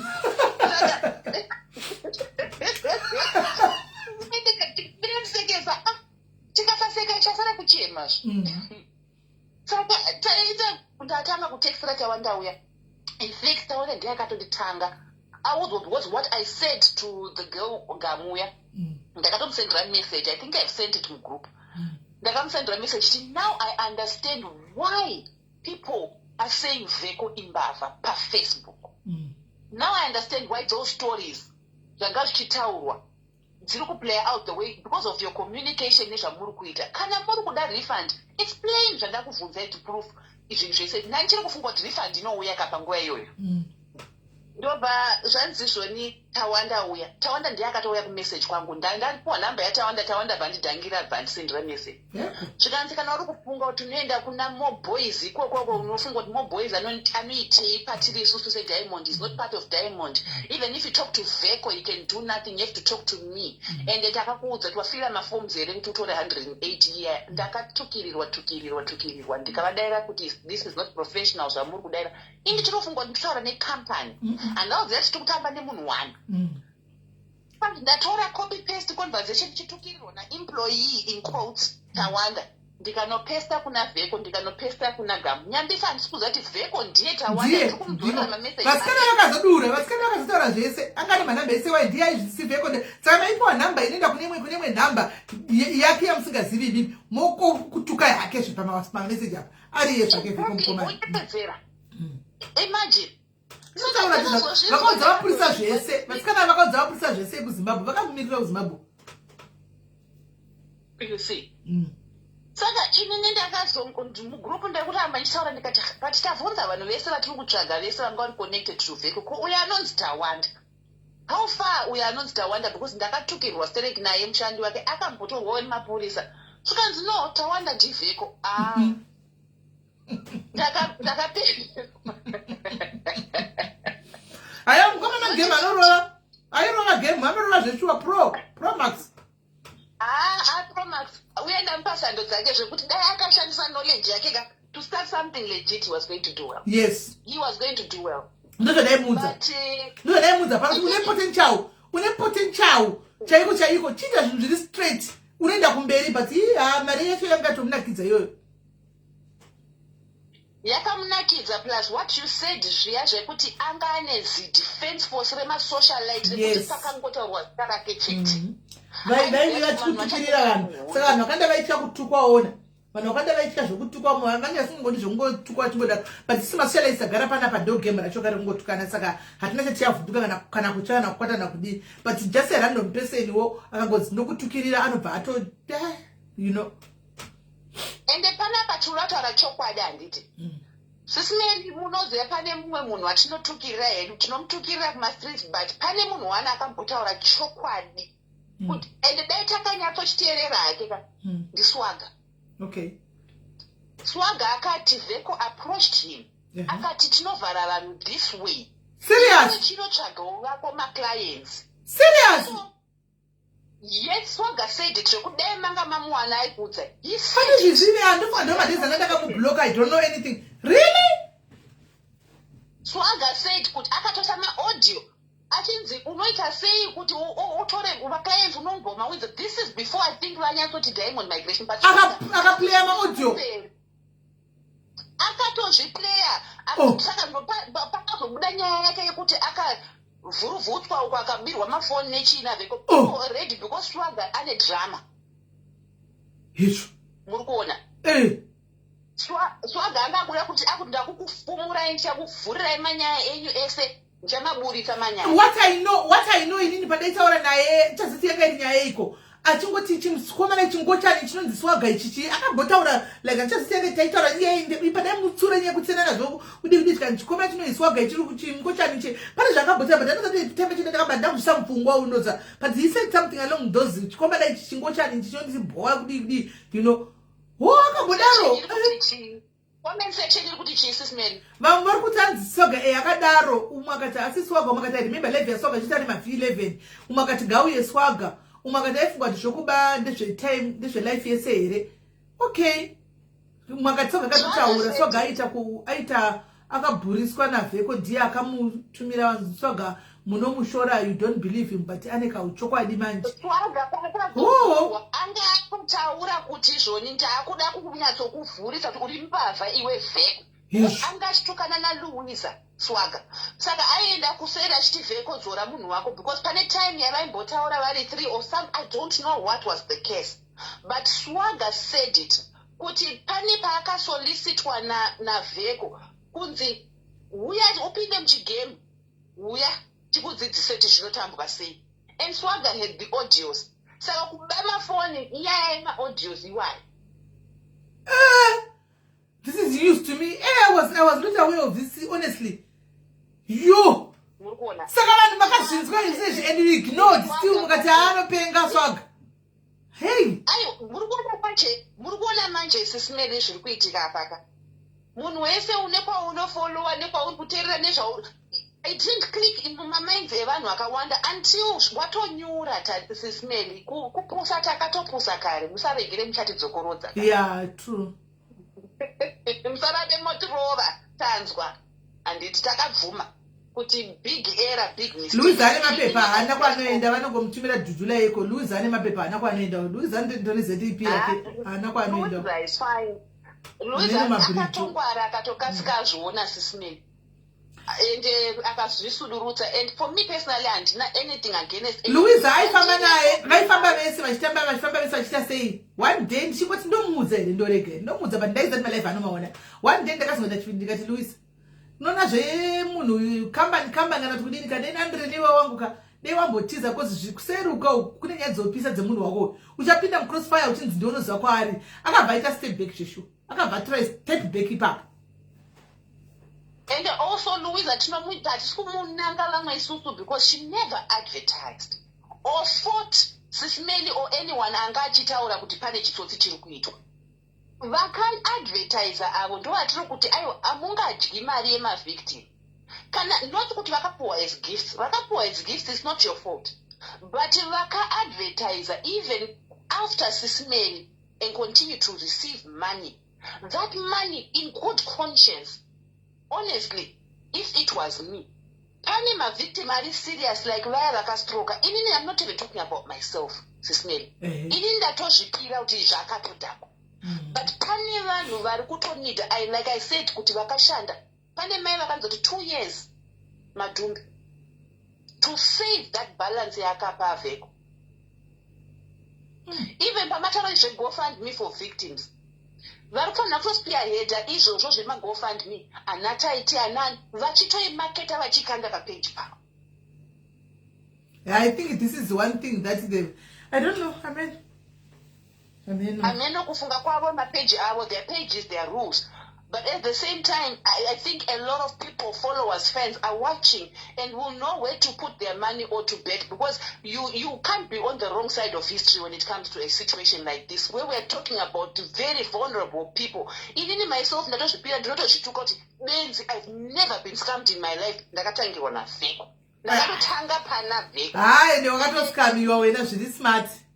Exactly, smart, and I can better off guard and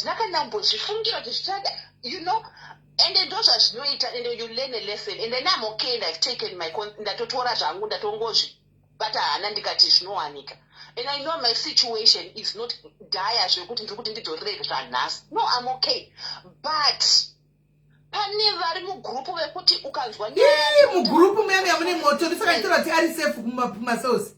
ari safe because varume vari mugrupu meme vakatsama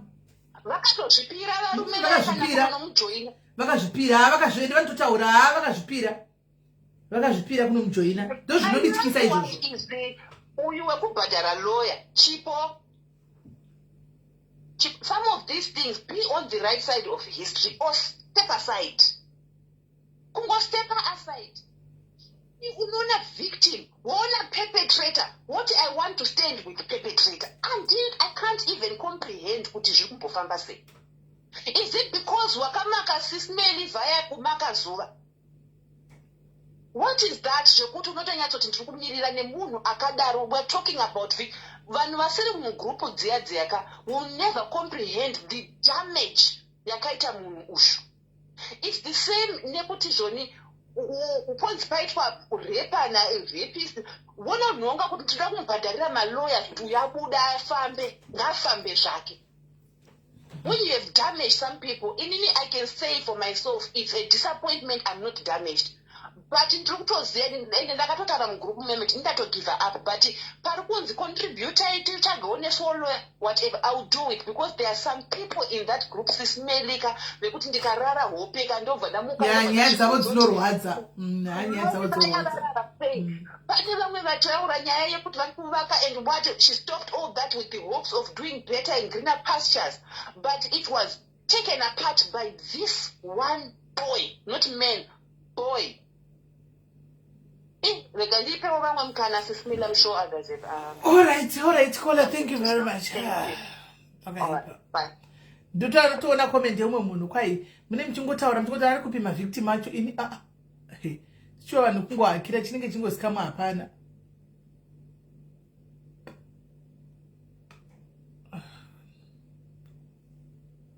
Right, kandiponera uyu anga chitaiponao.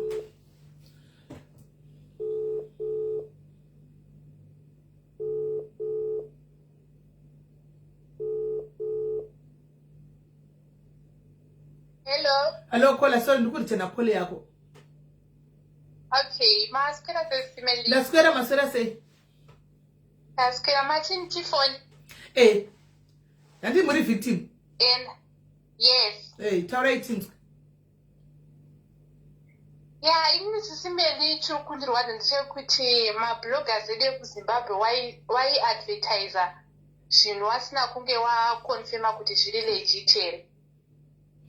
Munoziva ininika panyaya yekukonfirma iyo ikai ndoda kuti tikatopedza nyaya pane nyaya yandoda kupinza mudariro mundiudzewo kuti handina kuita due diligence here pane andoda kutopinza mudariro mutikapedza iyoyi pane andoda kupinza mudariro taura hako upedza. Yeah, so waifanira kutanga like waifanira kutanga wakonfirma kuti zvinhu zviri legit here because vamweni takajirwa mari kubva 2020 ndichishanda mumba ndichiraisa mari ndichishanda ndichisaka 500 pasaidi ka 700 kusvika mari yangu ikwane 1.5 then yozongoenda just like that navheko mabasa emumba anorwadza but takungochema nawo. Wakaisa mari ikoni? Ndakaendesa 30,000 rands. Yes. Apa uri madhumbe? Ndiri madhumbe. Saka wangoita nguva yakareba zvakadii kuti unganze mari iyoyo? Ndakatanga 2020 ndichitangopinda muSouth Africa gore randakauya ndaisevha kubva pa400 yandawana ndoisa kumasavings yandawana ndoisa ndakuti nditowo zvinhu zviri nani. Saka pawainzi kuenda kupi? Ndakatanga ndichiti ndoda kuenda kuSpain. Saka wakwainzi kune dziri rekuSpain veduweka? Kwaiwa nemabasa housekeeping, waiters, nemarestaurant, warehouse. Wakabhadhara rini? Ndakabhadhara musi wa7 June. Saka iwo patakaita dzimwe level wasina kumbodziona?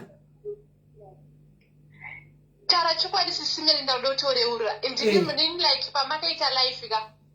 Ndakatoti pamwe makawenga vheko because takazoonowana mama V wana madam boss vachiadvertisa ndikati wanga advertisa zvinhu zvenhema wana nemabrand mahombe but ndakatokublame kuti why did you do that kuti munotaura vheko kuti anobira wani but now ndakatonamata ndikati mwari ndiregerereyo kuti ndakatokuti why are you doing that kuna vheko maitonditukirira muchiti bvaya apa muchidai aiwa pane pamuchazobvumira asikana aiwa chibvumikika kuti ndaitotuka hamuzobvumiye kuti ndaituka aiwa kana chokwadi pamberi pamwari handina kukutuka asi ndakangozvibvunza mwoyo mangu kuti why are you doing that nechemwoyo handina wandakaudza asi ndakangodaro chete ukadzoti regai ndibhadhara rangu inini vaya vanotopenga zimbuya repakona iri ropenga remhino regai ndikupe mari yangu yandakasevha kubva 2020 ini ndikupe zvangu zvino pawakasevha wanga wasara neimwe handisina kana mari ndakutotanga kuti start. Saka iwe guys utakuperegwa so saka iwe process yako yeSpain yakafamba sei? Saka yeSpain so wakabva wanditi muna July musi wa 22 July kuSpain kuri kunetsa mavisa but the day randakaenda hawana kundudzoti kuri kunetsa mavisa wakazondiudza 22 pawandifonera tanya ndiakafona musikana kumidrand akandita kuspain kuruneta mavhisa chichi saka chiita kuserbia then vwandiexplainera zvekuserbia sezvo daida kuti ndinochinjawo life yanguwo zvito zviri nani ndikwanisa kuzochengetwa vabereki ivo vaninina then ndikangoti its fine ngatiitei kuserbia wakwanzi kuenda ndeiwe anzi kunaaasemuwarehouse kwekudei mabasa emuwarehouse saka wanga wakuenda kuwarehouse yes ndakati ndozochinja saka mva zvaita sei paya mwachinjwa wanzichinda kuserbia mva zvadii so ndachinjwa mugrupu ratakanga tiri ka wakabva wati mapemits akuda so pakabva paita yakavhura kesi une kesi number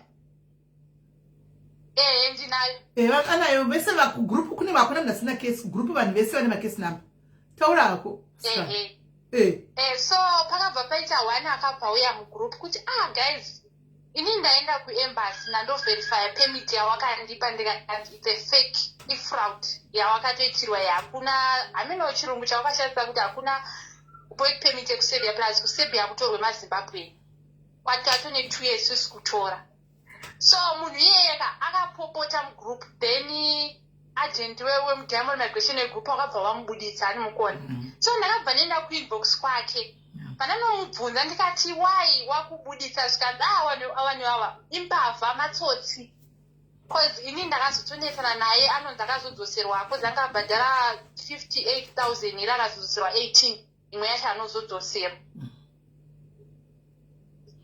then ndo pandakatangotiwo inini ndakukumbirawo refund handichadi kuita process makange mamuna September so ndakafona vheko ndobva atondidayira akati I'll come back to you sister pandati it's okay anozodzoka kwandiri then ndanangura machingonyora mamessage no respond kusvika dzimwe nhamba ndakasvika pakublokwa until now zvikazosungwa sama awosasakwanisi kumubata taure naye zvachose asikani anombobvira akandidayira ndokuti kune vari kuteererai nyaya dzevanhu ava vari kuti muri kuda kumuburitsa chiteereraiwo nyaya dziri kutaurwa idzi kana mune mwoyo teereraiwo nyaya dzaurwa nevamwe vanhu mugokontinya mberi kumuburitsa ari kutsvaga lawyer please listen to zviri kutaurwa nevanhu ava handitika munzwe ndimadhumbe mwana uyu kubva 2020 achikaenda pa400 pasaidi runs 2025 opa vheko orega kumudayira kana chamupinda nakuchadii kana kuchadii kusvika amubhloka ndiye munhu amuri kuti akunzwisa tsitsi aniti zvakanaka vanhu vese vari kutaura anongodongosira kune vanhu vekuzimbabwe wese ari kutaura kuti vheko ari kutaura kuti vheko ngaabudiswe munhu yaana ubirwa haazive kurwadza kwemari haazive basa remumba kuti rinorwadza sei hawazvizivi dai waizviziva vasingambotaure kudaro asi wanewo hakowo pamwe pacho kakaura hako mwanangu kukaura ndokwawakatoita chaiko chaiko hawakakaura because iwo haukamwaiza kuti simeni vanomuvenga vanozviitire zvinhu zvakaipa pamwe izvo zvaitotiona kuti vatondinamatira kuchikona kuti mai ava mari tirai mai vava varongei vaitire zvakadaka vari kuvenga vheko achitiita mavhiza wazozviona nhasi after how many months kuti mangu asingamuvengi ini zara rangu rinongobuda ndongotaura zvinhu zvisipo zvokungovenga munhu just like that ndongobuda mangwana ndikuti unonzani mangwana ivhoni akazodai ndikutobaya nemalife shuwa zera iro ndinoti chitoti ivhoni pasina hauoniwo kuti vachatadza kuchasaufungwa ichocho chokwadi ndenisendatobhadhira ndine munhu wandaitoronga naye aida kutoendawo then munhu yakadzozotanga ndidzoti simeni vaita life vheko imbavha yechichichi saka ini ndakazongoenda ndisina kuudza munhu uyoyo andobva ndangoenda ine right now handikwanisa kundomudza kuti ndakazotobhadhara ndikazotodyirwa mari hazvitauriki sora hako mwanangu saka iye kunzi ngaaregeregwe muri kuiona sei ini ndototi vheko ngaaramba arimo because pain yandakaitaka ndaziva kuti ndakasikamiwa ka hapana akaiona saka ini ndoti vheko ngaaramba arimo punishment ngaadye mukoho wakakohwa zvaakashandira ndozvaakudya izvozvi ngaaramba arimo ndomunamato wangu zvakaoma alright thank you very much kola tanzwa nyaya yako thank you very much pakaipa yeshi zvakadi saka this is how much people vachiti ndainye panaimi saka vanhu vaiti ndikutomuvenga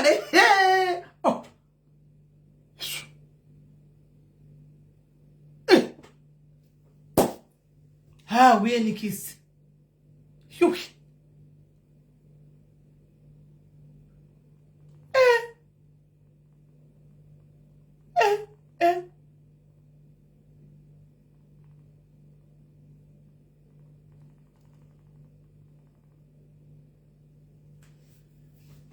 Aya. Sure. Right. Fona iva mwetinzwe. Ha? Nemseka vana ndi ndikunyepa naimi vana saka vana ndikutomurevera nemandi kutongomufuremera naimi. Saka vanhu vakuna vanaitogaya kuti icho ndikutofurema.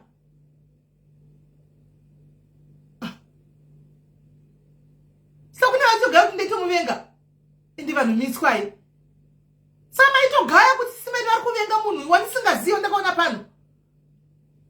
Imaimboziva mazamiro anoita kuseri kuti azame kugadzirisana nevanhu ka. Hawaimbobuda muromo iwoyo munoziva. Hamaimboutaura kuseri. But sezvinei zimbo izimbo. Simbo izimbo tingati kudii. Fona ika vanofona. Simbo izimbo tingati chieni. Tinedu zvatingataura. Wabantu haisi kukuedha iri kuramba kuedha buda udzoke uya neaccount yako usaine page. Shongonzi wita gore indedo dzati asi guys dambo yetsokuvhunza. I want to ask you a question. Ndoda kuvhunza. Veko akati achipinda masocial media akakudza kuti ndiri musoja. Andika akataura kuti ndiri musoja. Saka imimi guys maiti mari yese yanospenda akaiwanepi munhu akari musoja kuZimbabwe masiku zedzepedzi munozana kutambira $120. Maiti anoiwanepi? Maiti anoiwanepi? Hello Kola, maswera sei? Maswera sei. Yaswera ndi muri kuBotswana kai. Muri victim.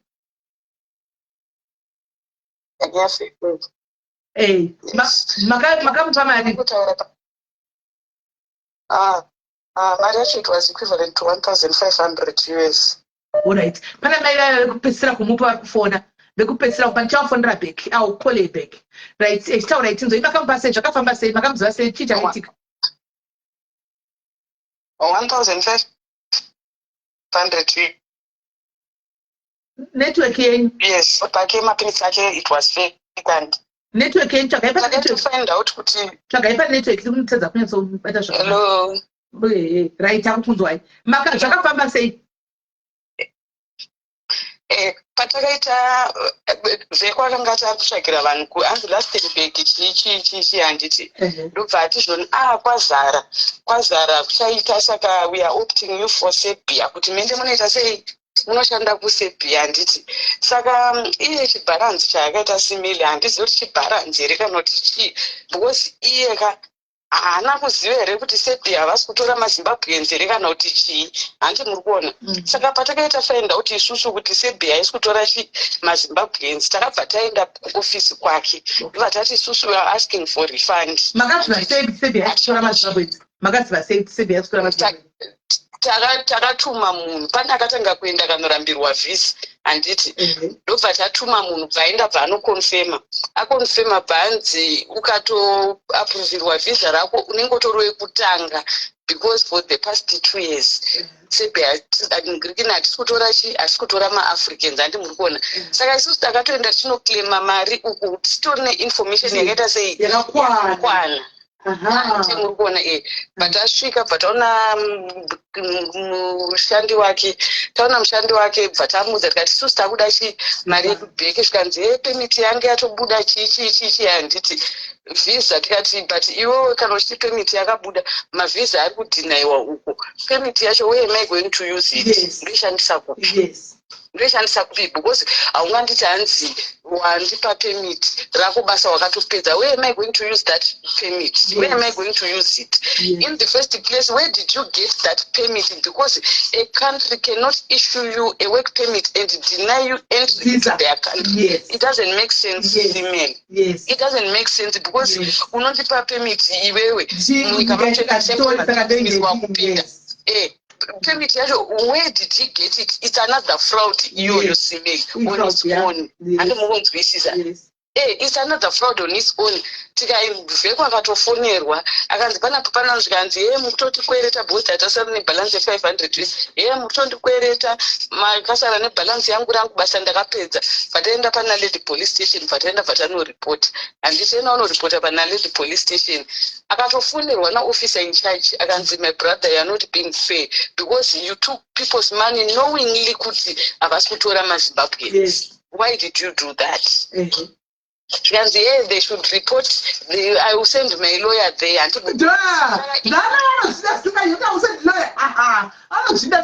Yes.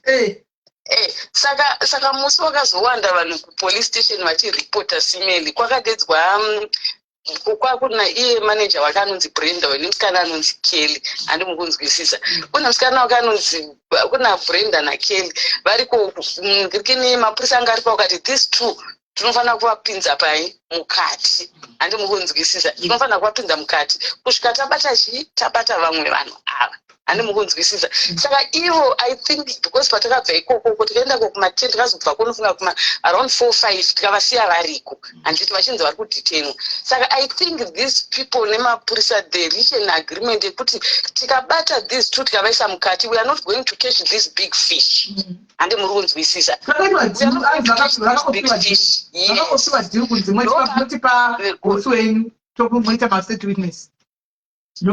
saka iye simeli ndo pakaona pepe hani munoona kuti pamakaisa statement yekuti vanhu vako vasungwa chichi he didn't comment akaramba akanyarara the moment yakaburitswa vanhu ava ndo pakabva atanga kuataka yakati meri utoda musoro wangu chichi handiti murikuona but iye haana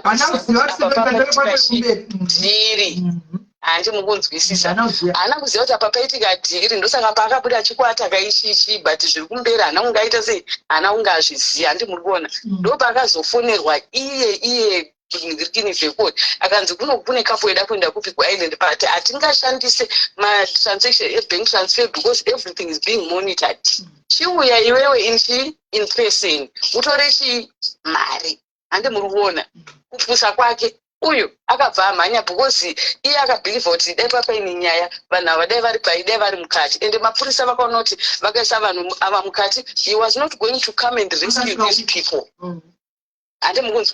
he was not going to come and rescue these people and these people they have to cooperate and work with the police because dai vasina kumubata it was on them handimukunzwisisa and the company it was registered muzita remutswana saka iye thought aifungidzira kuti you get away with it because company yanga isiri muzitamani iri muzita rake iri muzita remutswana but one thing simeli matswana they are not people whom we can mess with they protect their own mukunzwisisa they can protect their own saka iye akangoya aine dzungu rake savheko wedzungu anongozikanwa nedzungu aminoti aiendepi but that one it was a trap ndokumubata kwawakaita sekwawakaita saka vari kusympathiza naye vachiti chichika inini hangu simelika mari chero ikasadzoka because as it said kunzi haana chainacho zvimabhorhos ndezvemunhu iye he was an agent kana chichi whatever mheno ikoko at least vakamukanda mujeri votora makivo arasira kuhabhoroni dam uko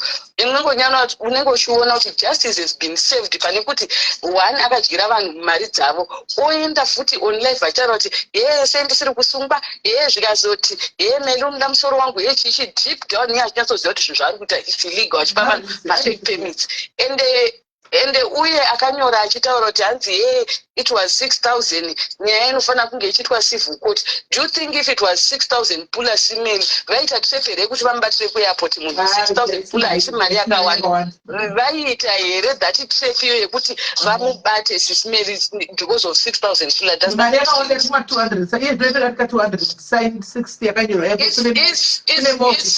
vakataura kuti it's more than 240,000 saka uye kunyora kuti hanzi ngandiri mumukoti 6,000 vanhu vanogona kutaurira nasimeli do you think if it was 6,000 pula simeli vaizoita here that trep yekuti ende vanomubatira kana ndikirenge bheli yakadi yakapiwa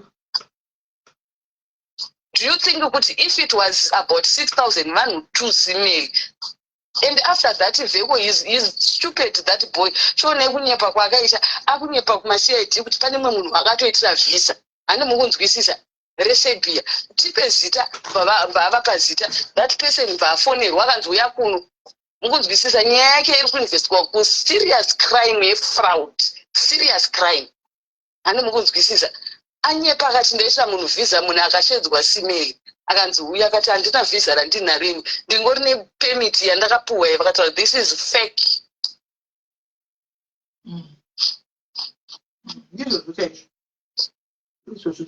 right so ndiyakukhola I hope ukuthi justice muchaiwana I hope mucha mari chero dzikasadzoka simeri mari chero dzikasadzoka because that boy as it is being said kunzi haana mari kana kuti chika ngavatomukanda mukatotora makivo naarasira ko ogara ikoko kuitira kuti aone peni yachanzwa ari mukati momuka ndo peni iri kunzwivakachitira mari chida kuida mamusati manzwa malaive akwe inini ndandisati ndanzwa simeli but only kuzobhilivha taona kwev auya uku otherwise hatina kana zvataitombosiya tikati this big brand anga advertise zvinhu zvakadai asina kuita background check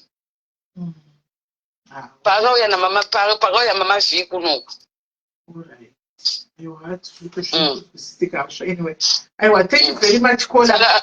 Regatimbonza pana mama mutare vakona vai. Okay, yawe. Thank you, Kola. Hapana kumira musha, eh? Yeah. Can straight to come and do kupedzisira kumpa mari mama. The last person. Yakanga achidla chiti hakuda musoro wangu. Hakuda musoro wangu.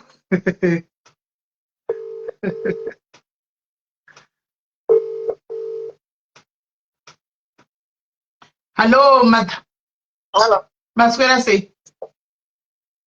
Daswera sisi muperi maswera ere. Daswera tikungoti mudurure inokuti paita makakatanwa pasocial media apa vamwe vachiti mukomana ngaaburitswe ngaaregererwe vamwe vakati ngaakriyetegwe GoFundMe tibhadhara abude vamwe vakatiwo chakati ini ndikati inini GoFundMe taiyasipai mari yacho ipai mavictims sosai kana muri kuda kumubatsira mavictims akapiwa mari yawo kana maita GoFundMe kureva kuti kaobvious pane pasina nyaya kavanongoitidhwa kesi kavo papiwa mari dzavo saka handiziviwo imimi madha imi ndimi munenge mune mari yekupedzisira ndimakapedzisira kumupa mari achizonosungwa if I'm not mistaken zvakafamba sei makamuziva sei mukomana inini ndakamuziva ndichiri kuNew Zealand ndatonzwawo nevamwe vari kuSouth Africa. Okay. Ndichiri kuNew Zealand ndakauya muna March from New Zealand muna March kuno. Alright. Saka ndo pandakatanga kufollowa Diamond Migration ndichiona wana mabridge ona namadhambosi vachiadvertise kuti this is real. Okay. Pandazouya muno pandataura naGamu ndiye ndakaona phone number dzake pandataura naye ndikati ndoda kuuya kubasa kwenyu but ndiri kwaMutare akati alright mozondiudza ndakuuya ndobva ndazoenda that was in August, end of August somewhere there. Ndobva ndaenda ndobva ndamuti ndipo address yekubasa kwako paandipa ndobva ndaenda ko pandasvika apa ndaona zveshuwa maposta kaofisi kacho kakangonaka kana kwavanzi paGalaxy Mall ndopangari. Alright. Kakanaka pandaenda kune imwe inonzi Oceania Global something like that vamwe maagents also pandasvikawo pamhatso pangu kuita kunga fly by night pandati nemurooro wangu ngatidzokeri kuDiamond uku nekuti kune vanhu vazhinji vatinoziva mana mabridge vari kutaura. Pandaenda pandasvika pandati saka ndoda kubhadharawo ndoda kuenda kunoita zvehealth care ndiipi nyika yamungada kundiendesawo akati tine Ireland for now ndikati amuna Luxembourg zvikazi no hatina plus kana dai tantina I don't recommend you because mapay awo haana kunyasa kunaka ati okay saka what's the process zvikazi tinoda Ireland tinoda it's 6,500 kuti muende motipa 5,000 nhasi. Yes, $5,000. Look, motipa $5,000 nhasi tondotanga paperwork yenyu work permit yenyu inobuda after 3 months then tozoapply visa tinenge tichikubatsirai kana musina macertificates tinokutengera macertificates $50 kana musingari futi kuenda kumamedicals tinokubhadhara kai futi 50 ndikati pane munhu angada kuenda kubasa here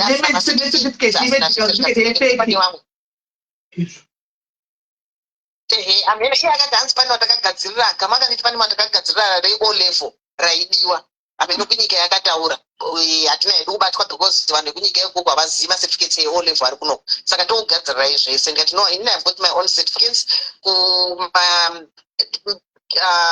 medicals ndichaita ndega police clearance ndoita ndega saka masara ne$1,500 balance ndikati it's okay so when am I expecting your call zvikazi izvozvizvi tinochera kugadzira CV tokudzidzisai mainterviews todii zvese tinokubatsirai pandati alright pandapira bhazi pandadzoka kwaMutare 3 weeks 4 weeks ndafona nai Gamu how far zvasi ndakatoendesa mapepa enyu kukambani yenyu ndikati munogoendesa sei mapepa hapana CV rangu hapana kana Exactly. Saka munonditsvagira sei basa? Exactly. Wakuti hazi baba basi offer letter yenyu yatova munzira handifungi kuti 3 months dzinobuda ndikati gamu inini ndakamboshanda kuNew Zealand. Zvauri kunditaura zvikazi zvakatosiyana maagent nesusu takatosiyana unotopuwa offer letter musati matomboitwa zvese ndikati that's impossible. Vangondiconvinza good. Gamu is very good at talking. She can convince you ukatenge squirwa airport yese akatora mari akaenda. Pandati it's okay. Apa ndazogara futi takudiscussa nevana vangu ndikati mapamborona zviripo baba. Ndakumubvunza vandamubvunza zvikazi alright chindipei CV renyu to make you happy. Ndipei CV renyu pandamupa. CV yabva radzoka after 4 days rakakanganiswa email address yangu rine phone number isiriyo rine my surname was wrong spelling. Ndobva ndamuti Gamu, how can you submit something like this without kutoisa kucompany? So zviriapa zviri wrong. Even if the company wants to contact me, vanotondibata neemail. Yes. Zvikazi pane musikana ndataura naye anotigadzira maCV. Pandati no, ndipe nditaure naye inini ndimudze kuti agadzire apa neapa. Plus mandiedzera imwe company kuti ndakamboshanda kunonzi kuHoward Home Age something like that. But the time gore ramaisa ndandiri kuNew Zealand amusikuona kuti muri kumumixa zvinhu kana company yacho inototi tikunyepa kapa. Zvikazi kana togadzirisa tikati tiri pazita remusikana wacho pani phone number. Pani phone number yemusikana wayo. Pandataura naye musikana yakanditi ini that's not my duty. Chakambokudzokesai kubva kuNew Zealand chi mauda kuswera muchindinetsa ndo pandakatanga kutukana naye sisnake. Ndikamutuka ndikati usasabate futi CV rangu. Because how can you do that? You I paid 5,000. Unditaura kuti that's not your duty. Ndiite zvokuti hanzi musandite zvokuti underline pandakanganisa. Nditaipa zvandakanganisa zvacho ndikati no. Audaro. Iwo takakubhadhira mari. Saka takanetsa ndo pandamubloka. Ndo pandataura Gamu ndikati makambloka so professional. Saka makambloka. Submit sa VC Mother, makambloka so. Ma? Makambloka so. Musikana ndakamubloka. Who unblock? Musikana ndakamubloka. Who unblock? Okay, chama unblock alright no problem. Aiwa, ndati mu unblock izvozvi. Kuti asipambanya kuchikoro. Mu unblock izvozvi. Okay. Izvozvi ndati mu unblock ndakumu edera. Because it takes him over benefit of the child Gamu, but nyaya dzakadai kana dzibuda soka. This is not all. Aiwa Gamu andishutomuchenesa kana pandakaenda kukembi kucharge office last week andina kutombomuchenesa ndakatomumangarira. Vari kutodzokera futi kudrocket rake. Vari kutomudzokera because ndakataura kuti alright let me go there ndichimu unblocker. Ndo pandatukana naye ndo pandamubloka ndo pandataura Gamu akati ndataura naye musikana but ndakuzvigadzira CV ndikati Gamu you better do my paperwork because vanhu vamuri kutipa handisi kuwirirana nawo. Gamu yabva atadza kugadzira CV zvikazi mother munokwanisa here kugadzira CV renyu ndikati handizozivi rinodiwa kuisland but ndichashandisa remusikana uyu format yanga ashandisa ndokorekta maerrors acho ndobva ndagadzira nevana vangu. My other son is in Dubai, Munasha is in Netherlands. Ndobva ndagadzira but aendesa zvikazi okay maita boss akati akuchitendera mberi nebasa. That was that. Ndokusvika ndazofona kuti nhai Gamu haufa zvikazi ndakasiya basa nezuro. Unokusiya basa sei? Koma ndini kuzviisa paso kana pai pekuti mutitaurire kuti hakusina office. Ndikati inini ndiri pamutanda ndakutokwira bhazi mangwana ndiuye kuHarare nditaure nemunhu ari muoffice macho kuti ndozwe paperwork yangu yapapi. Ndobva ndaenda office yakatovhurwa dhoo pakati Haradada paGalaxy Pipe. Hamuna kana macheya kana chii. Ndakubvunzawo maneighbors akati hatisi kudziya. Yes. Hapana ndakufonera Gamu ndikati Gamu company yako hapasina macheya hamusina chinhu. Zvikazi taurai naCandice from Zvishawani because Zimbabwe yane only one branch Zvishawani. Ndakutaura naCandice uye Candice akunditi join a group, there is a group ndikati mudaro wasikana. Hamungandijoinisi group pandakabhadhira mari amunombotira kuti guys muri kuona scam here guys muri kuona scam here muri kuona here scam ndimani kanzvibeko anochandiswa muri kuona scam here muri kuona scam here ndikata mudaro wasikana kunditi ndijoine group communicate newe through email nemafone calls maunditi ndende kunojepa negroup racho I don't even know the group. Kobva ndagara ndobva ndamusiya ndobva ndataura Gamu akati havasiyi musiye ndichataura naye. Ndobva ndadzokera kumba ndana kutombogara muHarare ipapo ndobva ndatodzokera kumba. Makuseni pane munhu ndakamuka paine message yakatumirwa kuma 2 am zvikazi iwewe why are you bothering my staff uchiti hanzi unoda kuenda kune imwe nyika asi izvozvi zviri kuita sezvinonzi uri mutsva. Pandati who are you? Paramba kutaura zvikazi do you want to go to work or not? Would you have the certificates? Are you qualified to go? Ndikati don't ask me stupid question because inini ndakatobhadhara mari zvese ndikafila contract ndikaita zvese kuoffice nhasi wo hwako yochindiudza kuti do you want to go? Do you have certificates? How much did you pay? Amunditauriri izvozvo. Who are you? Bhandisiya pandataura Gamu pandataura mascreenshots pandaendeswa naGamu zvikazi ndivheko vanoshandisa manhamba akasiyana. Ndikati alright, chindipei mumwe munhu wekutaura naye. Zvikasi taurai neSouth African Midrand. Chingwendai pawebsite pedu paFacebook motarisa mafoni namba aripo. Ndikati izvi zvazvekutangiswa izvo. Ndikati Gamu, okay, ndipe macertificates angu. Zvikasi alright, tosangana mutaundi ndokupai macertificates enyu. Pandakasiya basa ndakatora macertificates zvinhu zvevanhu, madocuments evanhu wandinoziva kuti they are too close to me. Zvimwe ndikasiya. Ndikuti ndaitya kuti office inozoparadzwa. Ndati it's okay, saka uzondipa macertificates angu eki. Okay, zvasi alright. Vheko yapanda uchiti paazouya pandati iwe ndini panhamba dzavheko Gamu, pandi panhamba dzavheko. Pandatanga kutaura naye makadii mukoma chicheri. Zvikazi handiri right. Ndikati ndambosvika kuoffice kwenyu, ndasvika kwavharwa but ndakabhadhara mari kuenda kuisland but handina kana service yandakapuwa. Zvikazi ndipei mascreenshots ese makatanga kutaura naGamu kunyange muchiri kuNew Zealand. I know it's a lot but ndiitire izvo pandaita zvemashow. And I was taking my videos. I don't know why ndaitora mavideo Gamu achiverenga mari muoffice. Ndichingonakidzwa zvangu nongotora mavideo ndikatomusendera nevideo kuti munhu wenyu uyo akatora mari yangu. Ndopandamupa. Zvikazi ambuya nemarisiti pandamupa. Zvikazi ambuya marisiti emuri kundipa isusu kuoffice tine 2000 receipt ine 2000. Imwe 3000 muri kutaura hatina kuiona but imi mune slip iri kuti 5100 neconsultation. Saka hatina parisiti ine 5000.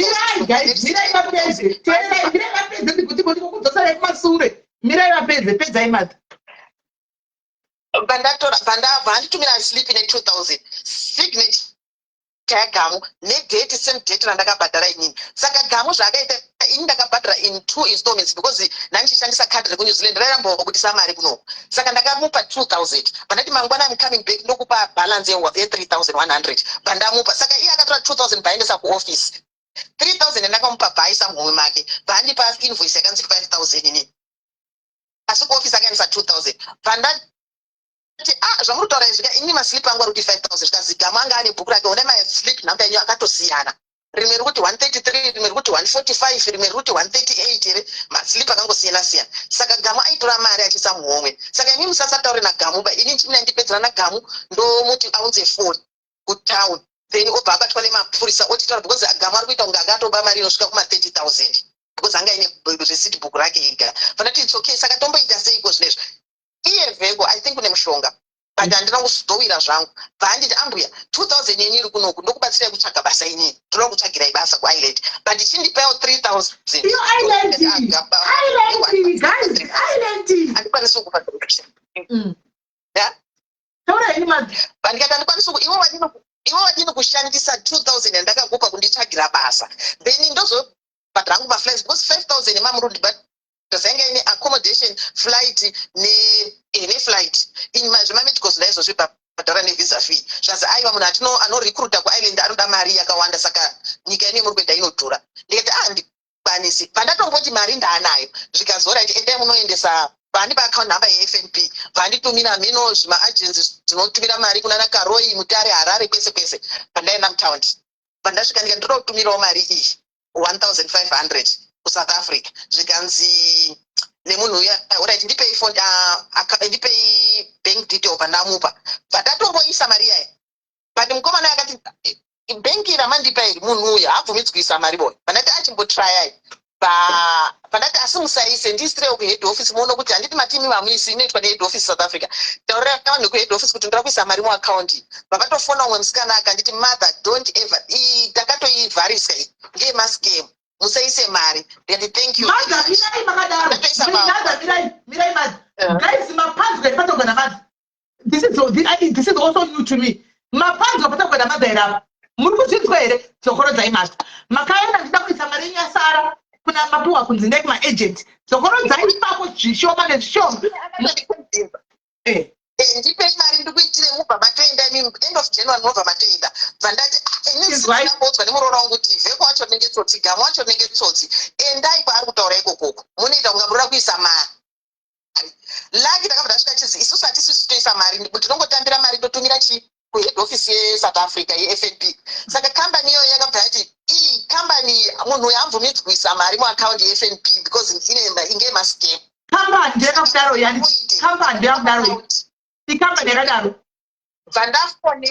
Vandamufonera Vheko ndikati Vheko ndarambirwa kuisa mari muaccount mako. Saka taura nevanhu vacho. bhataura nazvo zikazi no dai ini yanga iri yemaskemu ndikada ndakatobloka account iyoyi saka ichichere saka zikazi nakomana wambuya mukaona munhu achingwara-ngwara kudai musaise mari matoziva kuti munhu iyi imbavha saka musamboise mari kana $100 chai musamboise munhu iyi scam ndo pandakabuda pandakati vheko zvikazi navheko aiwa mbuya mirai ndikupei mumwe munhu ari komutare ikoko ndikati no handichadi bavheko just I need my refund chindipa 2000 yangu wondipa ini ndozotirana nagamu wondipa 3000 yangu because uroti uramba ubhadhara yagamuka because pakati gamu chasungwa 2 weeks usingasungi gamu ende musi akanga ari kuya akatoisa pastatus akati Botswana now next stop Zimbabwe ndikamutomuti mhanya mwanangu takakumirira ndoda mari yangu ndobva ndatozwa 10 minutes after wasungwa saka inini handichenesi vheko handichenesi gamu wese then tafika pagroup mwana wangu anditi mama kuna sisimeli inani anoita izvozvizvi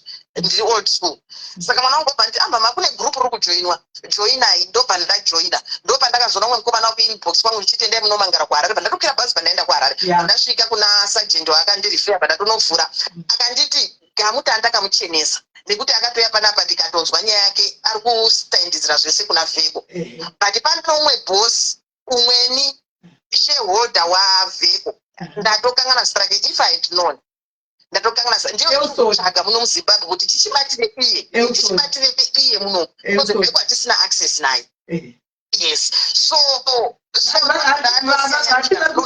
but vari kuti vakaisa mapepa Botswana tikana vabuda aende over kuzimbabwe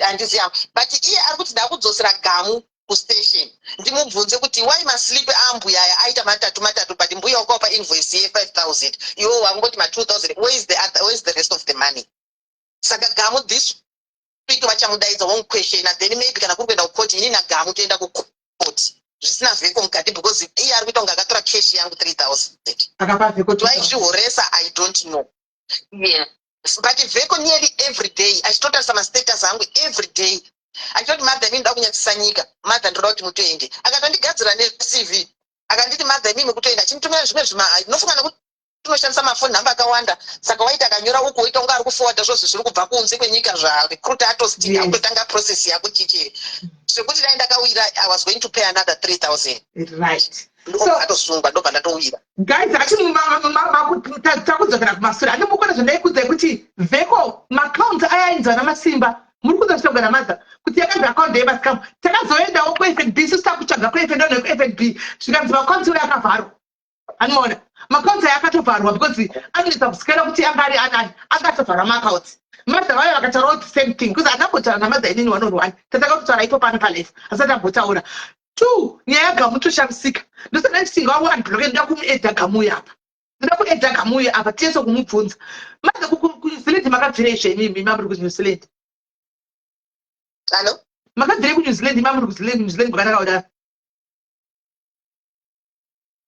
everyone is asking me the same question boss wangu could renew because hanzi akasi kubhadhara tax kugovernment saka akasi kuchabvumiswa kusponsor mavhi so kusvika vhizi rangu ratozopera then I could come back here yes iye anga kuti vheko kana muchida nokudzosera kuNew Zealand but zvinotora time anyway iye anoiziva New Zealand unokuisa kwamakabva unokuziva mangu ablogere gamu I don't know now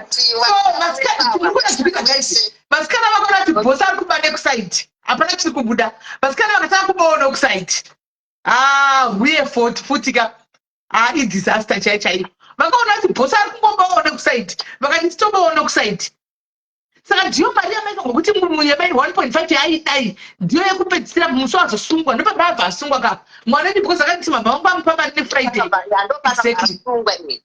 achibva asunga achibva ati kana ndauya kuZimbabwe mundipa mari cash yacho inini ndokuti ndakutoya kuZimbabwe mundipa cash ndokugadzira mapepa ndoti nyika inyare hey vanenge vachidzira kunyadzisa ndivo vana sitimedi vandisitei tida kunyadzisa nyika vana sitimedi hakuna village yamaimboiswa madha hakuna ndimadha vanyatsanangura gaizanzwisisaka isusu zvitonane kuti anzi fortunate life in jail isusu toona peace closure but kubuda chaiko chaiko no ngagara ake imomo is very young kuti akurike moziva kuti vanhu vari panapa vazhinji vacho vanhu vakuru ende vanhu vacho vanoshupika kuwana 4,000 kuna 5,000 haisimbori nyore it's not easy of course munhu ongotora mari otambisa oflash achitenga ake whisky dzake ndiwati noti nevamwe vanhu hazvina kunaka hazvina kana kumbonaka ngaafiremo botswana dai atogurwa maoko nemakumbo shuwa muchibva kuNew Zealand shuwa mosvika mupa mari yame mabva makasungirirawo mosvika morohwa 5000 ende inini kuzonditsoma kwanga kuita anga unyatsoziva kuti ndiri New Zealand ndinaye mari yacho saka anga akatonditsoma kuti zvese morning mama morning moms maita sei zviri kufamba here mapepa enyu ndatofambisa so moms muri kudidini tinoda kuti munoziva it was so good kuti handidi kuti muitena nagamu ndoda kuti inini ndikuitirei myself ndoda kuti ndikuitirei ndega inini muridzi wekambani vasikana vari kuaustralia vakandiseka vakati netsai zviri kutaurwa pafacebook apo dai uri mumweka bvunza mari yangu idzoke because vheko itsotsi vanhu vari kuchema navheko ndo pandakataziva kuti kuna sisimeli mwana wangu akunditi kuna sisimeli vari kuita live handitozvigoni handitozvizii izini changu kugezisa chembere neudzoka kumba 16 hours ndarara handina panguva iyi asi ndakatovharwa nenyaya yekuti handiendi pamasaisai but vheko unofanira kufira mujeri vheko mari dzedu kana zvichiita anobatwa wacho iye patina yake ainayo yachemwe yacho ikabatwa maybe vanotudza kuti kune maassets wotengeswa vanhu wopuhwa kana mahafu hafu zvakaoma aiwa ndazvida pakupera ndazoperegwa guys ndazopera pavo munoziva ndomochiti kwakafamba nareti vekuti kune munhu vekwamushandiramo munhu haangamboiti zvese zvikutaurwa nevanhu ari wani kani hapana sindiketi ndikati havasi kumuziva munhu vanhu havasi kumuziva bhosi veko havasi kumuziva ndiye mastermind ari one game yake ende hakuna munhu waudza game yake kuti ndakadai aida ega asi kungoti pakunyura afanogona kunyura nevanhu pakunyura anogona kunyura nevanhu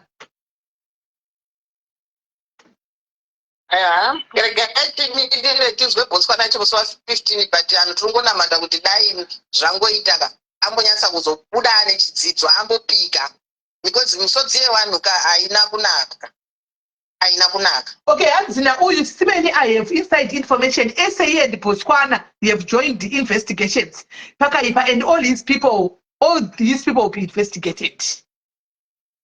This is somebody who said as in digital news ari kuti ndawana information yekuti vajoina maforces inini kuZimbabwe ainove kuZimbabwe vachiti sezvo amatwa kuBotswana we will liaise vakatokumbira manhamba office okuBotswana vachiti takuliaisa navo kuti vazive kuti kana vakapedza naye koko whatever verdict kuno kuti kumuda I know izvozvo takatoona makiri conversation yaoffice saka I'm now asking myself kuti zvakaoma budai zvenyu thank you very much wakoma budai zvenyu thank you very much thank you maita basa bedweka handisati ndamboona zvakadai what is this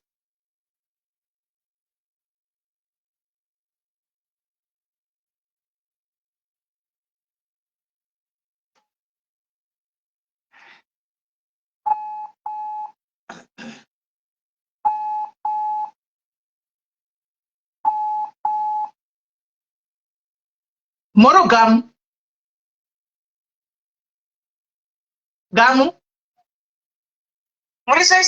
ndibaitika njani ndiripo zvangwini mushe ko iwewe Gamu komai mabokadla mari yamene kwamuchare nemhakai pane mwefoni yekuita nemaaples ndakadasei wakadla mari yekwamutare 3000 sei mari yamene kwamutare ndakatika mari yamene kwamutare because iwopo wakabhadhira mari yako anti wakwapa slip 1 koma slip wobhobha akabudepi sisimela I think nyaya idzikaiti zvinhu zvese izvozvo zviri kutozivikanwa kupolisi vane slip ravo re5001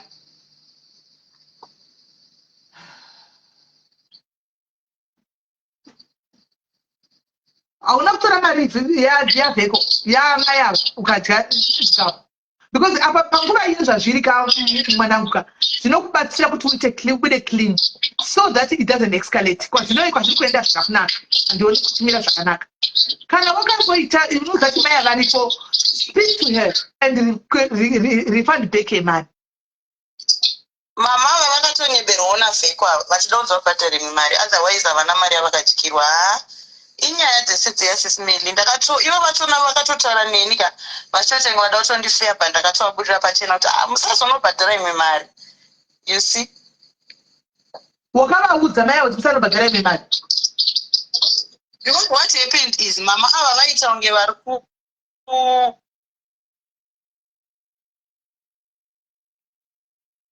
chavanyeberwa navheko muri kunzwa.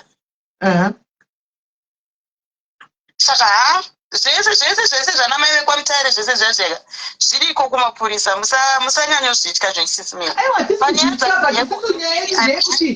Ipapa kuti iwe kana uonga uchiziva ndingakuzvitenesa iwe onga uchisati maybe wakazvibhadhara because wanga usingabhadharwi mari navheko ukati ndakuzvibhadharawo because shuwa munokuvadhiwa nezvinhu zvisina nebasa rese.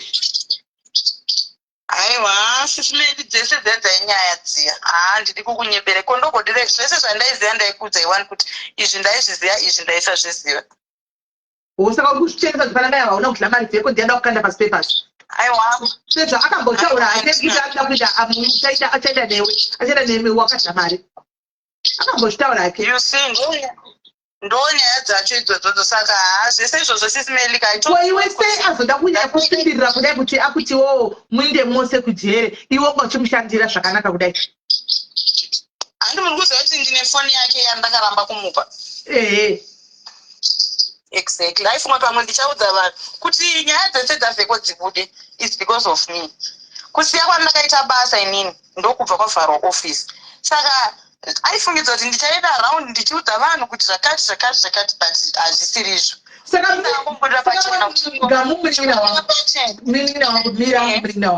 meaning to say kuti scam yese ere wakumasure ku you guys you knew. Antika, this is why akavhunduka. Let's say kuti akavhunduka. This is why akavhunduka kuti gamu uyu achanoudza vanhu kusure kwese kuti ita. Because you guys you knew kuti people were being scammed, right? Hazvisiri izvo. Ini ndaisazviziva. Personally ndaisazviziva. Vamwe kana vaiziva ndivo havo. But inini personally hapana chandaiziva. Musi wandazviziva ndo musi wandaramba basa. Zvekuti dai izvezvi ndichitori kuofisi ka vanhu vangadai vanga vachitongoramba vachitongosikama. Izvezvi kutora kwatiri kuita izvezvi. Dai vanhu vanga vachitoringo kuofisi tichingoramba tichingoshanda vanhu vachingosikama vanhu vachingonzi vari kudzosera mari fine vanodzosera mari fine. Saka inini hangu personally ndakazvi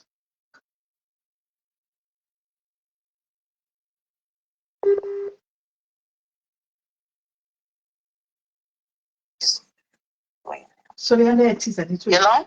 Yatiza network. Let's open this by live because takandisimumira kuenda pa live. Aiwa pa live ndopasi yedu kwaita nene lecture over sina kubvunza nyaya dzokuti mai open sei tangobvunza nyaya naye because mai akauya pa live. Ende your name vataura nezvako zvisingaiti zvokuti kutori nemamwe surprise akakumirira ikoko.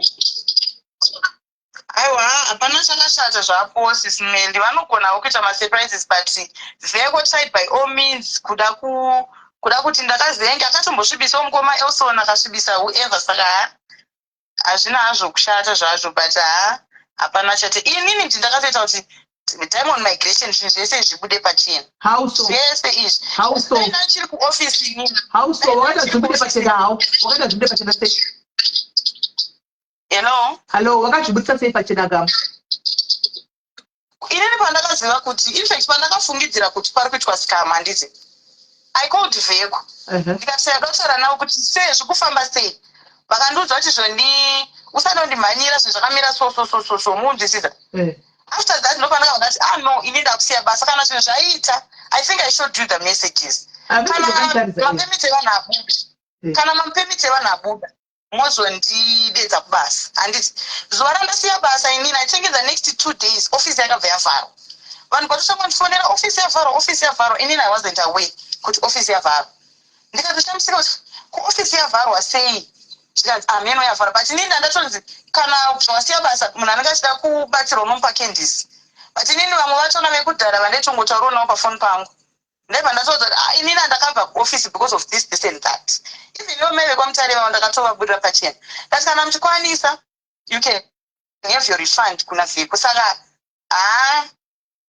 okay adona atisarudona sei ndatiri kuda kusvika pane ndasvika. I don't know what happened. I will drop.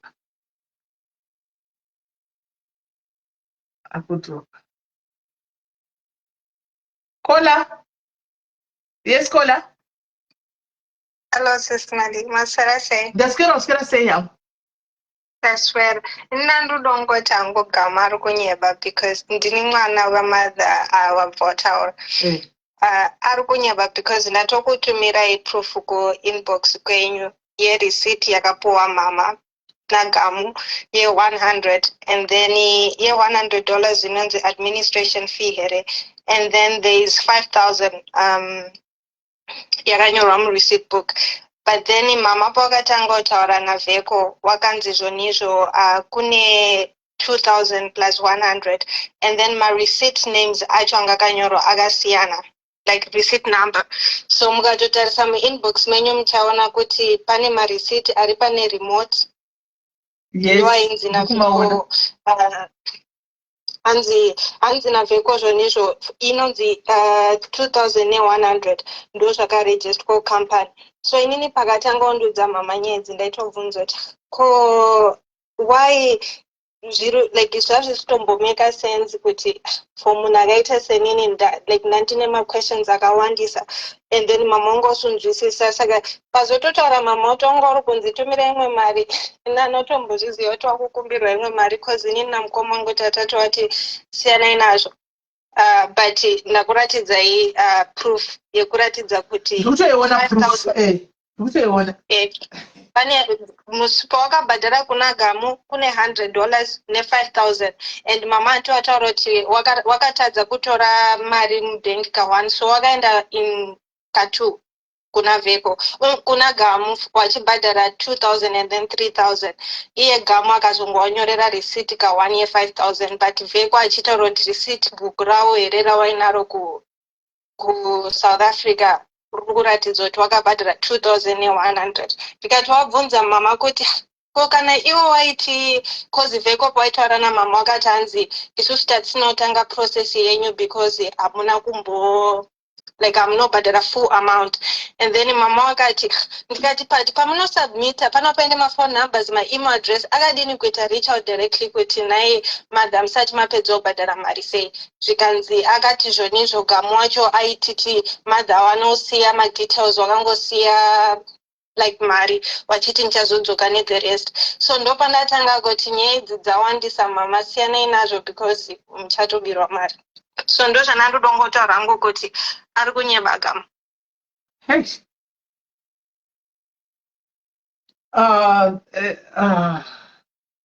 Cause ndatokutumira muchimaona ma-evidence saka kana iye ari kuti vheko wari kutambana but wari kunyepa.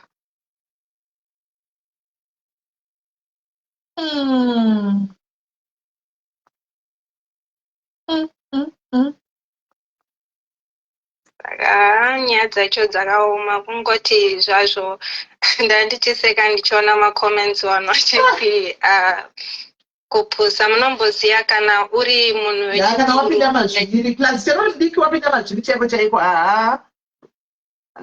zvinonetsa haunyatsi kuona but wakuzoudzwa dziri nyaya zvekuti dai mama wakandiudza ka ndingadai ndakatoaudza cause like pane munhu atakamboitirwa akamboskemwa futi saka dzekuskemwa idzi tinokasikira kuzviona kuti ukaona munhu anonga achidai so achikutsoma stereke kuti achikubvunza maquestions akawanda kuti upe mari send more money chichi tokugadzirirai hanzi macertificates hakuna zvinhu zvakadaro and zvinobatwa kuembassy and ndaitombombvunza mama kuti imi zvinonzi munoitirwa visa unoitirwa visa seiko iwe uchida unofanira kuenda kuembassy munhu wese akamboenda abroad anozviziva kuti unoenda kuembassy wega hapana munhu anombofonera unzi visa rako raita through another person.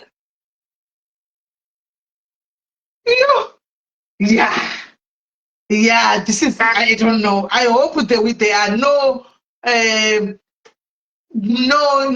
surprises, more surprises from this latest Shanda because guys. Thank you very much, my dear. Thank you very much for coming and tell us, guys.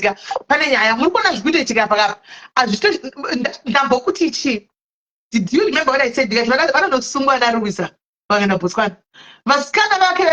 They have to be very careful. Sungwana Nyura. I mean, now, do you think the people can guys? Hanyureg.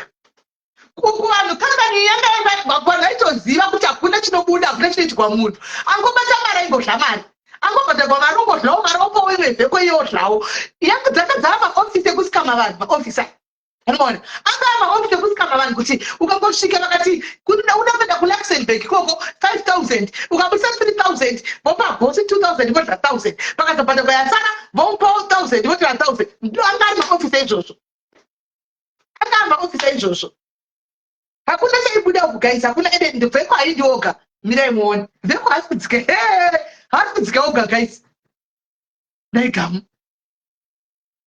hey Shakira atsinda mubvunzo wakawana achiteerera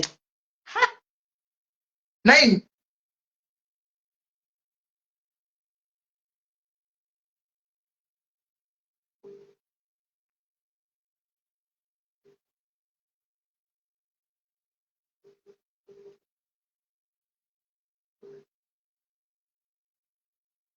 anosati post office yakagwa nemaminutes kuti vhare ndakuza naposta zvinhu zvudhari yesara nemaminutes post office zvikangobva kwachita usina kudaisoka zvokuti uri munhu mukuru ndozvikangamwa ndokukiya guys ka ya pakaipa pakaipa guys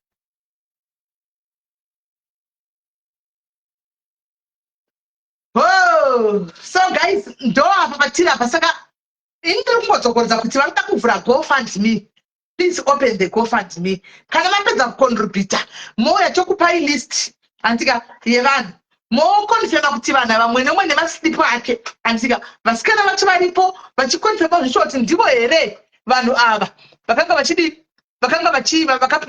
vakatorerwa mari mobhadhara mari kuvanhu antika ndokubatsira kwamungangotoita otherwise munenge maitirei mavictims utsinye antika nokuti munenge musina kumira pachokwadi ndofunga mavanzwa vachitaura vanhu vese ava vauya panapa mavanzwa vachitaura vamwe vacho havana kutouya vamwe vacho varume wobhoy vari kuvavaiva vari kutodawo ndo vanoda musoro wake manje kwete sesineri varume ndo vanotoda musoro wake manje kwete sesineri vakawanda vacho saka ameno ndogaitongoona kuti zvinoperera kupi vemaGoFundMe aiwa list iripo munongodzosera vanhu list mokutaura navanhu imi semafriends taiwa nerudo asi muchiita izvi muzive kuti mukomana yakaenda nekuda kwenyu because ndimi maimuroverera maoko ndimi maimubata yobhose ndimi maimukoresa kuseri muchimukoresa kuseri muchimusimbisa kuti ita zvakati idai yosawe uchidai achitonyura mo andimoona achinyura mo kola hello halo sisimeri inini mafungiro angu pane vanhu vada kumubhadharira kuti lawyer ndifunga vada kungowana kamukana kekuti akangobvumirwa kubuda panze wobva wamutitiza hawisidzo kunzi titsi ende vamwe vacho anogona kunga anga akatovapa dzimari vanhu vari kuda kutomubvisa hake kwete kuti hanzi vane rudo steritori no vada kutongoti akangowana kamukana okudoita sekutisa ndomaonero angu inini andiri kuita kutira zvinhu repa zvinhu vese vanagamu ava vakazopedzesina vazviona kukoti gamu kwangu siri kukwata tisingakwanise kuti tinomubvunza mubvunzo ipapo because 1 week chaiyo kana munhu ukazokushanda pamba pemunhu achitika uchingoona uya abvunza chikwereti uya abvunza chikwereti kune vamwe vanhu vanozogona kuuya uzobhadhara pamwe musikana webasa akada kutohutsotsi ototorawo mari uyo ozoswara achingobvunzawo kuti ko izvi zviri kufambawo sei zviri kudii but gamu chaiyo achanyura vheko pacho anoda kunyura achakudisa vasikana ava kuti inini dzimwe mari takanga tisingadziwani achataura chokwadi ipoti zviri kwekwe polisi inokudza izvozvo maimwana but musokuenda unonyatsokuona kuti amapurisa zvatiita mati polisi inokudza izvozvo kana mai vataura pepedzisira vanotokutaura zvakanaka kuti imwe mari vari kutofunidza kuti 3 yakarohwa nagamu imwe ndofunga ndiyo yakadyiwa nabhosi vhekwa yakutiaigaregeregwe yako temurikuona semadzi aiwa haiyo haiite hai vakopa kuti handizoti munguva here ndibvokutsanangurirai kamukasitani kakarohwa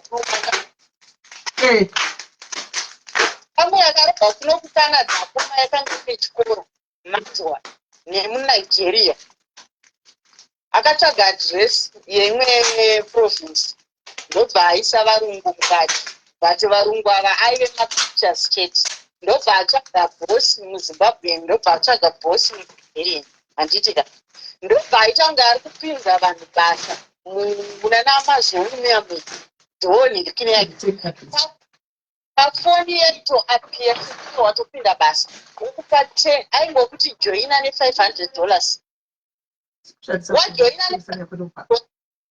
wajoina ne$500 aizokuti unopota uchitengesa maitems 10 pazuva wototengesa 1 item wotengesa 2 item wotengesa kusvika pa10 wobva wanzi wane imwe 500 ukajoinisa mumwe munhu wobva wanzi iwewe tiri kukupawo 500 kuti wajoinisa mumwe munhu pachitengeswa chaizonetsa ndechekuti paitengeswa kana chitoyi manzwa kana chidre ichinzi chiri kuita 300 kana kuti pamwe chiri kuita 200 wonzi iwewe mari yako yapa 3.5 yawandi saka imbodhirowa 1000 otoidhirowa mari yotodzokera futi mubhenki mako 1000 zvonzi aha ngairambe iri papa one day rakangomuka kusisina basa kwakarohwa mamillions uchienda kupolisi vaingokuti it's a scam ukaenda kubhenki wotonzi zveshuwa mari yenyu yakapinda kubhenki ira yakatoenda riri kutoonekwa ende it was an auto deposit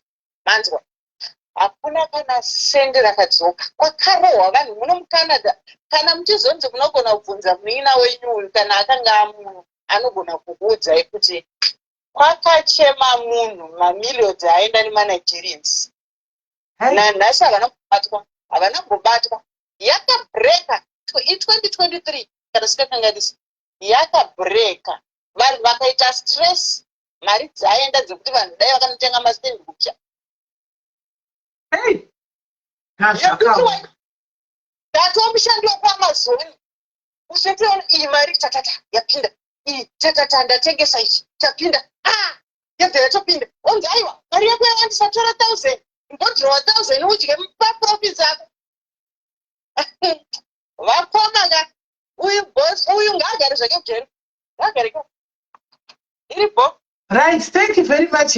Uye nikisi pyramid scheme yakaitwa namaini na pyramid scheme dzekunze ikoko. Right. Hapana kumira moshi. Right. Anyway, guys, inini join nyaya yavhekare but itati pane nyaya ndoda kuti titaure nezvayo. Ndinotozafafara pasi rakashama pakutonditondodza. Ndoda kuti pedza apa ndibude simuke. Ndozi ndafutoti manero. Ndine nyaya guys yandoda kuti titaure nezvayo pano. Ma-socialites. Yes, I am one of the socialites. We advertise and it's company comes and munhu anouya kuti ndine company wodai and do due diligence. I want to ask you about this word due diligence. Handiti kuzama kuti tigadzise tikorekane pano pese pasocial media handitika tamunoti due diligence imimi chi. I want to ask you, what do you call a due diligence? Right, ndoda kudzokera ndoda kupa example ndoda kutiwirirana pamasocialite aino mopasocialite you are here makatera I know and vamasilatera muchazoidzokorotsa because papa titwa mentioning of names, name dropping was done sterek and I left it deliberately kuti vanoite name dropping so that the socialites will come here and take on this this life panga pachitegwa masitavo. I want to ask you about network. I think the network. Right, guys, network inenge kuti achidona. Ndoti ma comments amira and everything shamira. Kuti unge pane problem network yaitika. All right, angachifona. Network is right, guys. ama moyo masora sengwa. That's why masora say network is right and ma comments amira. Manchi bacho ngomama mute asabi ndo kana tiri kunzika. Aiwa, network inenge yangomira yega ndinambo mute. Ndachiti mama itonge mama sticker menoti vanhu vakunzwa here. Handisi. Guys, can you hear me? Ndombona mwana kaota ngwandiri. Can you hear me, guys? All right. Amlemwe phone mutarise ngokuti phone yangu imwe. Ndiyo yangu iriyo iyi. Mina nditsvage imwe phone noti ndona tinokuonekei. Can you hear me, guys? My comments ask kufamba my saka, no way for me to see. Ndipo unafunika ukadisha ikona. Menta se nemwe phone kuti ndona kuti mchaka stike ere kuti. Tokona usongoropo dzatiri tu pano. Mina ndichali.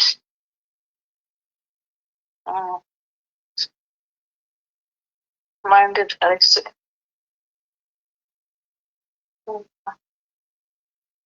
Sismele.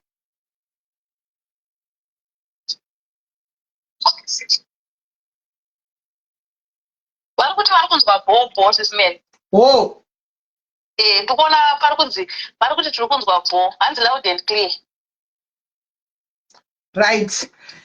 All right. Taurai tinzwe kola, taurai tinzwe. Pane nyanda kupitaura. Pane panoda kupinda pai. Taurai nyaya fast 2 minutes. Tidari. Alright, sismele. Because pane munhu anoda kupinza pa live izvozvo. Taurai. Inenge kuti gaga kunyaya yemukomana anonzi Febon. Vakomana mari kurwadza kutsvaga ndochekutanga vada kumuburisa nga vave be careful. Inyaya yangu yakanangana pavanhu vaive mabhuru aseko. Inini sismele ndinoona kuti kune vamwe vanhu vanga vari pa live spotlight vaifamba nazveko madhezi ainza ane mari. Pamakatombotara story yekutanga yekuti vheko imbapa pana vanhu vakaramba vachifamba naye vachitongwa vari kustotisa hatitaure nemazita because vamwe vacho vakazitongwa vakaenda kusaidi kwenyu. Chandinoziva sismele ndechekuti kana makambokurira kumusha munharaunda munhu akanzi aurayiwa imimi mukaprovhaidha bhara nyange musina idea yekuti bhara ranga richienda bhara rechinzi ratakura munhu akafa iwewe unenge uri accountable unotofanira kutoita accountability yekuti wakapa bhara waiziva sei ndo zvakangofanana vanhu vaidya mari vanhu sismele hadi kunyeperana vanhu vanyaziva kuti mari dzodyiwa navheko dzekuba because hamuna kutanga kutaura nhasi makatanga kutaura the last year if I'm not mistaken. Saka vanhu vakaramba vachidya mari vanhu vachikwidzwa dzindege vanhu vachienda mumahotera vamwe vachienda kupi ngataure chokwadi sismele kana makanzi when the west comes to the west ndaona vamwe vanhu vatorwa because mavhidhiyo anenge aripo ekunzi maifamba naye zvina kurufuka sismele zvokuti anzi waidya yako kwandiyani kana yevheko akadangosvika aitoti uyu munhu angari mudhiu unozviramba sei iwe waionekwa unaye pese pese zvenyu zvokuti anzi vanhu vanoti hanzi hei kana uri shamwari hauzive zvita bhizinesi yemunhu sismele hanzi birds of same feathers dzinobhuruka pamwe chete shamwari dzashakira dzinodetermina future yashakira kana muchiminzwa sismele ukaona shakira nevanhu vemubhawa the next move inenge rechi inenge muchishakira aita sei saka ngatisada vanhu ngavasada kuwanda nechigumwe kuti hanzi mhosva igumwe semukondo wesanzaka kuti vanhu vanoti aiwa inini ndeve ndiri shamwari but ndasingazive hakuna shamwari dzemwana wako nyange nhasi munhu wese ane mwana shamwari yemwana wako inodetermina future yemwana wako kuona mwana wakashama nokuputa mbanje what's next saka ngavamwe vanhu ngavasambone zvavo kumboda kuvanza kuti chii kana nyaya ikanyatsopisa semapisiro aida kuita vamwe vanhu vanoendera mahara afuti hasi mahara muri kuenda kunodya mari dzamaira wozi mari yawaidya yange iri mari yemunhu saka hasi mahara sokuripa mhosva dzako nokuti wakadziya moto wembavha zvokuti hanzita asingazvizivi achaziva ndiani sismele kuti masingazvizivi ko kana vanhu vaizviziva vachiudzwa kuti iba tichidya tese how do you know hatichazviziva saka kutaura chokwadi ka aiwa sismele kutaura chokwadi kana zvikanzi vheko ari kuenda nevanhu vakawanda kana zvikanzi nyaya yacho yatsopisa pakubatwa vanhu pachabatwa mumwe nemumwe because purufu yekuti wanga unaye mazuva zvakatombotaurwa maitendereramo naye vanhu vaiganza sismele nazvekuya nhasi nekuti zvashata vanhu vakuda kusaya kuzvinatsa mhosva haitambirike semukondo wesadza asi chandinoti misodzi animorwa kuti misodzi yanhu akapirwa mari zvichakumhemha dzezvigokunetsai especially vanhu vaidya mari munyaziva kuti kudya mari dzevamwe vakadzi varusere vachishanda mumakicheni ongoya zvako just eat man woenda pakaipa right, thank you very much Kola. Alright, it's okay. Alright, let's go back there panyaya yangu yanachida kuchitaura apa let's go back panyaya yangu yanachida kuchitaura nezvayo andisika toda kutaura panyaya yejudenzen because we don't want these mistakes to keep on happening anditi ini ndakaita nyaya yangu guys andisika ndoda kutaura yangu inini yangu experience kwete dzevamwe vanhu andisika takadzumira munyatso kundiudzawo toda kutaura kudzokera paword rekuti due diligence andika due diligence rinozoita kuti tilabhliwe sometimes kunzi vanhu imbavha and stuff right ndini uyu anditika I was approached anditi nevanhu vari kuharare vachitiva kutengesa mastens anditi vandi approacha inini vachiti vari kutengesa mastens right palive I brought them on live. Inoda kuzvitira kusei. I came on live. Ndikauya navo on live. Andika, this is what they are saying. But before we do anything, guys, we need to do due diligence. Toda kuti ime ngentsa my phone because iya freeze right. Andichakwanisa kuona bela ndishandisa hangu my phone. Mina ndishandisa my phone. Vanhu kufona ibhomira ikuda vanhu kutongofonawo. Saka ine andichatokwanisa kuti ndiningirire. Nditaure nyaya yangu. Kuzana kufona mirai. Tisati asungwa. Hey, because vatitelaiti tokuchisungwa zvino. Kwai tokuchisungwa. Hey, gore ndotovira majere zvokwadi. Uye nikisi. Right. Right. Ndikwanisa kuona ya. Makomenti ndakumaona kune imwe chiri kusvika ndazosvika uko. Ndakuchiona uko. Right. Zvadaro papa ndauya navo palive pano everybody was there. Tiri palive panapa everybody was listening. Right. Ndikauya navo ndikati before manya kuti tikuda everybody tainawo mastands tese munhu wese. The guys said a due diligence. Guys, already me, I was already on my way to Zimbabwe, to Africa anyway. And then even ava ndikati tinoda kutokumura kutanga taona plus muri kuti nokuti pakauya manoyas andi vakauya vari maloya muchikuza guys malive vese tinawo takavachengeta kuti ramangwana akauya ari maloya vaidzana Mr. Mashara vaya nevamwe vakaona vakati kawakurisa palive vakati you are very much welcome kuti muuye nekuno. Ndikati right ndikuenda ndigari kuHarare ndogara kuGweru asi kuti pandoda kurukira kuHarare andika no mozvikadzi muchisvika kunoko hazviiti kuti patenda munosvika because ndakabva ndatadza itinerary yangu ndakabva ndavatadza kuti ndiri kusvika nguva dzakati andika but nguva dzamukutaradzi ndizodakira kuenda kuGweru. Ndopindura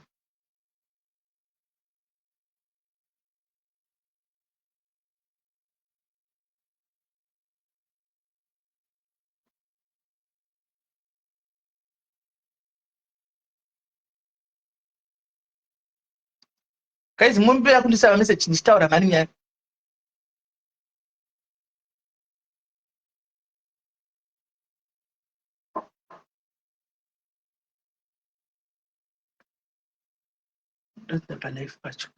Right.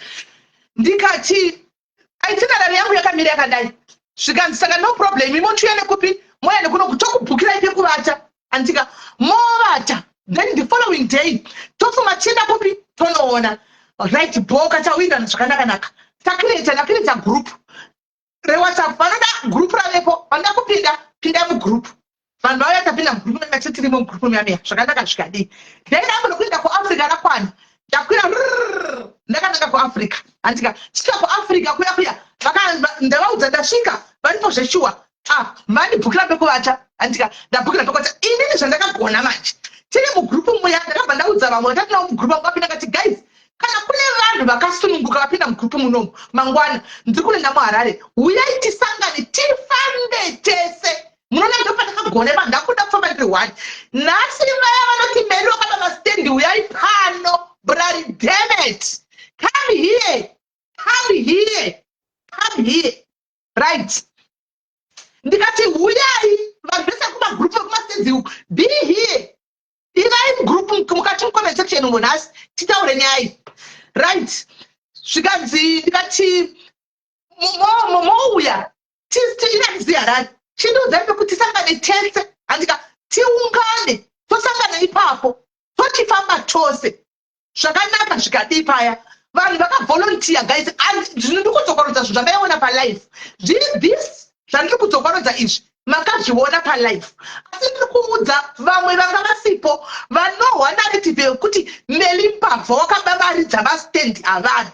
Nhasi idhei rako rokuti uchivhura zheve dzako idzodzo dzakakura idzo uchiteerera ndichitaura handitika pano kana pane pekunyepa mucomment section mobva vataura kuti it's a lie kunyepa.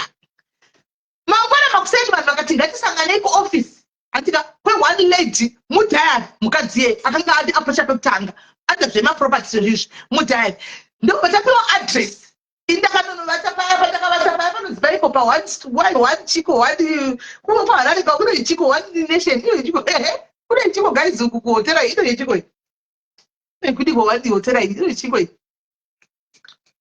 hotel chiko guys wani wati iri papa road apa panokwirirwa ningirikiri panokwirirwa malifts ekunda gwera apa panonzi pai panokwirirwa malifts ekunda gwera apa panonzi pai guys chiko hotel iri papa mwezi inonzi chiko hotel iri padhuze iri murodhum anyone good thank you maitabasa inonzi anyone iyo ndakakata makationa ivi guys ndirimo ndo usiku hwacho watakaita live yaBishop. If you still remember, let me take you back. Ndo musi watakaita live ndirimo hotel room yaBishop. If you still remember, right? Mangwana makusenta naungana tanga takatowanda. I think takatishwa kuma about 9 vanhu vakauya. Antika tikagara pasi nevakati vane nakuti kunudza word inonzi due diligence ratokutaura pano. Antika kana ini pakaleka due diligence ubve vandiudza pano kuti pakaleka due diligence ndapapa. Muri kuzviwa muvhure cheye muteererese. Vaya vari kuwisha kuti ndimbobira vanhu. Ndida kuti muteerere nhasi. Today is your day. Munofambisa zvinhu zveruveko zvamusingazivi. Nhasi teereresai nyaya iyi yakuda kukudzai pano because mai munomharira zvinhu zvamusingazivi. Muchida asatamba isu we are too clean. When kana tamba tichaonekwa kuti dzamba kuchabuda mavictims. So far I am very clean. Right. Tabiri papa guys taungana kuya. Right. Yeah, taurai yani tinzwe ndireka vamwe kapinda kabudhayari madhayari ska uyawo. Antika tatozivana paya mora ndingi ndo tachenda paya tagara muyambia. Taitapuwa presentation. Tiri palive takagara kuudza kuti everything ndinenge ndichibaya mavideos ndichitora mavideos ndichitora malive saka patakanosangana ndakatoudza kuti vamwe kuti torai mavideo muri kuona vamwe vanhu vatasangana navanhu mavideo tinawo tapinda muyamuya tine mastenzi atinawo zvinhu zvakapinda zvakadai asi mastenzi aya ari kucancel teereresai munzwisise ari kucancel mai ava vaitaura zvikanzi legal rikachibva chakubhloka kuitira kuti iwewe ubve panapa because satineti iwe ndi watoneta ngatimbokudhingirira kuti umbobva pano ndokuti uzobva right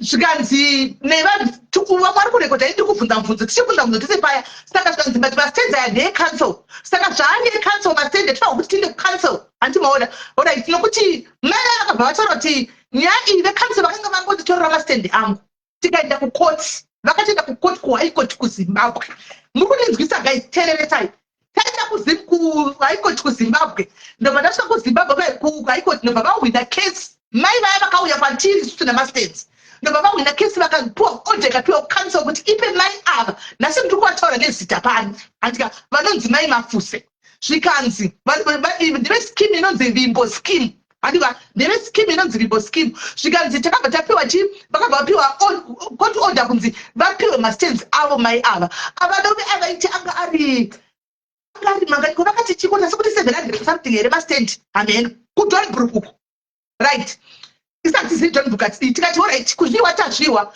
matamba avo kumakoti vakatiburitsira anditika takawanda andisimaona tiri mmoja handiseni ndoga ndine vamwe vanhu hatizivani tasangana ibaina kuti mugroup guys handingaindi ndoga ngatiitei zvinhu ichi tose toda kuita due diligence pamwe chete handi tese taburitsirwe kandiona ipapipa tamaona kuti koti makawina asi muri kuti mimi mastendi asi mumaoko menyu ari mumaoko mecouncil can we please go to the council tinoverifya kuti mastendi aya ndeyenyu here zveshuwa here ndeyenyu here mai vakachakaipa hapana ndinoti takabuda guys takanaka kunonzi kwai kuremembrance ini harahandi zveini guys takabuda paya nemota dzakawanda notomokwai nemota dzavo handiona tikakwana mudzimbuda tikakwana mudzimbuda dzavamwe muyamya kuti chini chakunonzi kwai kuremembrance ini handikuzivi mesitemu yangu yakudinogara gorikaitoziva kutieta kweduko ukato hara ndinokuteera vamwe handizivi ini chakupinda kunovhunza netimu rangu riyariya takananga kuremembrance kuya tasvika kuremembrance kuya zveshuwa mai vaya vari kumberi handitika uyu wedu mudhayaris mfanyakazi ari kumberi ini negurupu rangu remadhayaris hatina munhu hapasi tambototaura kana kudii tangofunga gurupu hakuti takaudzwa zvinofamba setinoda kutanga taura nemasenzi aripo iyi gurupu tapinda taita muofisi makationa guys tapinda muofisi tiri palife ofisi ndekazara mapepa so machichi tapinda muofisi muyabiya tikanzi ndauyawo nevana ndobva tatokumbira murume yandini tikati tokumbira kusumai because tiri kuda mamwe zvinhu nyaya dzemasenzi dzinonetsa kuitira mangwana tive nazvo on record. The guy akati handina problem nazvo. Imi vanhu vandakaidza vanhu murimo mugrupu umu vese kana pana tinonyepa kana panojambira kutaura kuti manyepa kana kuti majambira kana kuti mawedzerera handika right. Tikati maya vanozikama pana here vari kuti ndeve vimbosvikadzi yes tiri kumbira kuzoti ko mastenzi ari kuti vane mastenzi chichichi munhu womukana tikanzi mastenzi vanawo asi nyaya yemastenzi avo haisi kuitwa neofisi inoi ndobva tatongedzekwa ofisi iri paopposite iri kuitwa neofisi iri paopposite iyo nevanonzi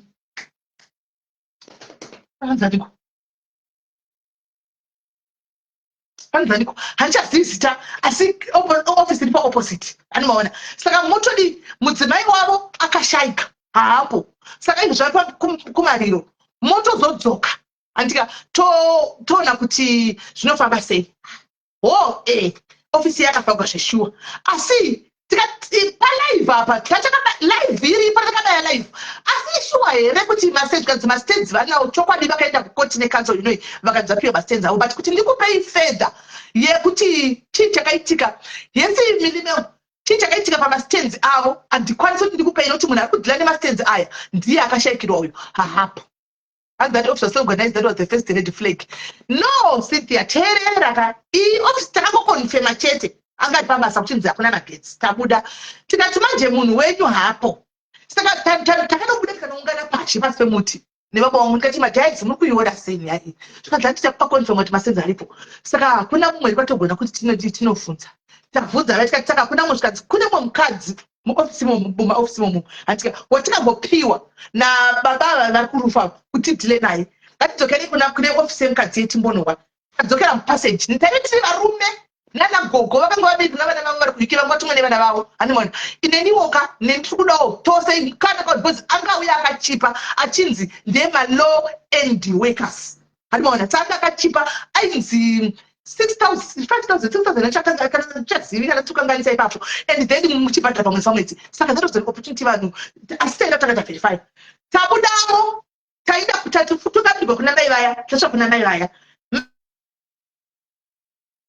mai vaya vabvudzi tauyawo nevanhu ava tine mastenzi vanhu vemastenzi saka vada kuisa nyaya yemastenzi kuti mastenzi ari kufamba sei mastenzi aripo kana kuti kudii mai vaya vakabva vapindura vari kuti anguchunya so mai vaya zvikanzi mastenzi avo tinawo but handi kunoziva kuti munotaura nani ende havapingo zvino vakatofikwa saka mastenzi hatina zvotokwanisa kuita because directive inobva kuofisi ikoko titakansoapa mumaofisi yekanselai hatirapa ndo mushadaidza takasaka naona vamugabe variko vatirete mugabe varikovo kuremembarensi ikoko handivaona tabuda pa tikati alright saka toita sei zvavari kunzi avapo ndobva zvanzi regai tifonere titsvage phone number yavo vafonerwe ndobva vatorwa phone number yabhosi aitaurwa ndobva vafonerwa bhosi foni yanga isingapindi ndobva tati manje poitwa sei because I need to go kwari tikuenda kugweru andika poitwa sei because vanhu tikuda kuti tizive churi chakambira zvikanzi mirai tifonere vanonzi do hanimona do vacho vekupi vekoko kudonbrook do vadhu vakuru vakura mekumekoko tirwe mutaure navo tikati good office tafuta taida kusangana navado hanimona asi vado vanga vari out of town hanimona tabva paya tafonera kuvado vaya vado vadara foni vakadii ndini mai mafuse vevimboskip takaungana takaona handisiri ndoga tizere ipapo asi kuti ndiri socialite handisika nditakaprotoka palive ndikati gaizi muri kuwa vanhu ava palive mamuripo ipi hanimona saka zvikanzi tikati naye vado tokumbura kubvunza vanhu ava vane mastendi here ari kucancel do vaya tine marecordings takatorekodha sikuita tisambovaudza tautosvara pano do vaya vakati mastendi avo vanawo andika ariko kucancel vakati do ndibva vatotiridzira zvakatogwa namai ava zvikanzi takatoenda navo koti vakatoendesa koti vakanzi vapiwe andika but now inini ndichazosaina matsamba avo kana abva kune ofisi yavanhinginhingi yataurwa ofisi yataona yakavharwa vaya kunzi vakavharwa nemukadzi hanimona but kana matsamba achidabva kwavari ava vavasipa azouya kwandiri ini ndozokusainirai andika then mochinokwanisa kunooneswa mai vaya ndokuti saka tinokwanisa kuenda here nevanhu ava kuti vanoona mastenzi handiti makonfirmati mastenzi aripo tikati ewa ikatsokai tiri kukonfirmati mastenzi aripo zveshuwa hanimona handitoona mastenzi tapinda mumota tichitozotsvaga dheri kuti pana ndobva kugweru ndodzoka kuno topfuura tichinoona futi chii tichinoona futi baba vaya vanenge vadzokana kumariro kwemukadzi wavo vari kunzi akashaikawo pinda mumota maya nemaloya nesu tose tigere mumota takakwira vanonzi vapindura thank you mimi tapinda mumota muya tikudhiraivhwa nemota takananga kumastendi kuya tasvika zveshuwa kugomoko hatimaona zvikanzi mastendi ndiwaya tione uko kusaidiko kuri kutovhurwa marodhi kune hwani imba inofanira ndeedhemo yakatovakwa handi isusu tiri pasaidi pacho apa ndiri kutaurira vanga vasi palife vave palife takabaya life tiriko makazviona bese hanimaona takatowanda tawanda manje apa kuyakuya tativeitiva kuma15 madhaisi asojoina vamwe kumasuro tawanda zvikanzi aya ndo mastendi aya saka bloku remastendi rinotangira tanotaridzwa pakaya kubva apa zvichida zvakadai tanotaridzwa paya hanimaona ndo mastendi acho arimona tikanzotabvako tatapinda tichimirira vaya veofisi vachiuya ndoti ndo vamuri kuda imimi atika then muconfirma ndo confirmation yamuri kuda zvakanaka zvinengei mavhidhiyo marekodhings anese varekodha takaenda mugrupu redu guys ndo zvatawana izvi mastenzi ariko tanzo yaverify yakonfirma kuti mastenzi ariko animaona mastenzi ariko aya saka todini mugrupu tikuwirirana vanhu vakati aiwa ngatidini ngatinzwei kuti vauya vaya indakuda kutopfuurira ndakuenda kweru vauya vaya mai vaya mugrupu vanhu takurira mugrupu vanhu vakati ngatibhatisezvo takavabvunza vakabvunza mugrupu kuti saka mastenzi aya takubhadhara antika mastenzi aya anobuda zvarini zvikanzi mastenzi aya within 3-6 months anenge atovepo zvose munenge manetigwa petitakuchatipa wekenyu kabhadhara chegose takatibhadhire mari dzekutanga isi taona mukanaka maini yakwanza kusi kudiwa maadhiresi kumadheudheo nekupi tatora maadhiresi ekuvabereki paya tabairira tatora tikanzi musanyora kuti muri vekuuk nokuti nei malaw endika andi tanyora kuti tinogara muzimbabwe imomo tanyoranyora nezvimanhamba tanyoranyora tapaya handika tatotenga tukatari kubhadhara zvandabhadhirwa mbijana kamasedai zvakanaka zvinekei ine donyora rangu rimwe resa musara shakira mai mwana rimwe ndanyora resa wa musara keri handika inini promise kamunowa promise vanenge vachikudza kana zvafamba zvemastenzi zvimapuwa mastenzi enyu makupuwa mastenzi iwe mutengesi wauya nevanhu handika zvafamba vanhu vapuwa mastenzi avo unopuwawo yakostent saka ndandine 3 mastendi angu 1 yokupuwa yandandakatarisira ne2 angu aya ndakatenga angu ndakabhadhira 2.5 andika inini yangu ndaibhadhira ini mari yandaibhadhira pamwedzi yanga isvika 2.5 because ine 2 masti akasiyana pane list vandoziva kune sara shakira kune sara keni hanimaona saka yanga asvika pa 2.5 so mukufamba memi yamanje takafamba taifara pandakadzoka kubva kugweru ndodzoka kuno kuuk ndakaudza futi vanhu uyai tidzoke tinoti tinoona kuti vauya here hanimaona takadzokera teereresai muweditaura takadzoka vanhu vakauya vakaungana futi ndinambogonda ive navo handi vakanga mugwe vavo ndingogo vakuru vaimirira mwana womwe muuk but vaiuya hanimaona tadzokera takazovabata baba vaya veofisi yekunzi tiri kufamba tikuda ofisi mukuru bhosi ava vaneedza takazovawana varimo bhosi handika ndobva tauya nevanhu handika vanhu ava vanhu vanoda kuziva nenyaya yemastenzi kuti zviri kufamba sei mastenzi baba vayasvikadzi mastendi evipo tinawo isu mai vepo palive guys ndobva vasokudza faira kudai palive zvikanzi muri kuona faira ichi ifaira revanhu vevipo mastendi enyuwaya asi nyaya yekuti ndeyekuti hakuna magetsi patinopinda kumasitenda pasina 8 magetsi anengaenda kudhara topinza basa magetsi asati auya saka mastendi matsamba kuti anyorwe animaona kana anyorwa matsamba aya ya uku auya makomenti akufamba manje kandidzokeraku kana makomunikiti kana manikiti asaini wanyorwa andika oindiswa kuvimbo andika but imimi vimbo you know what to do ndonambe chakashatswa ipapo isu tatinei nazvo kaisi hanimaona zvokuti you know what to do hanimaona tikutaura tikutaura dzemastendi mukuru akonfirma kuti mastendi animo kukasa uku handimaona tabuda patatodza vanhu tairekodha marekodhings aya guys kwanzi zvinhu zviriko mastenzi atoriko zveshuwa vakaita kukonzva chokwadi statement rokungotangwa kunzi vakahwinda chiwa mastenzi avo tinawo zvanakaka tapinda mugrupu ya takuchi takakubhadhara hanimaona mari dzedu tese tibhadhara vanhu dzavanokwanisa iyo angarema chibhadha zvatoda handi mai vaya vakati muridzi wescheme I think she got too relaxed as well hanimaona ndobva vati takaenda nevanhu hanzi ini ndakaona yangu yatovakwa imba yakapera iwe yako imba yakavakwa kupi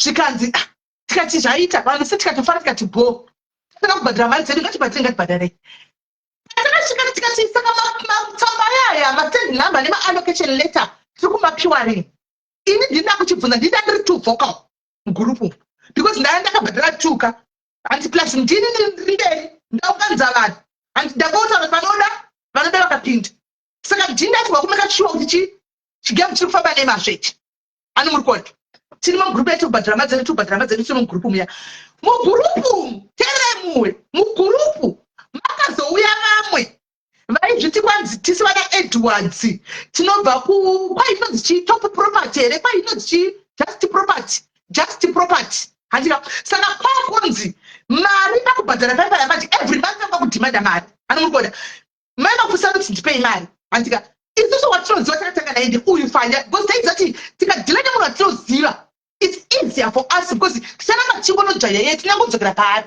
mugrupu mazopidza vanhu vari kuti ndive just property kwai tochanga tisenamai mafuse saka imwe mari tofa kuya kwatiri tikati no chii chakuitika pa what is going on kanimona tabvunzawo uyedu uyafanya koreuyafanya ko avapinda mugrupu ari kuti mari tofa kuenda kwavari matiti taconfident isi tikuda kudhila newe because toziva iwewe kuitira ramangwana kanimona if anything goes wrong zvikanzi no mari iri kubhadharwa kwandiri inongoya yese ichienda kuti inongoya udzoka yese mari ichienda kuti ichienda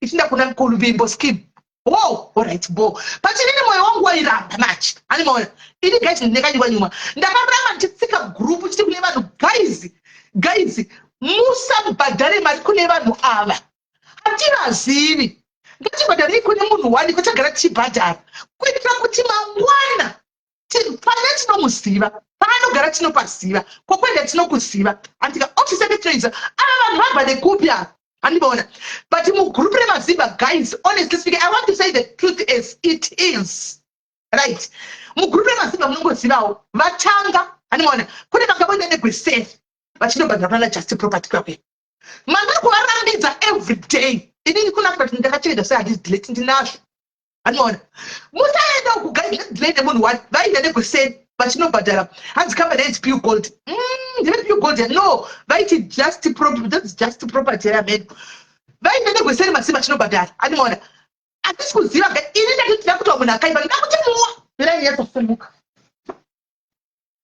ndida kuti muone kuhina ukaita mazimba munyaya dzemaproperties munyaya dzemaproject kuti mazimba makaipa you are quick kutinongedza munhu imi ndini vanhu vakaipa hamuchaniki neni mangwana mukana chao ukaunzwa usati wakaudza muzimba don't tell muzimba kana uchikuita dhiri rako ita dhiri rako uri one don't ever tell muzimba because atinoziva kuti akaporwa anodai handika kana vafunga kuda kukuipisa anokuipisa muzimba nekuti ndikureveyemi kugrupu iyi vanhu vegrupu nhasi ndini vari kutaura nezvavo pano I'm addressing you imi mune makuhwa vane kugrupu imimi right zvadaro paya vakuenda negweseri inati kuziva chinhu guys ini ndati vemunhu akaipa muri kuona vejust property yavai vari kudhimanda mari kuvanhu handika vari kuda mari kuvanhu ini ndiri kuti kune vanhu mugrupu musabhadhare mari ngatingomirai kubhadhara mari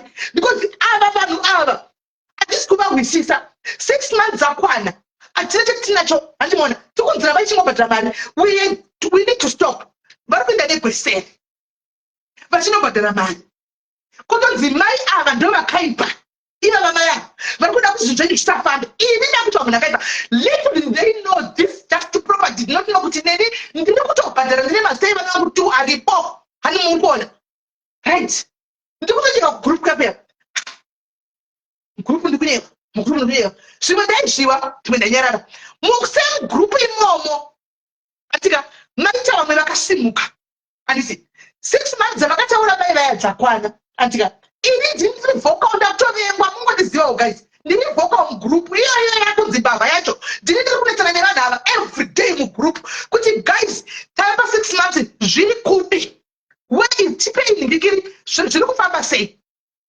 paita vasimuki vakasimuka mazimba kana ndichireva iwe ndoda kungoti uzive kuti ndikutaura kuti musoro wako masimuka mazimba i6 months akatagwa dzadzaka apachatika ndiri kumisana kuti hatibhadhari kusvika taona something chitangible ndiri kustopa vanhu vanoda kubhadhara ini ndiri kustopa vanhu kubhadhara ndoda kuti muone how zimbabwens are andibona vakasumuka vakaenda negweseri kune masocialites vamwe zvikanzi kugurupuko kune nyaya dzekuitika dzemastendi ndo pakatanga kubuda nyaya vaibuda vari mahaiti havana kubudiswa machena anga ari mahaiti mugurupu randiri vhoko randiri kurwa nevanhu ndiri one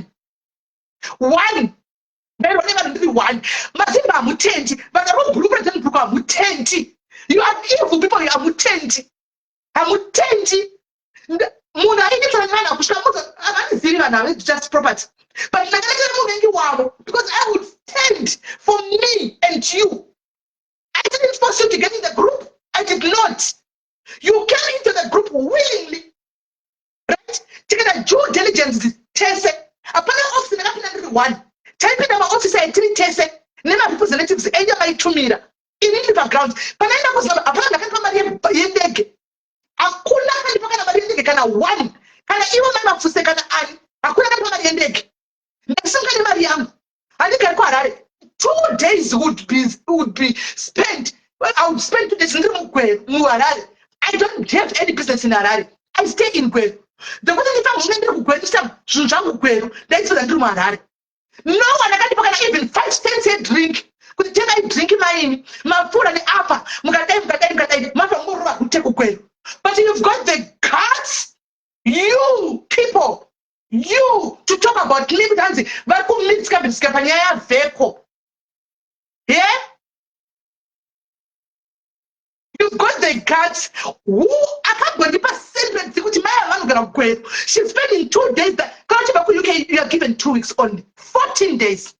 Over 14 days, 2 days not around road. Plus 2 days quarad. She found me and the other team will repo.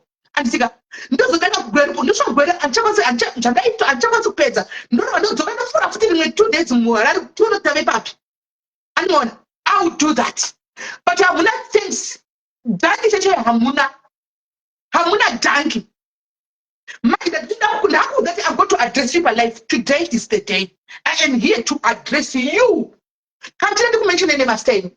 Go to any socialite. I'm not forgetting to mention it. Go to any socialite. Because you know the truth. You know the truth.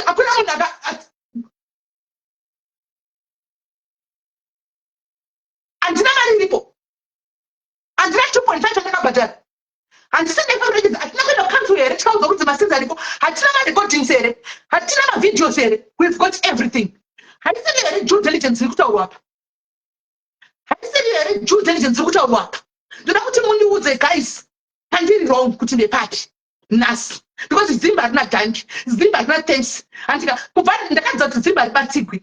Who can deal support them Zimba? Robert Dilla 41. Who saw them Zimba? Because I let you can knock a Zimba. Don't choke the chilipo. Chapena Paya guys. Tanya Nikiki Master Poka in the Savan. Muguta Grupiro. Could never turn the next to no better than Edward's Yaxi. But Edward's manch, Mazuka Shika. And one, Mazuka Shika. What I say, but we expect a cash into to never know no better. Second enemy of Antian, the enemy man, one, we're to a skin. My mafuse. The enemy one, we want to call another singer here, Vanna Edwards. In the person of Fanya Caswood, you approached me. And it's now 6 months. What is really going on? We will come after you because we know you. Shall I tell us? You have to know one, put it to know for someone one. But we have to wonder until Zivi. They fast Fanya.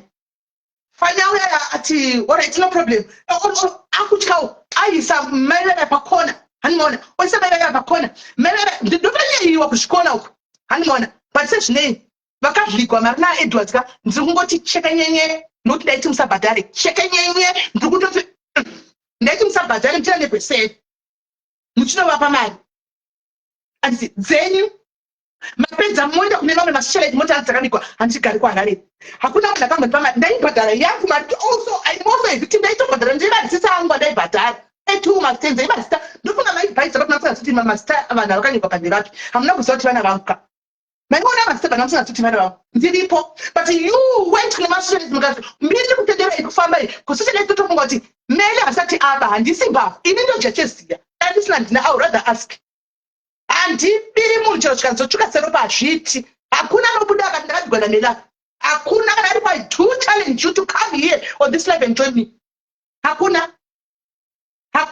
But the problem yemazimba kuti pakaitika chinhu pakachena iso ndakafunda pa 6 months those things akabuda. Maide makazondisvibisa zita here. Answer me there. Pa 6 months takawirana taiwirana zvinhu zvegroup. Dei takapiwa ma-stand pa 6 months. Were you going to come out and say kuti maindisvibisa zita here kuti ipafa? Maindisvibisa zita here kuti ipafa? But I don't join it. I've never dealt with CS. I don't know. I don't know even the process. Me, I was just given by a sister. You know, I don't know about the process. But I don't think so. And one, so what? It's okay. But in two address, even back group. Do want to put in address. Even our enemy, group. Send a message to we are panic. And one, so guys, Radar, Antimona. Ndakupesana nevanhu vayapesana nawo serious. Tatove ku 7-8 months uko. Ndikuitsana nawo zvekutodaro. Zvekutodaro vanhu vaya. Vakaona kuti ndapresswa nemukadzi ushu. Mozati vakadini? Vakauya nematsamba. Vakati offer letter. Vatapiwa offer letter aya mumwe nomwe yake to cool down. Anomozati kana vanhu vanya kupenga. Takata kuchipenga manje. Takuliwa down. Andika kufufura ndini kamene. Hanimona.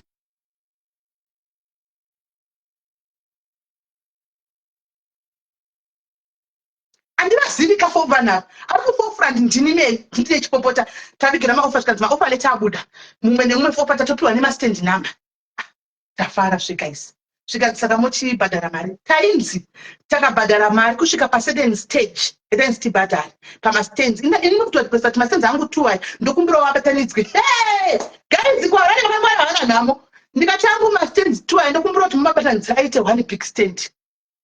Chikanzi don't worry, it will be solved. Tinozvigadzirisa paallocation apa. Stand number yangu ndatoipo ndishushua pakaya stand number dzakatoya dziri pa next next. Ndikati zvaitaka ndakatokumbira kuti pakona ka tudanga siri 2 kaiti pauda 3 neyawo yavanoti pasaka ndakati author 3 mochitachi 1 big stand 1 big yard. Tapiwa katafara saka mochibhadhara mukasvika pa stage mochinoitwa chi allocation mochinotaridzwa manje. Vanhu todini taiwirirana mugroup guys. Taibvunzana mugroup. Vanhu vakati bhadhare katasvika ipapo toditoona alright po tati bhadhare bhadhare antika tasvika pa ndifunga 3 months down the line tikati gore rakuda unopera makati 6 months gore rakunopera tikabungauya pamasirembe pazvimatsamba izvi tikabhadhara iko zvinomatisi hamungadhimandi mari ndatanga futi ndini kuti no one is going to pay hakuna munhu anobhadhara.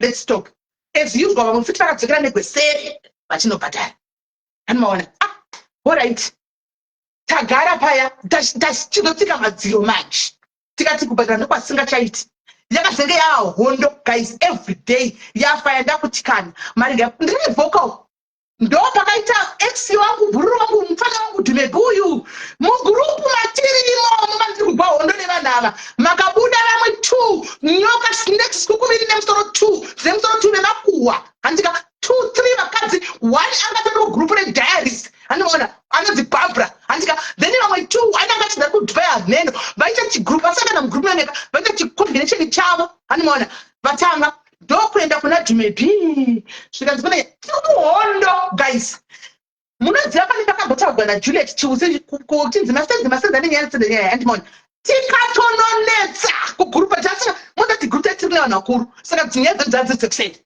anoona tikati kune nyaya yabuda kuseri kuti isu topesana navo tingamozvirova pasipeka pati but Juliet anogara kwaari ataura zvakati anoona muri kuti kudii vakanzi ine mastendi matsamba takakutadzai wadi kumakoti zvitatamisendegwata isati tikati aiwa enemy of progress anajula ava enemy of progress alright pokatenge kutevera Facebook hati ndei kumberi chino padaitikwa maiti dzakabamatenzi vama kugrupu nevaisimeni nambai vakanyarara zviri kuitira kuno kwavasi kuzvisaitisozviziva iminzi saka ndairamba ndakanyarara animona right tafamba pakachadai vaida kuna Dhumebi kuya tabigwa masenzi Dhumebi vakutora kuti nyaya yamasenzi zimba haribatsiriki guys paupenyu usati wakabatsira zimba muroi wokupedzisira zimba hani muri kunzwa muroi wokupedzisira vainde kuseri uko vasvika vanosvikotara kuti isusu takatozobigwa masenzi zviri kuita segrupu they know they are there varimo vakamira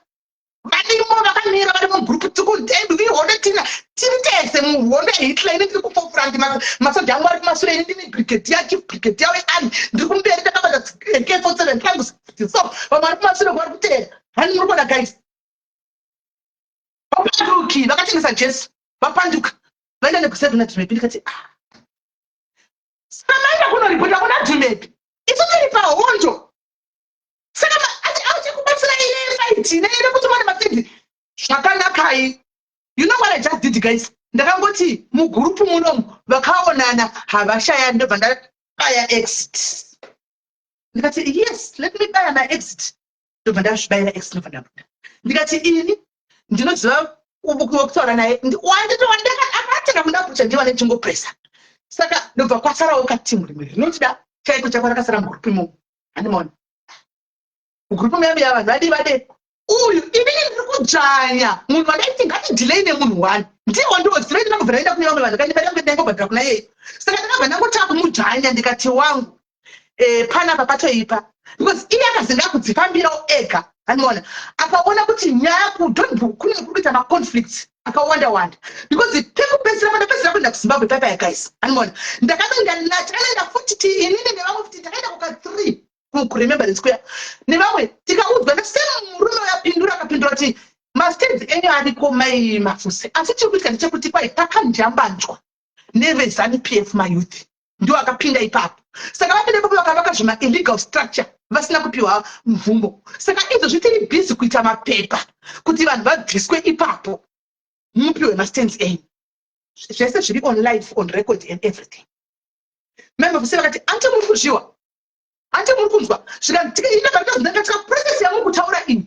inotora nguva yakareba zvakadini zvikanzi kutaura chokwadi isi straight process iyi can take time, can take 2 years, can take 3 years because tichanyora maparticles edu tikuzopiwa iye kunzi vanopasi kweya kunobvise paposiye anomaona zvimwame ndotaura hera ndorega pakabuda vane information yekuti nzvimbo iyoyo iri kudiwa neumwe minister mukuru anomaona saka pari kutonetsa ipapo tikati pati anogoitora sei inivo ava vakapiwa mapepa vanawo mapepa ese kwaipoti kunzi ndepavo saka mukuru yanoitora sei anomaona that was not making sense to us anomaona maya kuti muri kuti imimi muri kuona nyaya yacho iripo hapana masenzi aripo patinonekechetikanziripi kunitasi ndikati aiwa imi maikoleta mari kubva kwatiri saka ndo patota tizive kuti zviri kufamba sei tabva paya zvikanzi vaya ndakazomuvava manje ivo vaya kukansura ndakahopenga guys ini iyeni ndinonzi mbavha yacho ndindakahopenga kuna baba vaya kukanzura baba vaya ndobva vaona kuti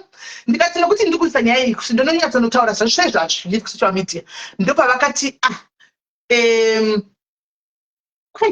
kwai yave last year ine uyu andiri kupresa wangu uyu akaona kuti paipa ndobva ati sisimene indiregai nditsvagire vanhu mastendi ndikati iwe kana utsvagira mastendi vatitsvagira mastendi kumwe iwe unowana chipa zviri because hakuna munhu anoda kutitora isi takabhadhira mari dzedu kwamuri uri kubhadhara here mari idzi kwacho kwakuda kutiisa kana kuti iwe chingodzosera mari dzedu pekutanga pakanzinyorai malist vanhu vanoda kudzigwa mari dzavo andika vanhu vakanyora malist anoona ndobva vaona kuti mari dzakawandisa dziri over 100k havakwanisi kudzibhadhira svika dzino tida plan B saka uyu anga asisina chi anga ane stress manje wokundi approach out because ndandogara bhamba daily anga ane stress ndakamugara bhamba zveshuwa kusvikira abuda akati kusimiri kuti masenzi akuda kunotoni andika hande munomaona akandimisa kunotoni ndikati kunotoni kunotoda vanhu vachibvumirana nazvo ina zvenotoni ndanditi come for notoni zvenotoni ite no ndongoenda hangu zvekugweru kana ndida zvimasenzi vamugweru zvenotoni no maya indobva ndazvijamukira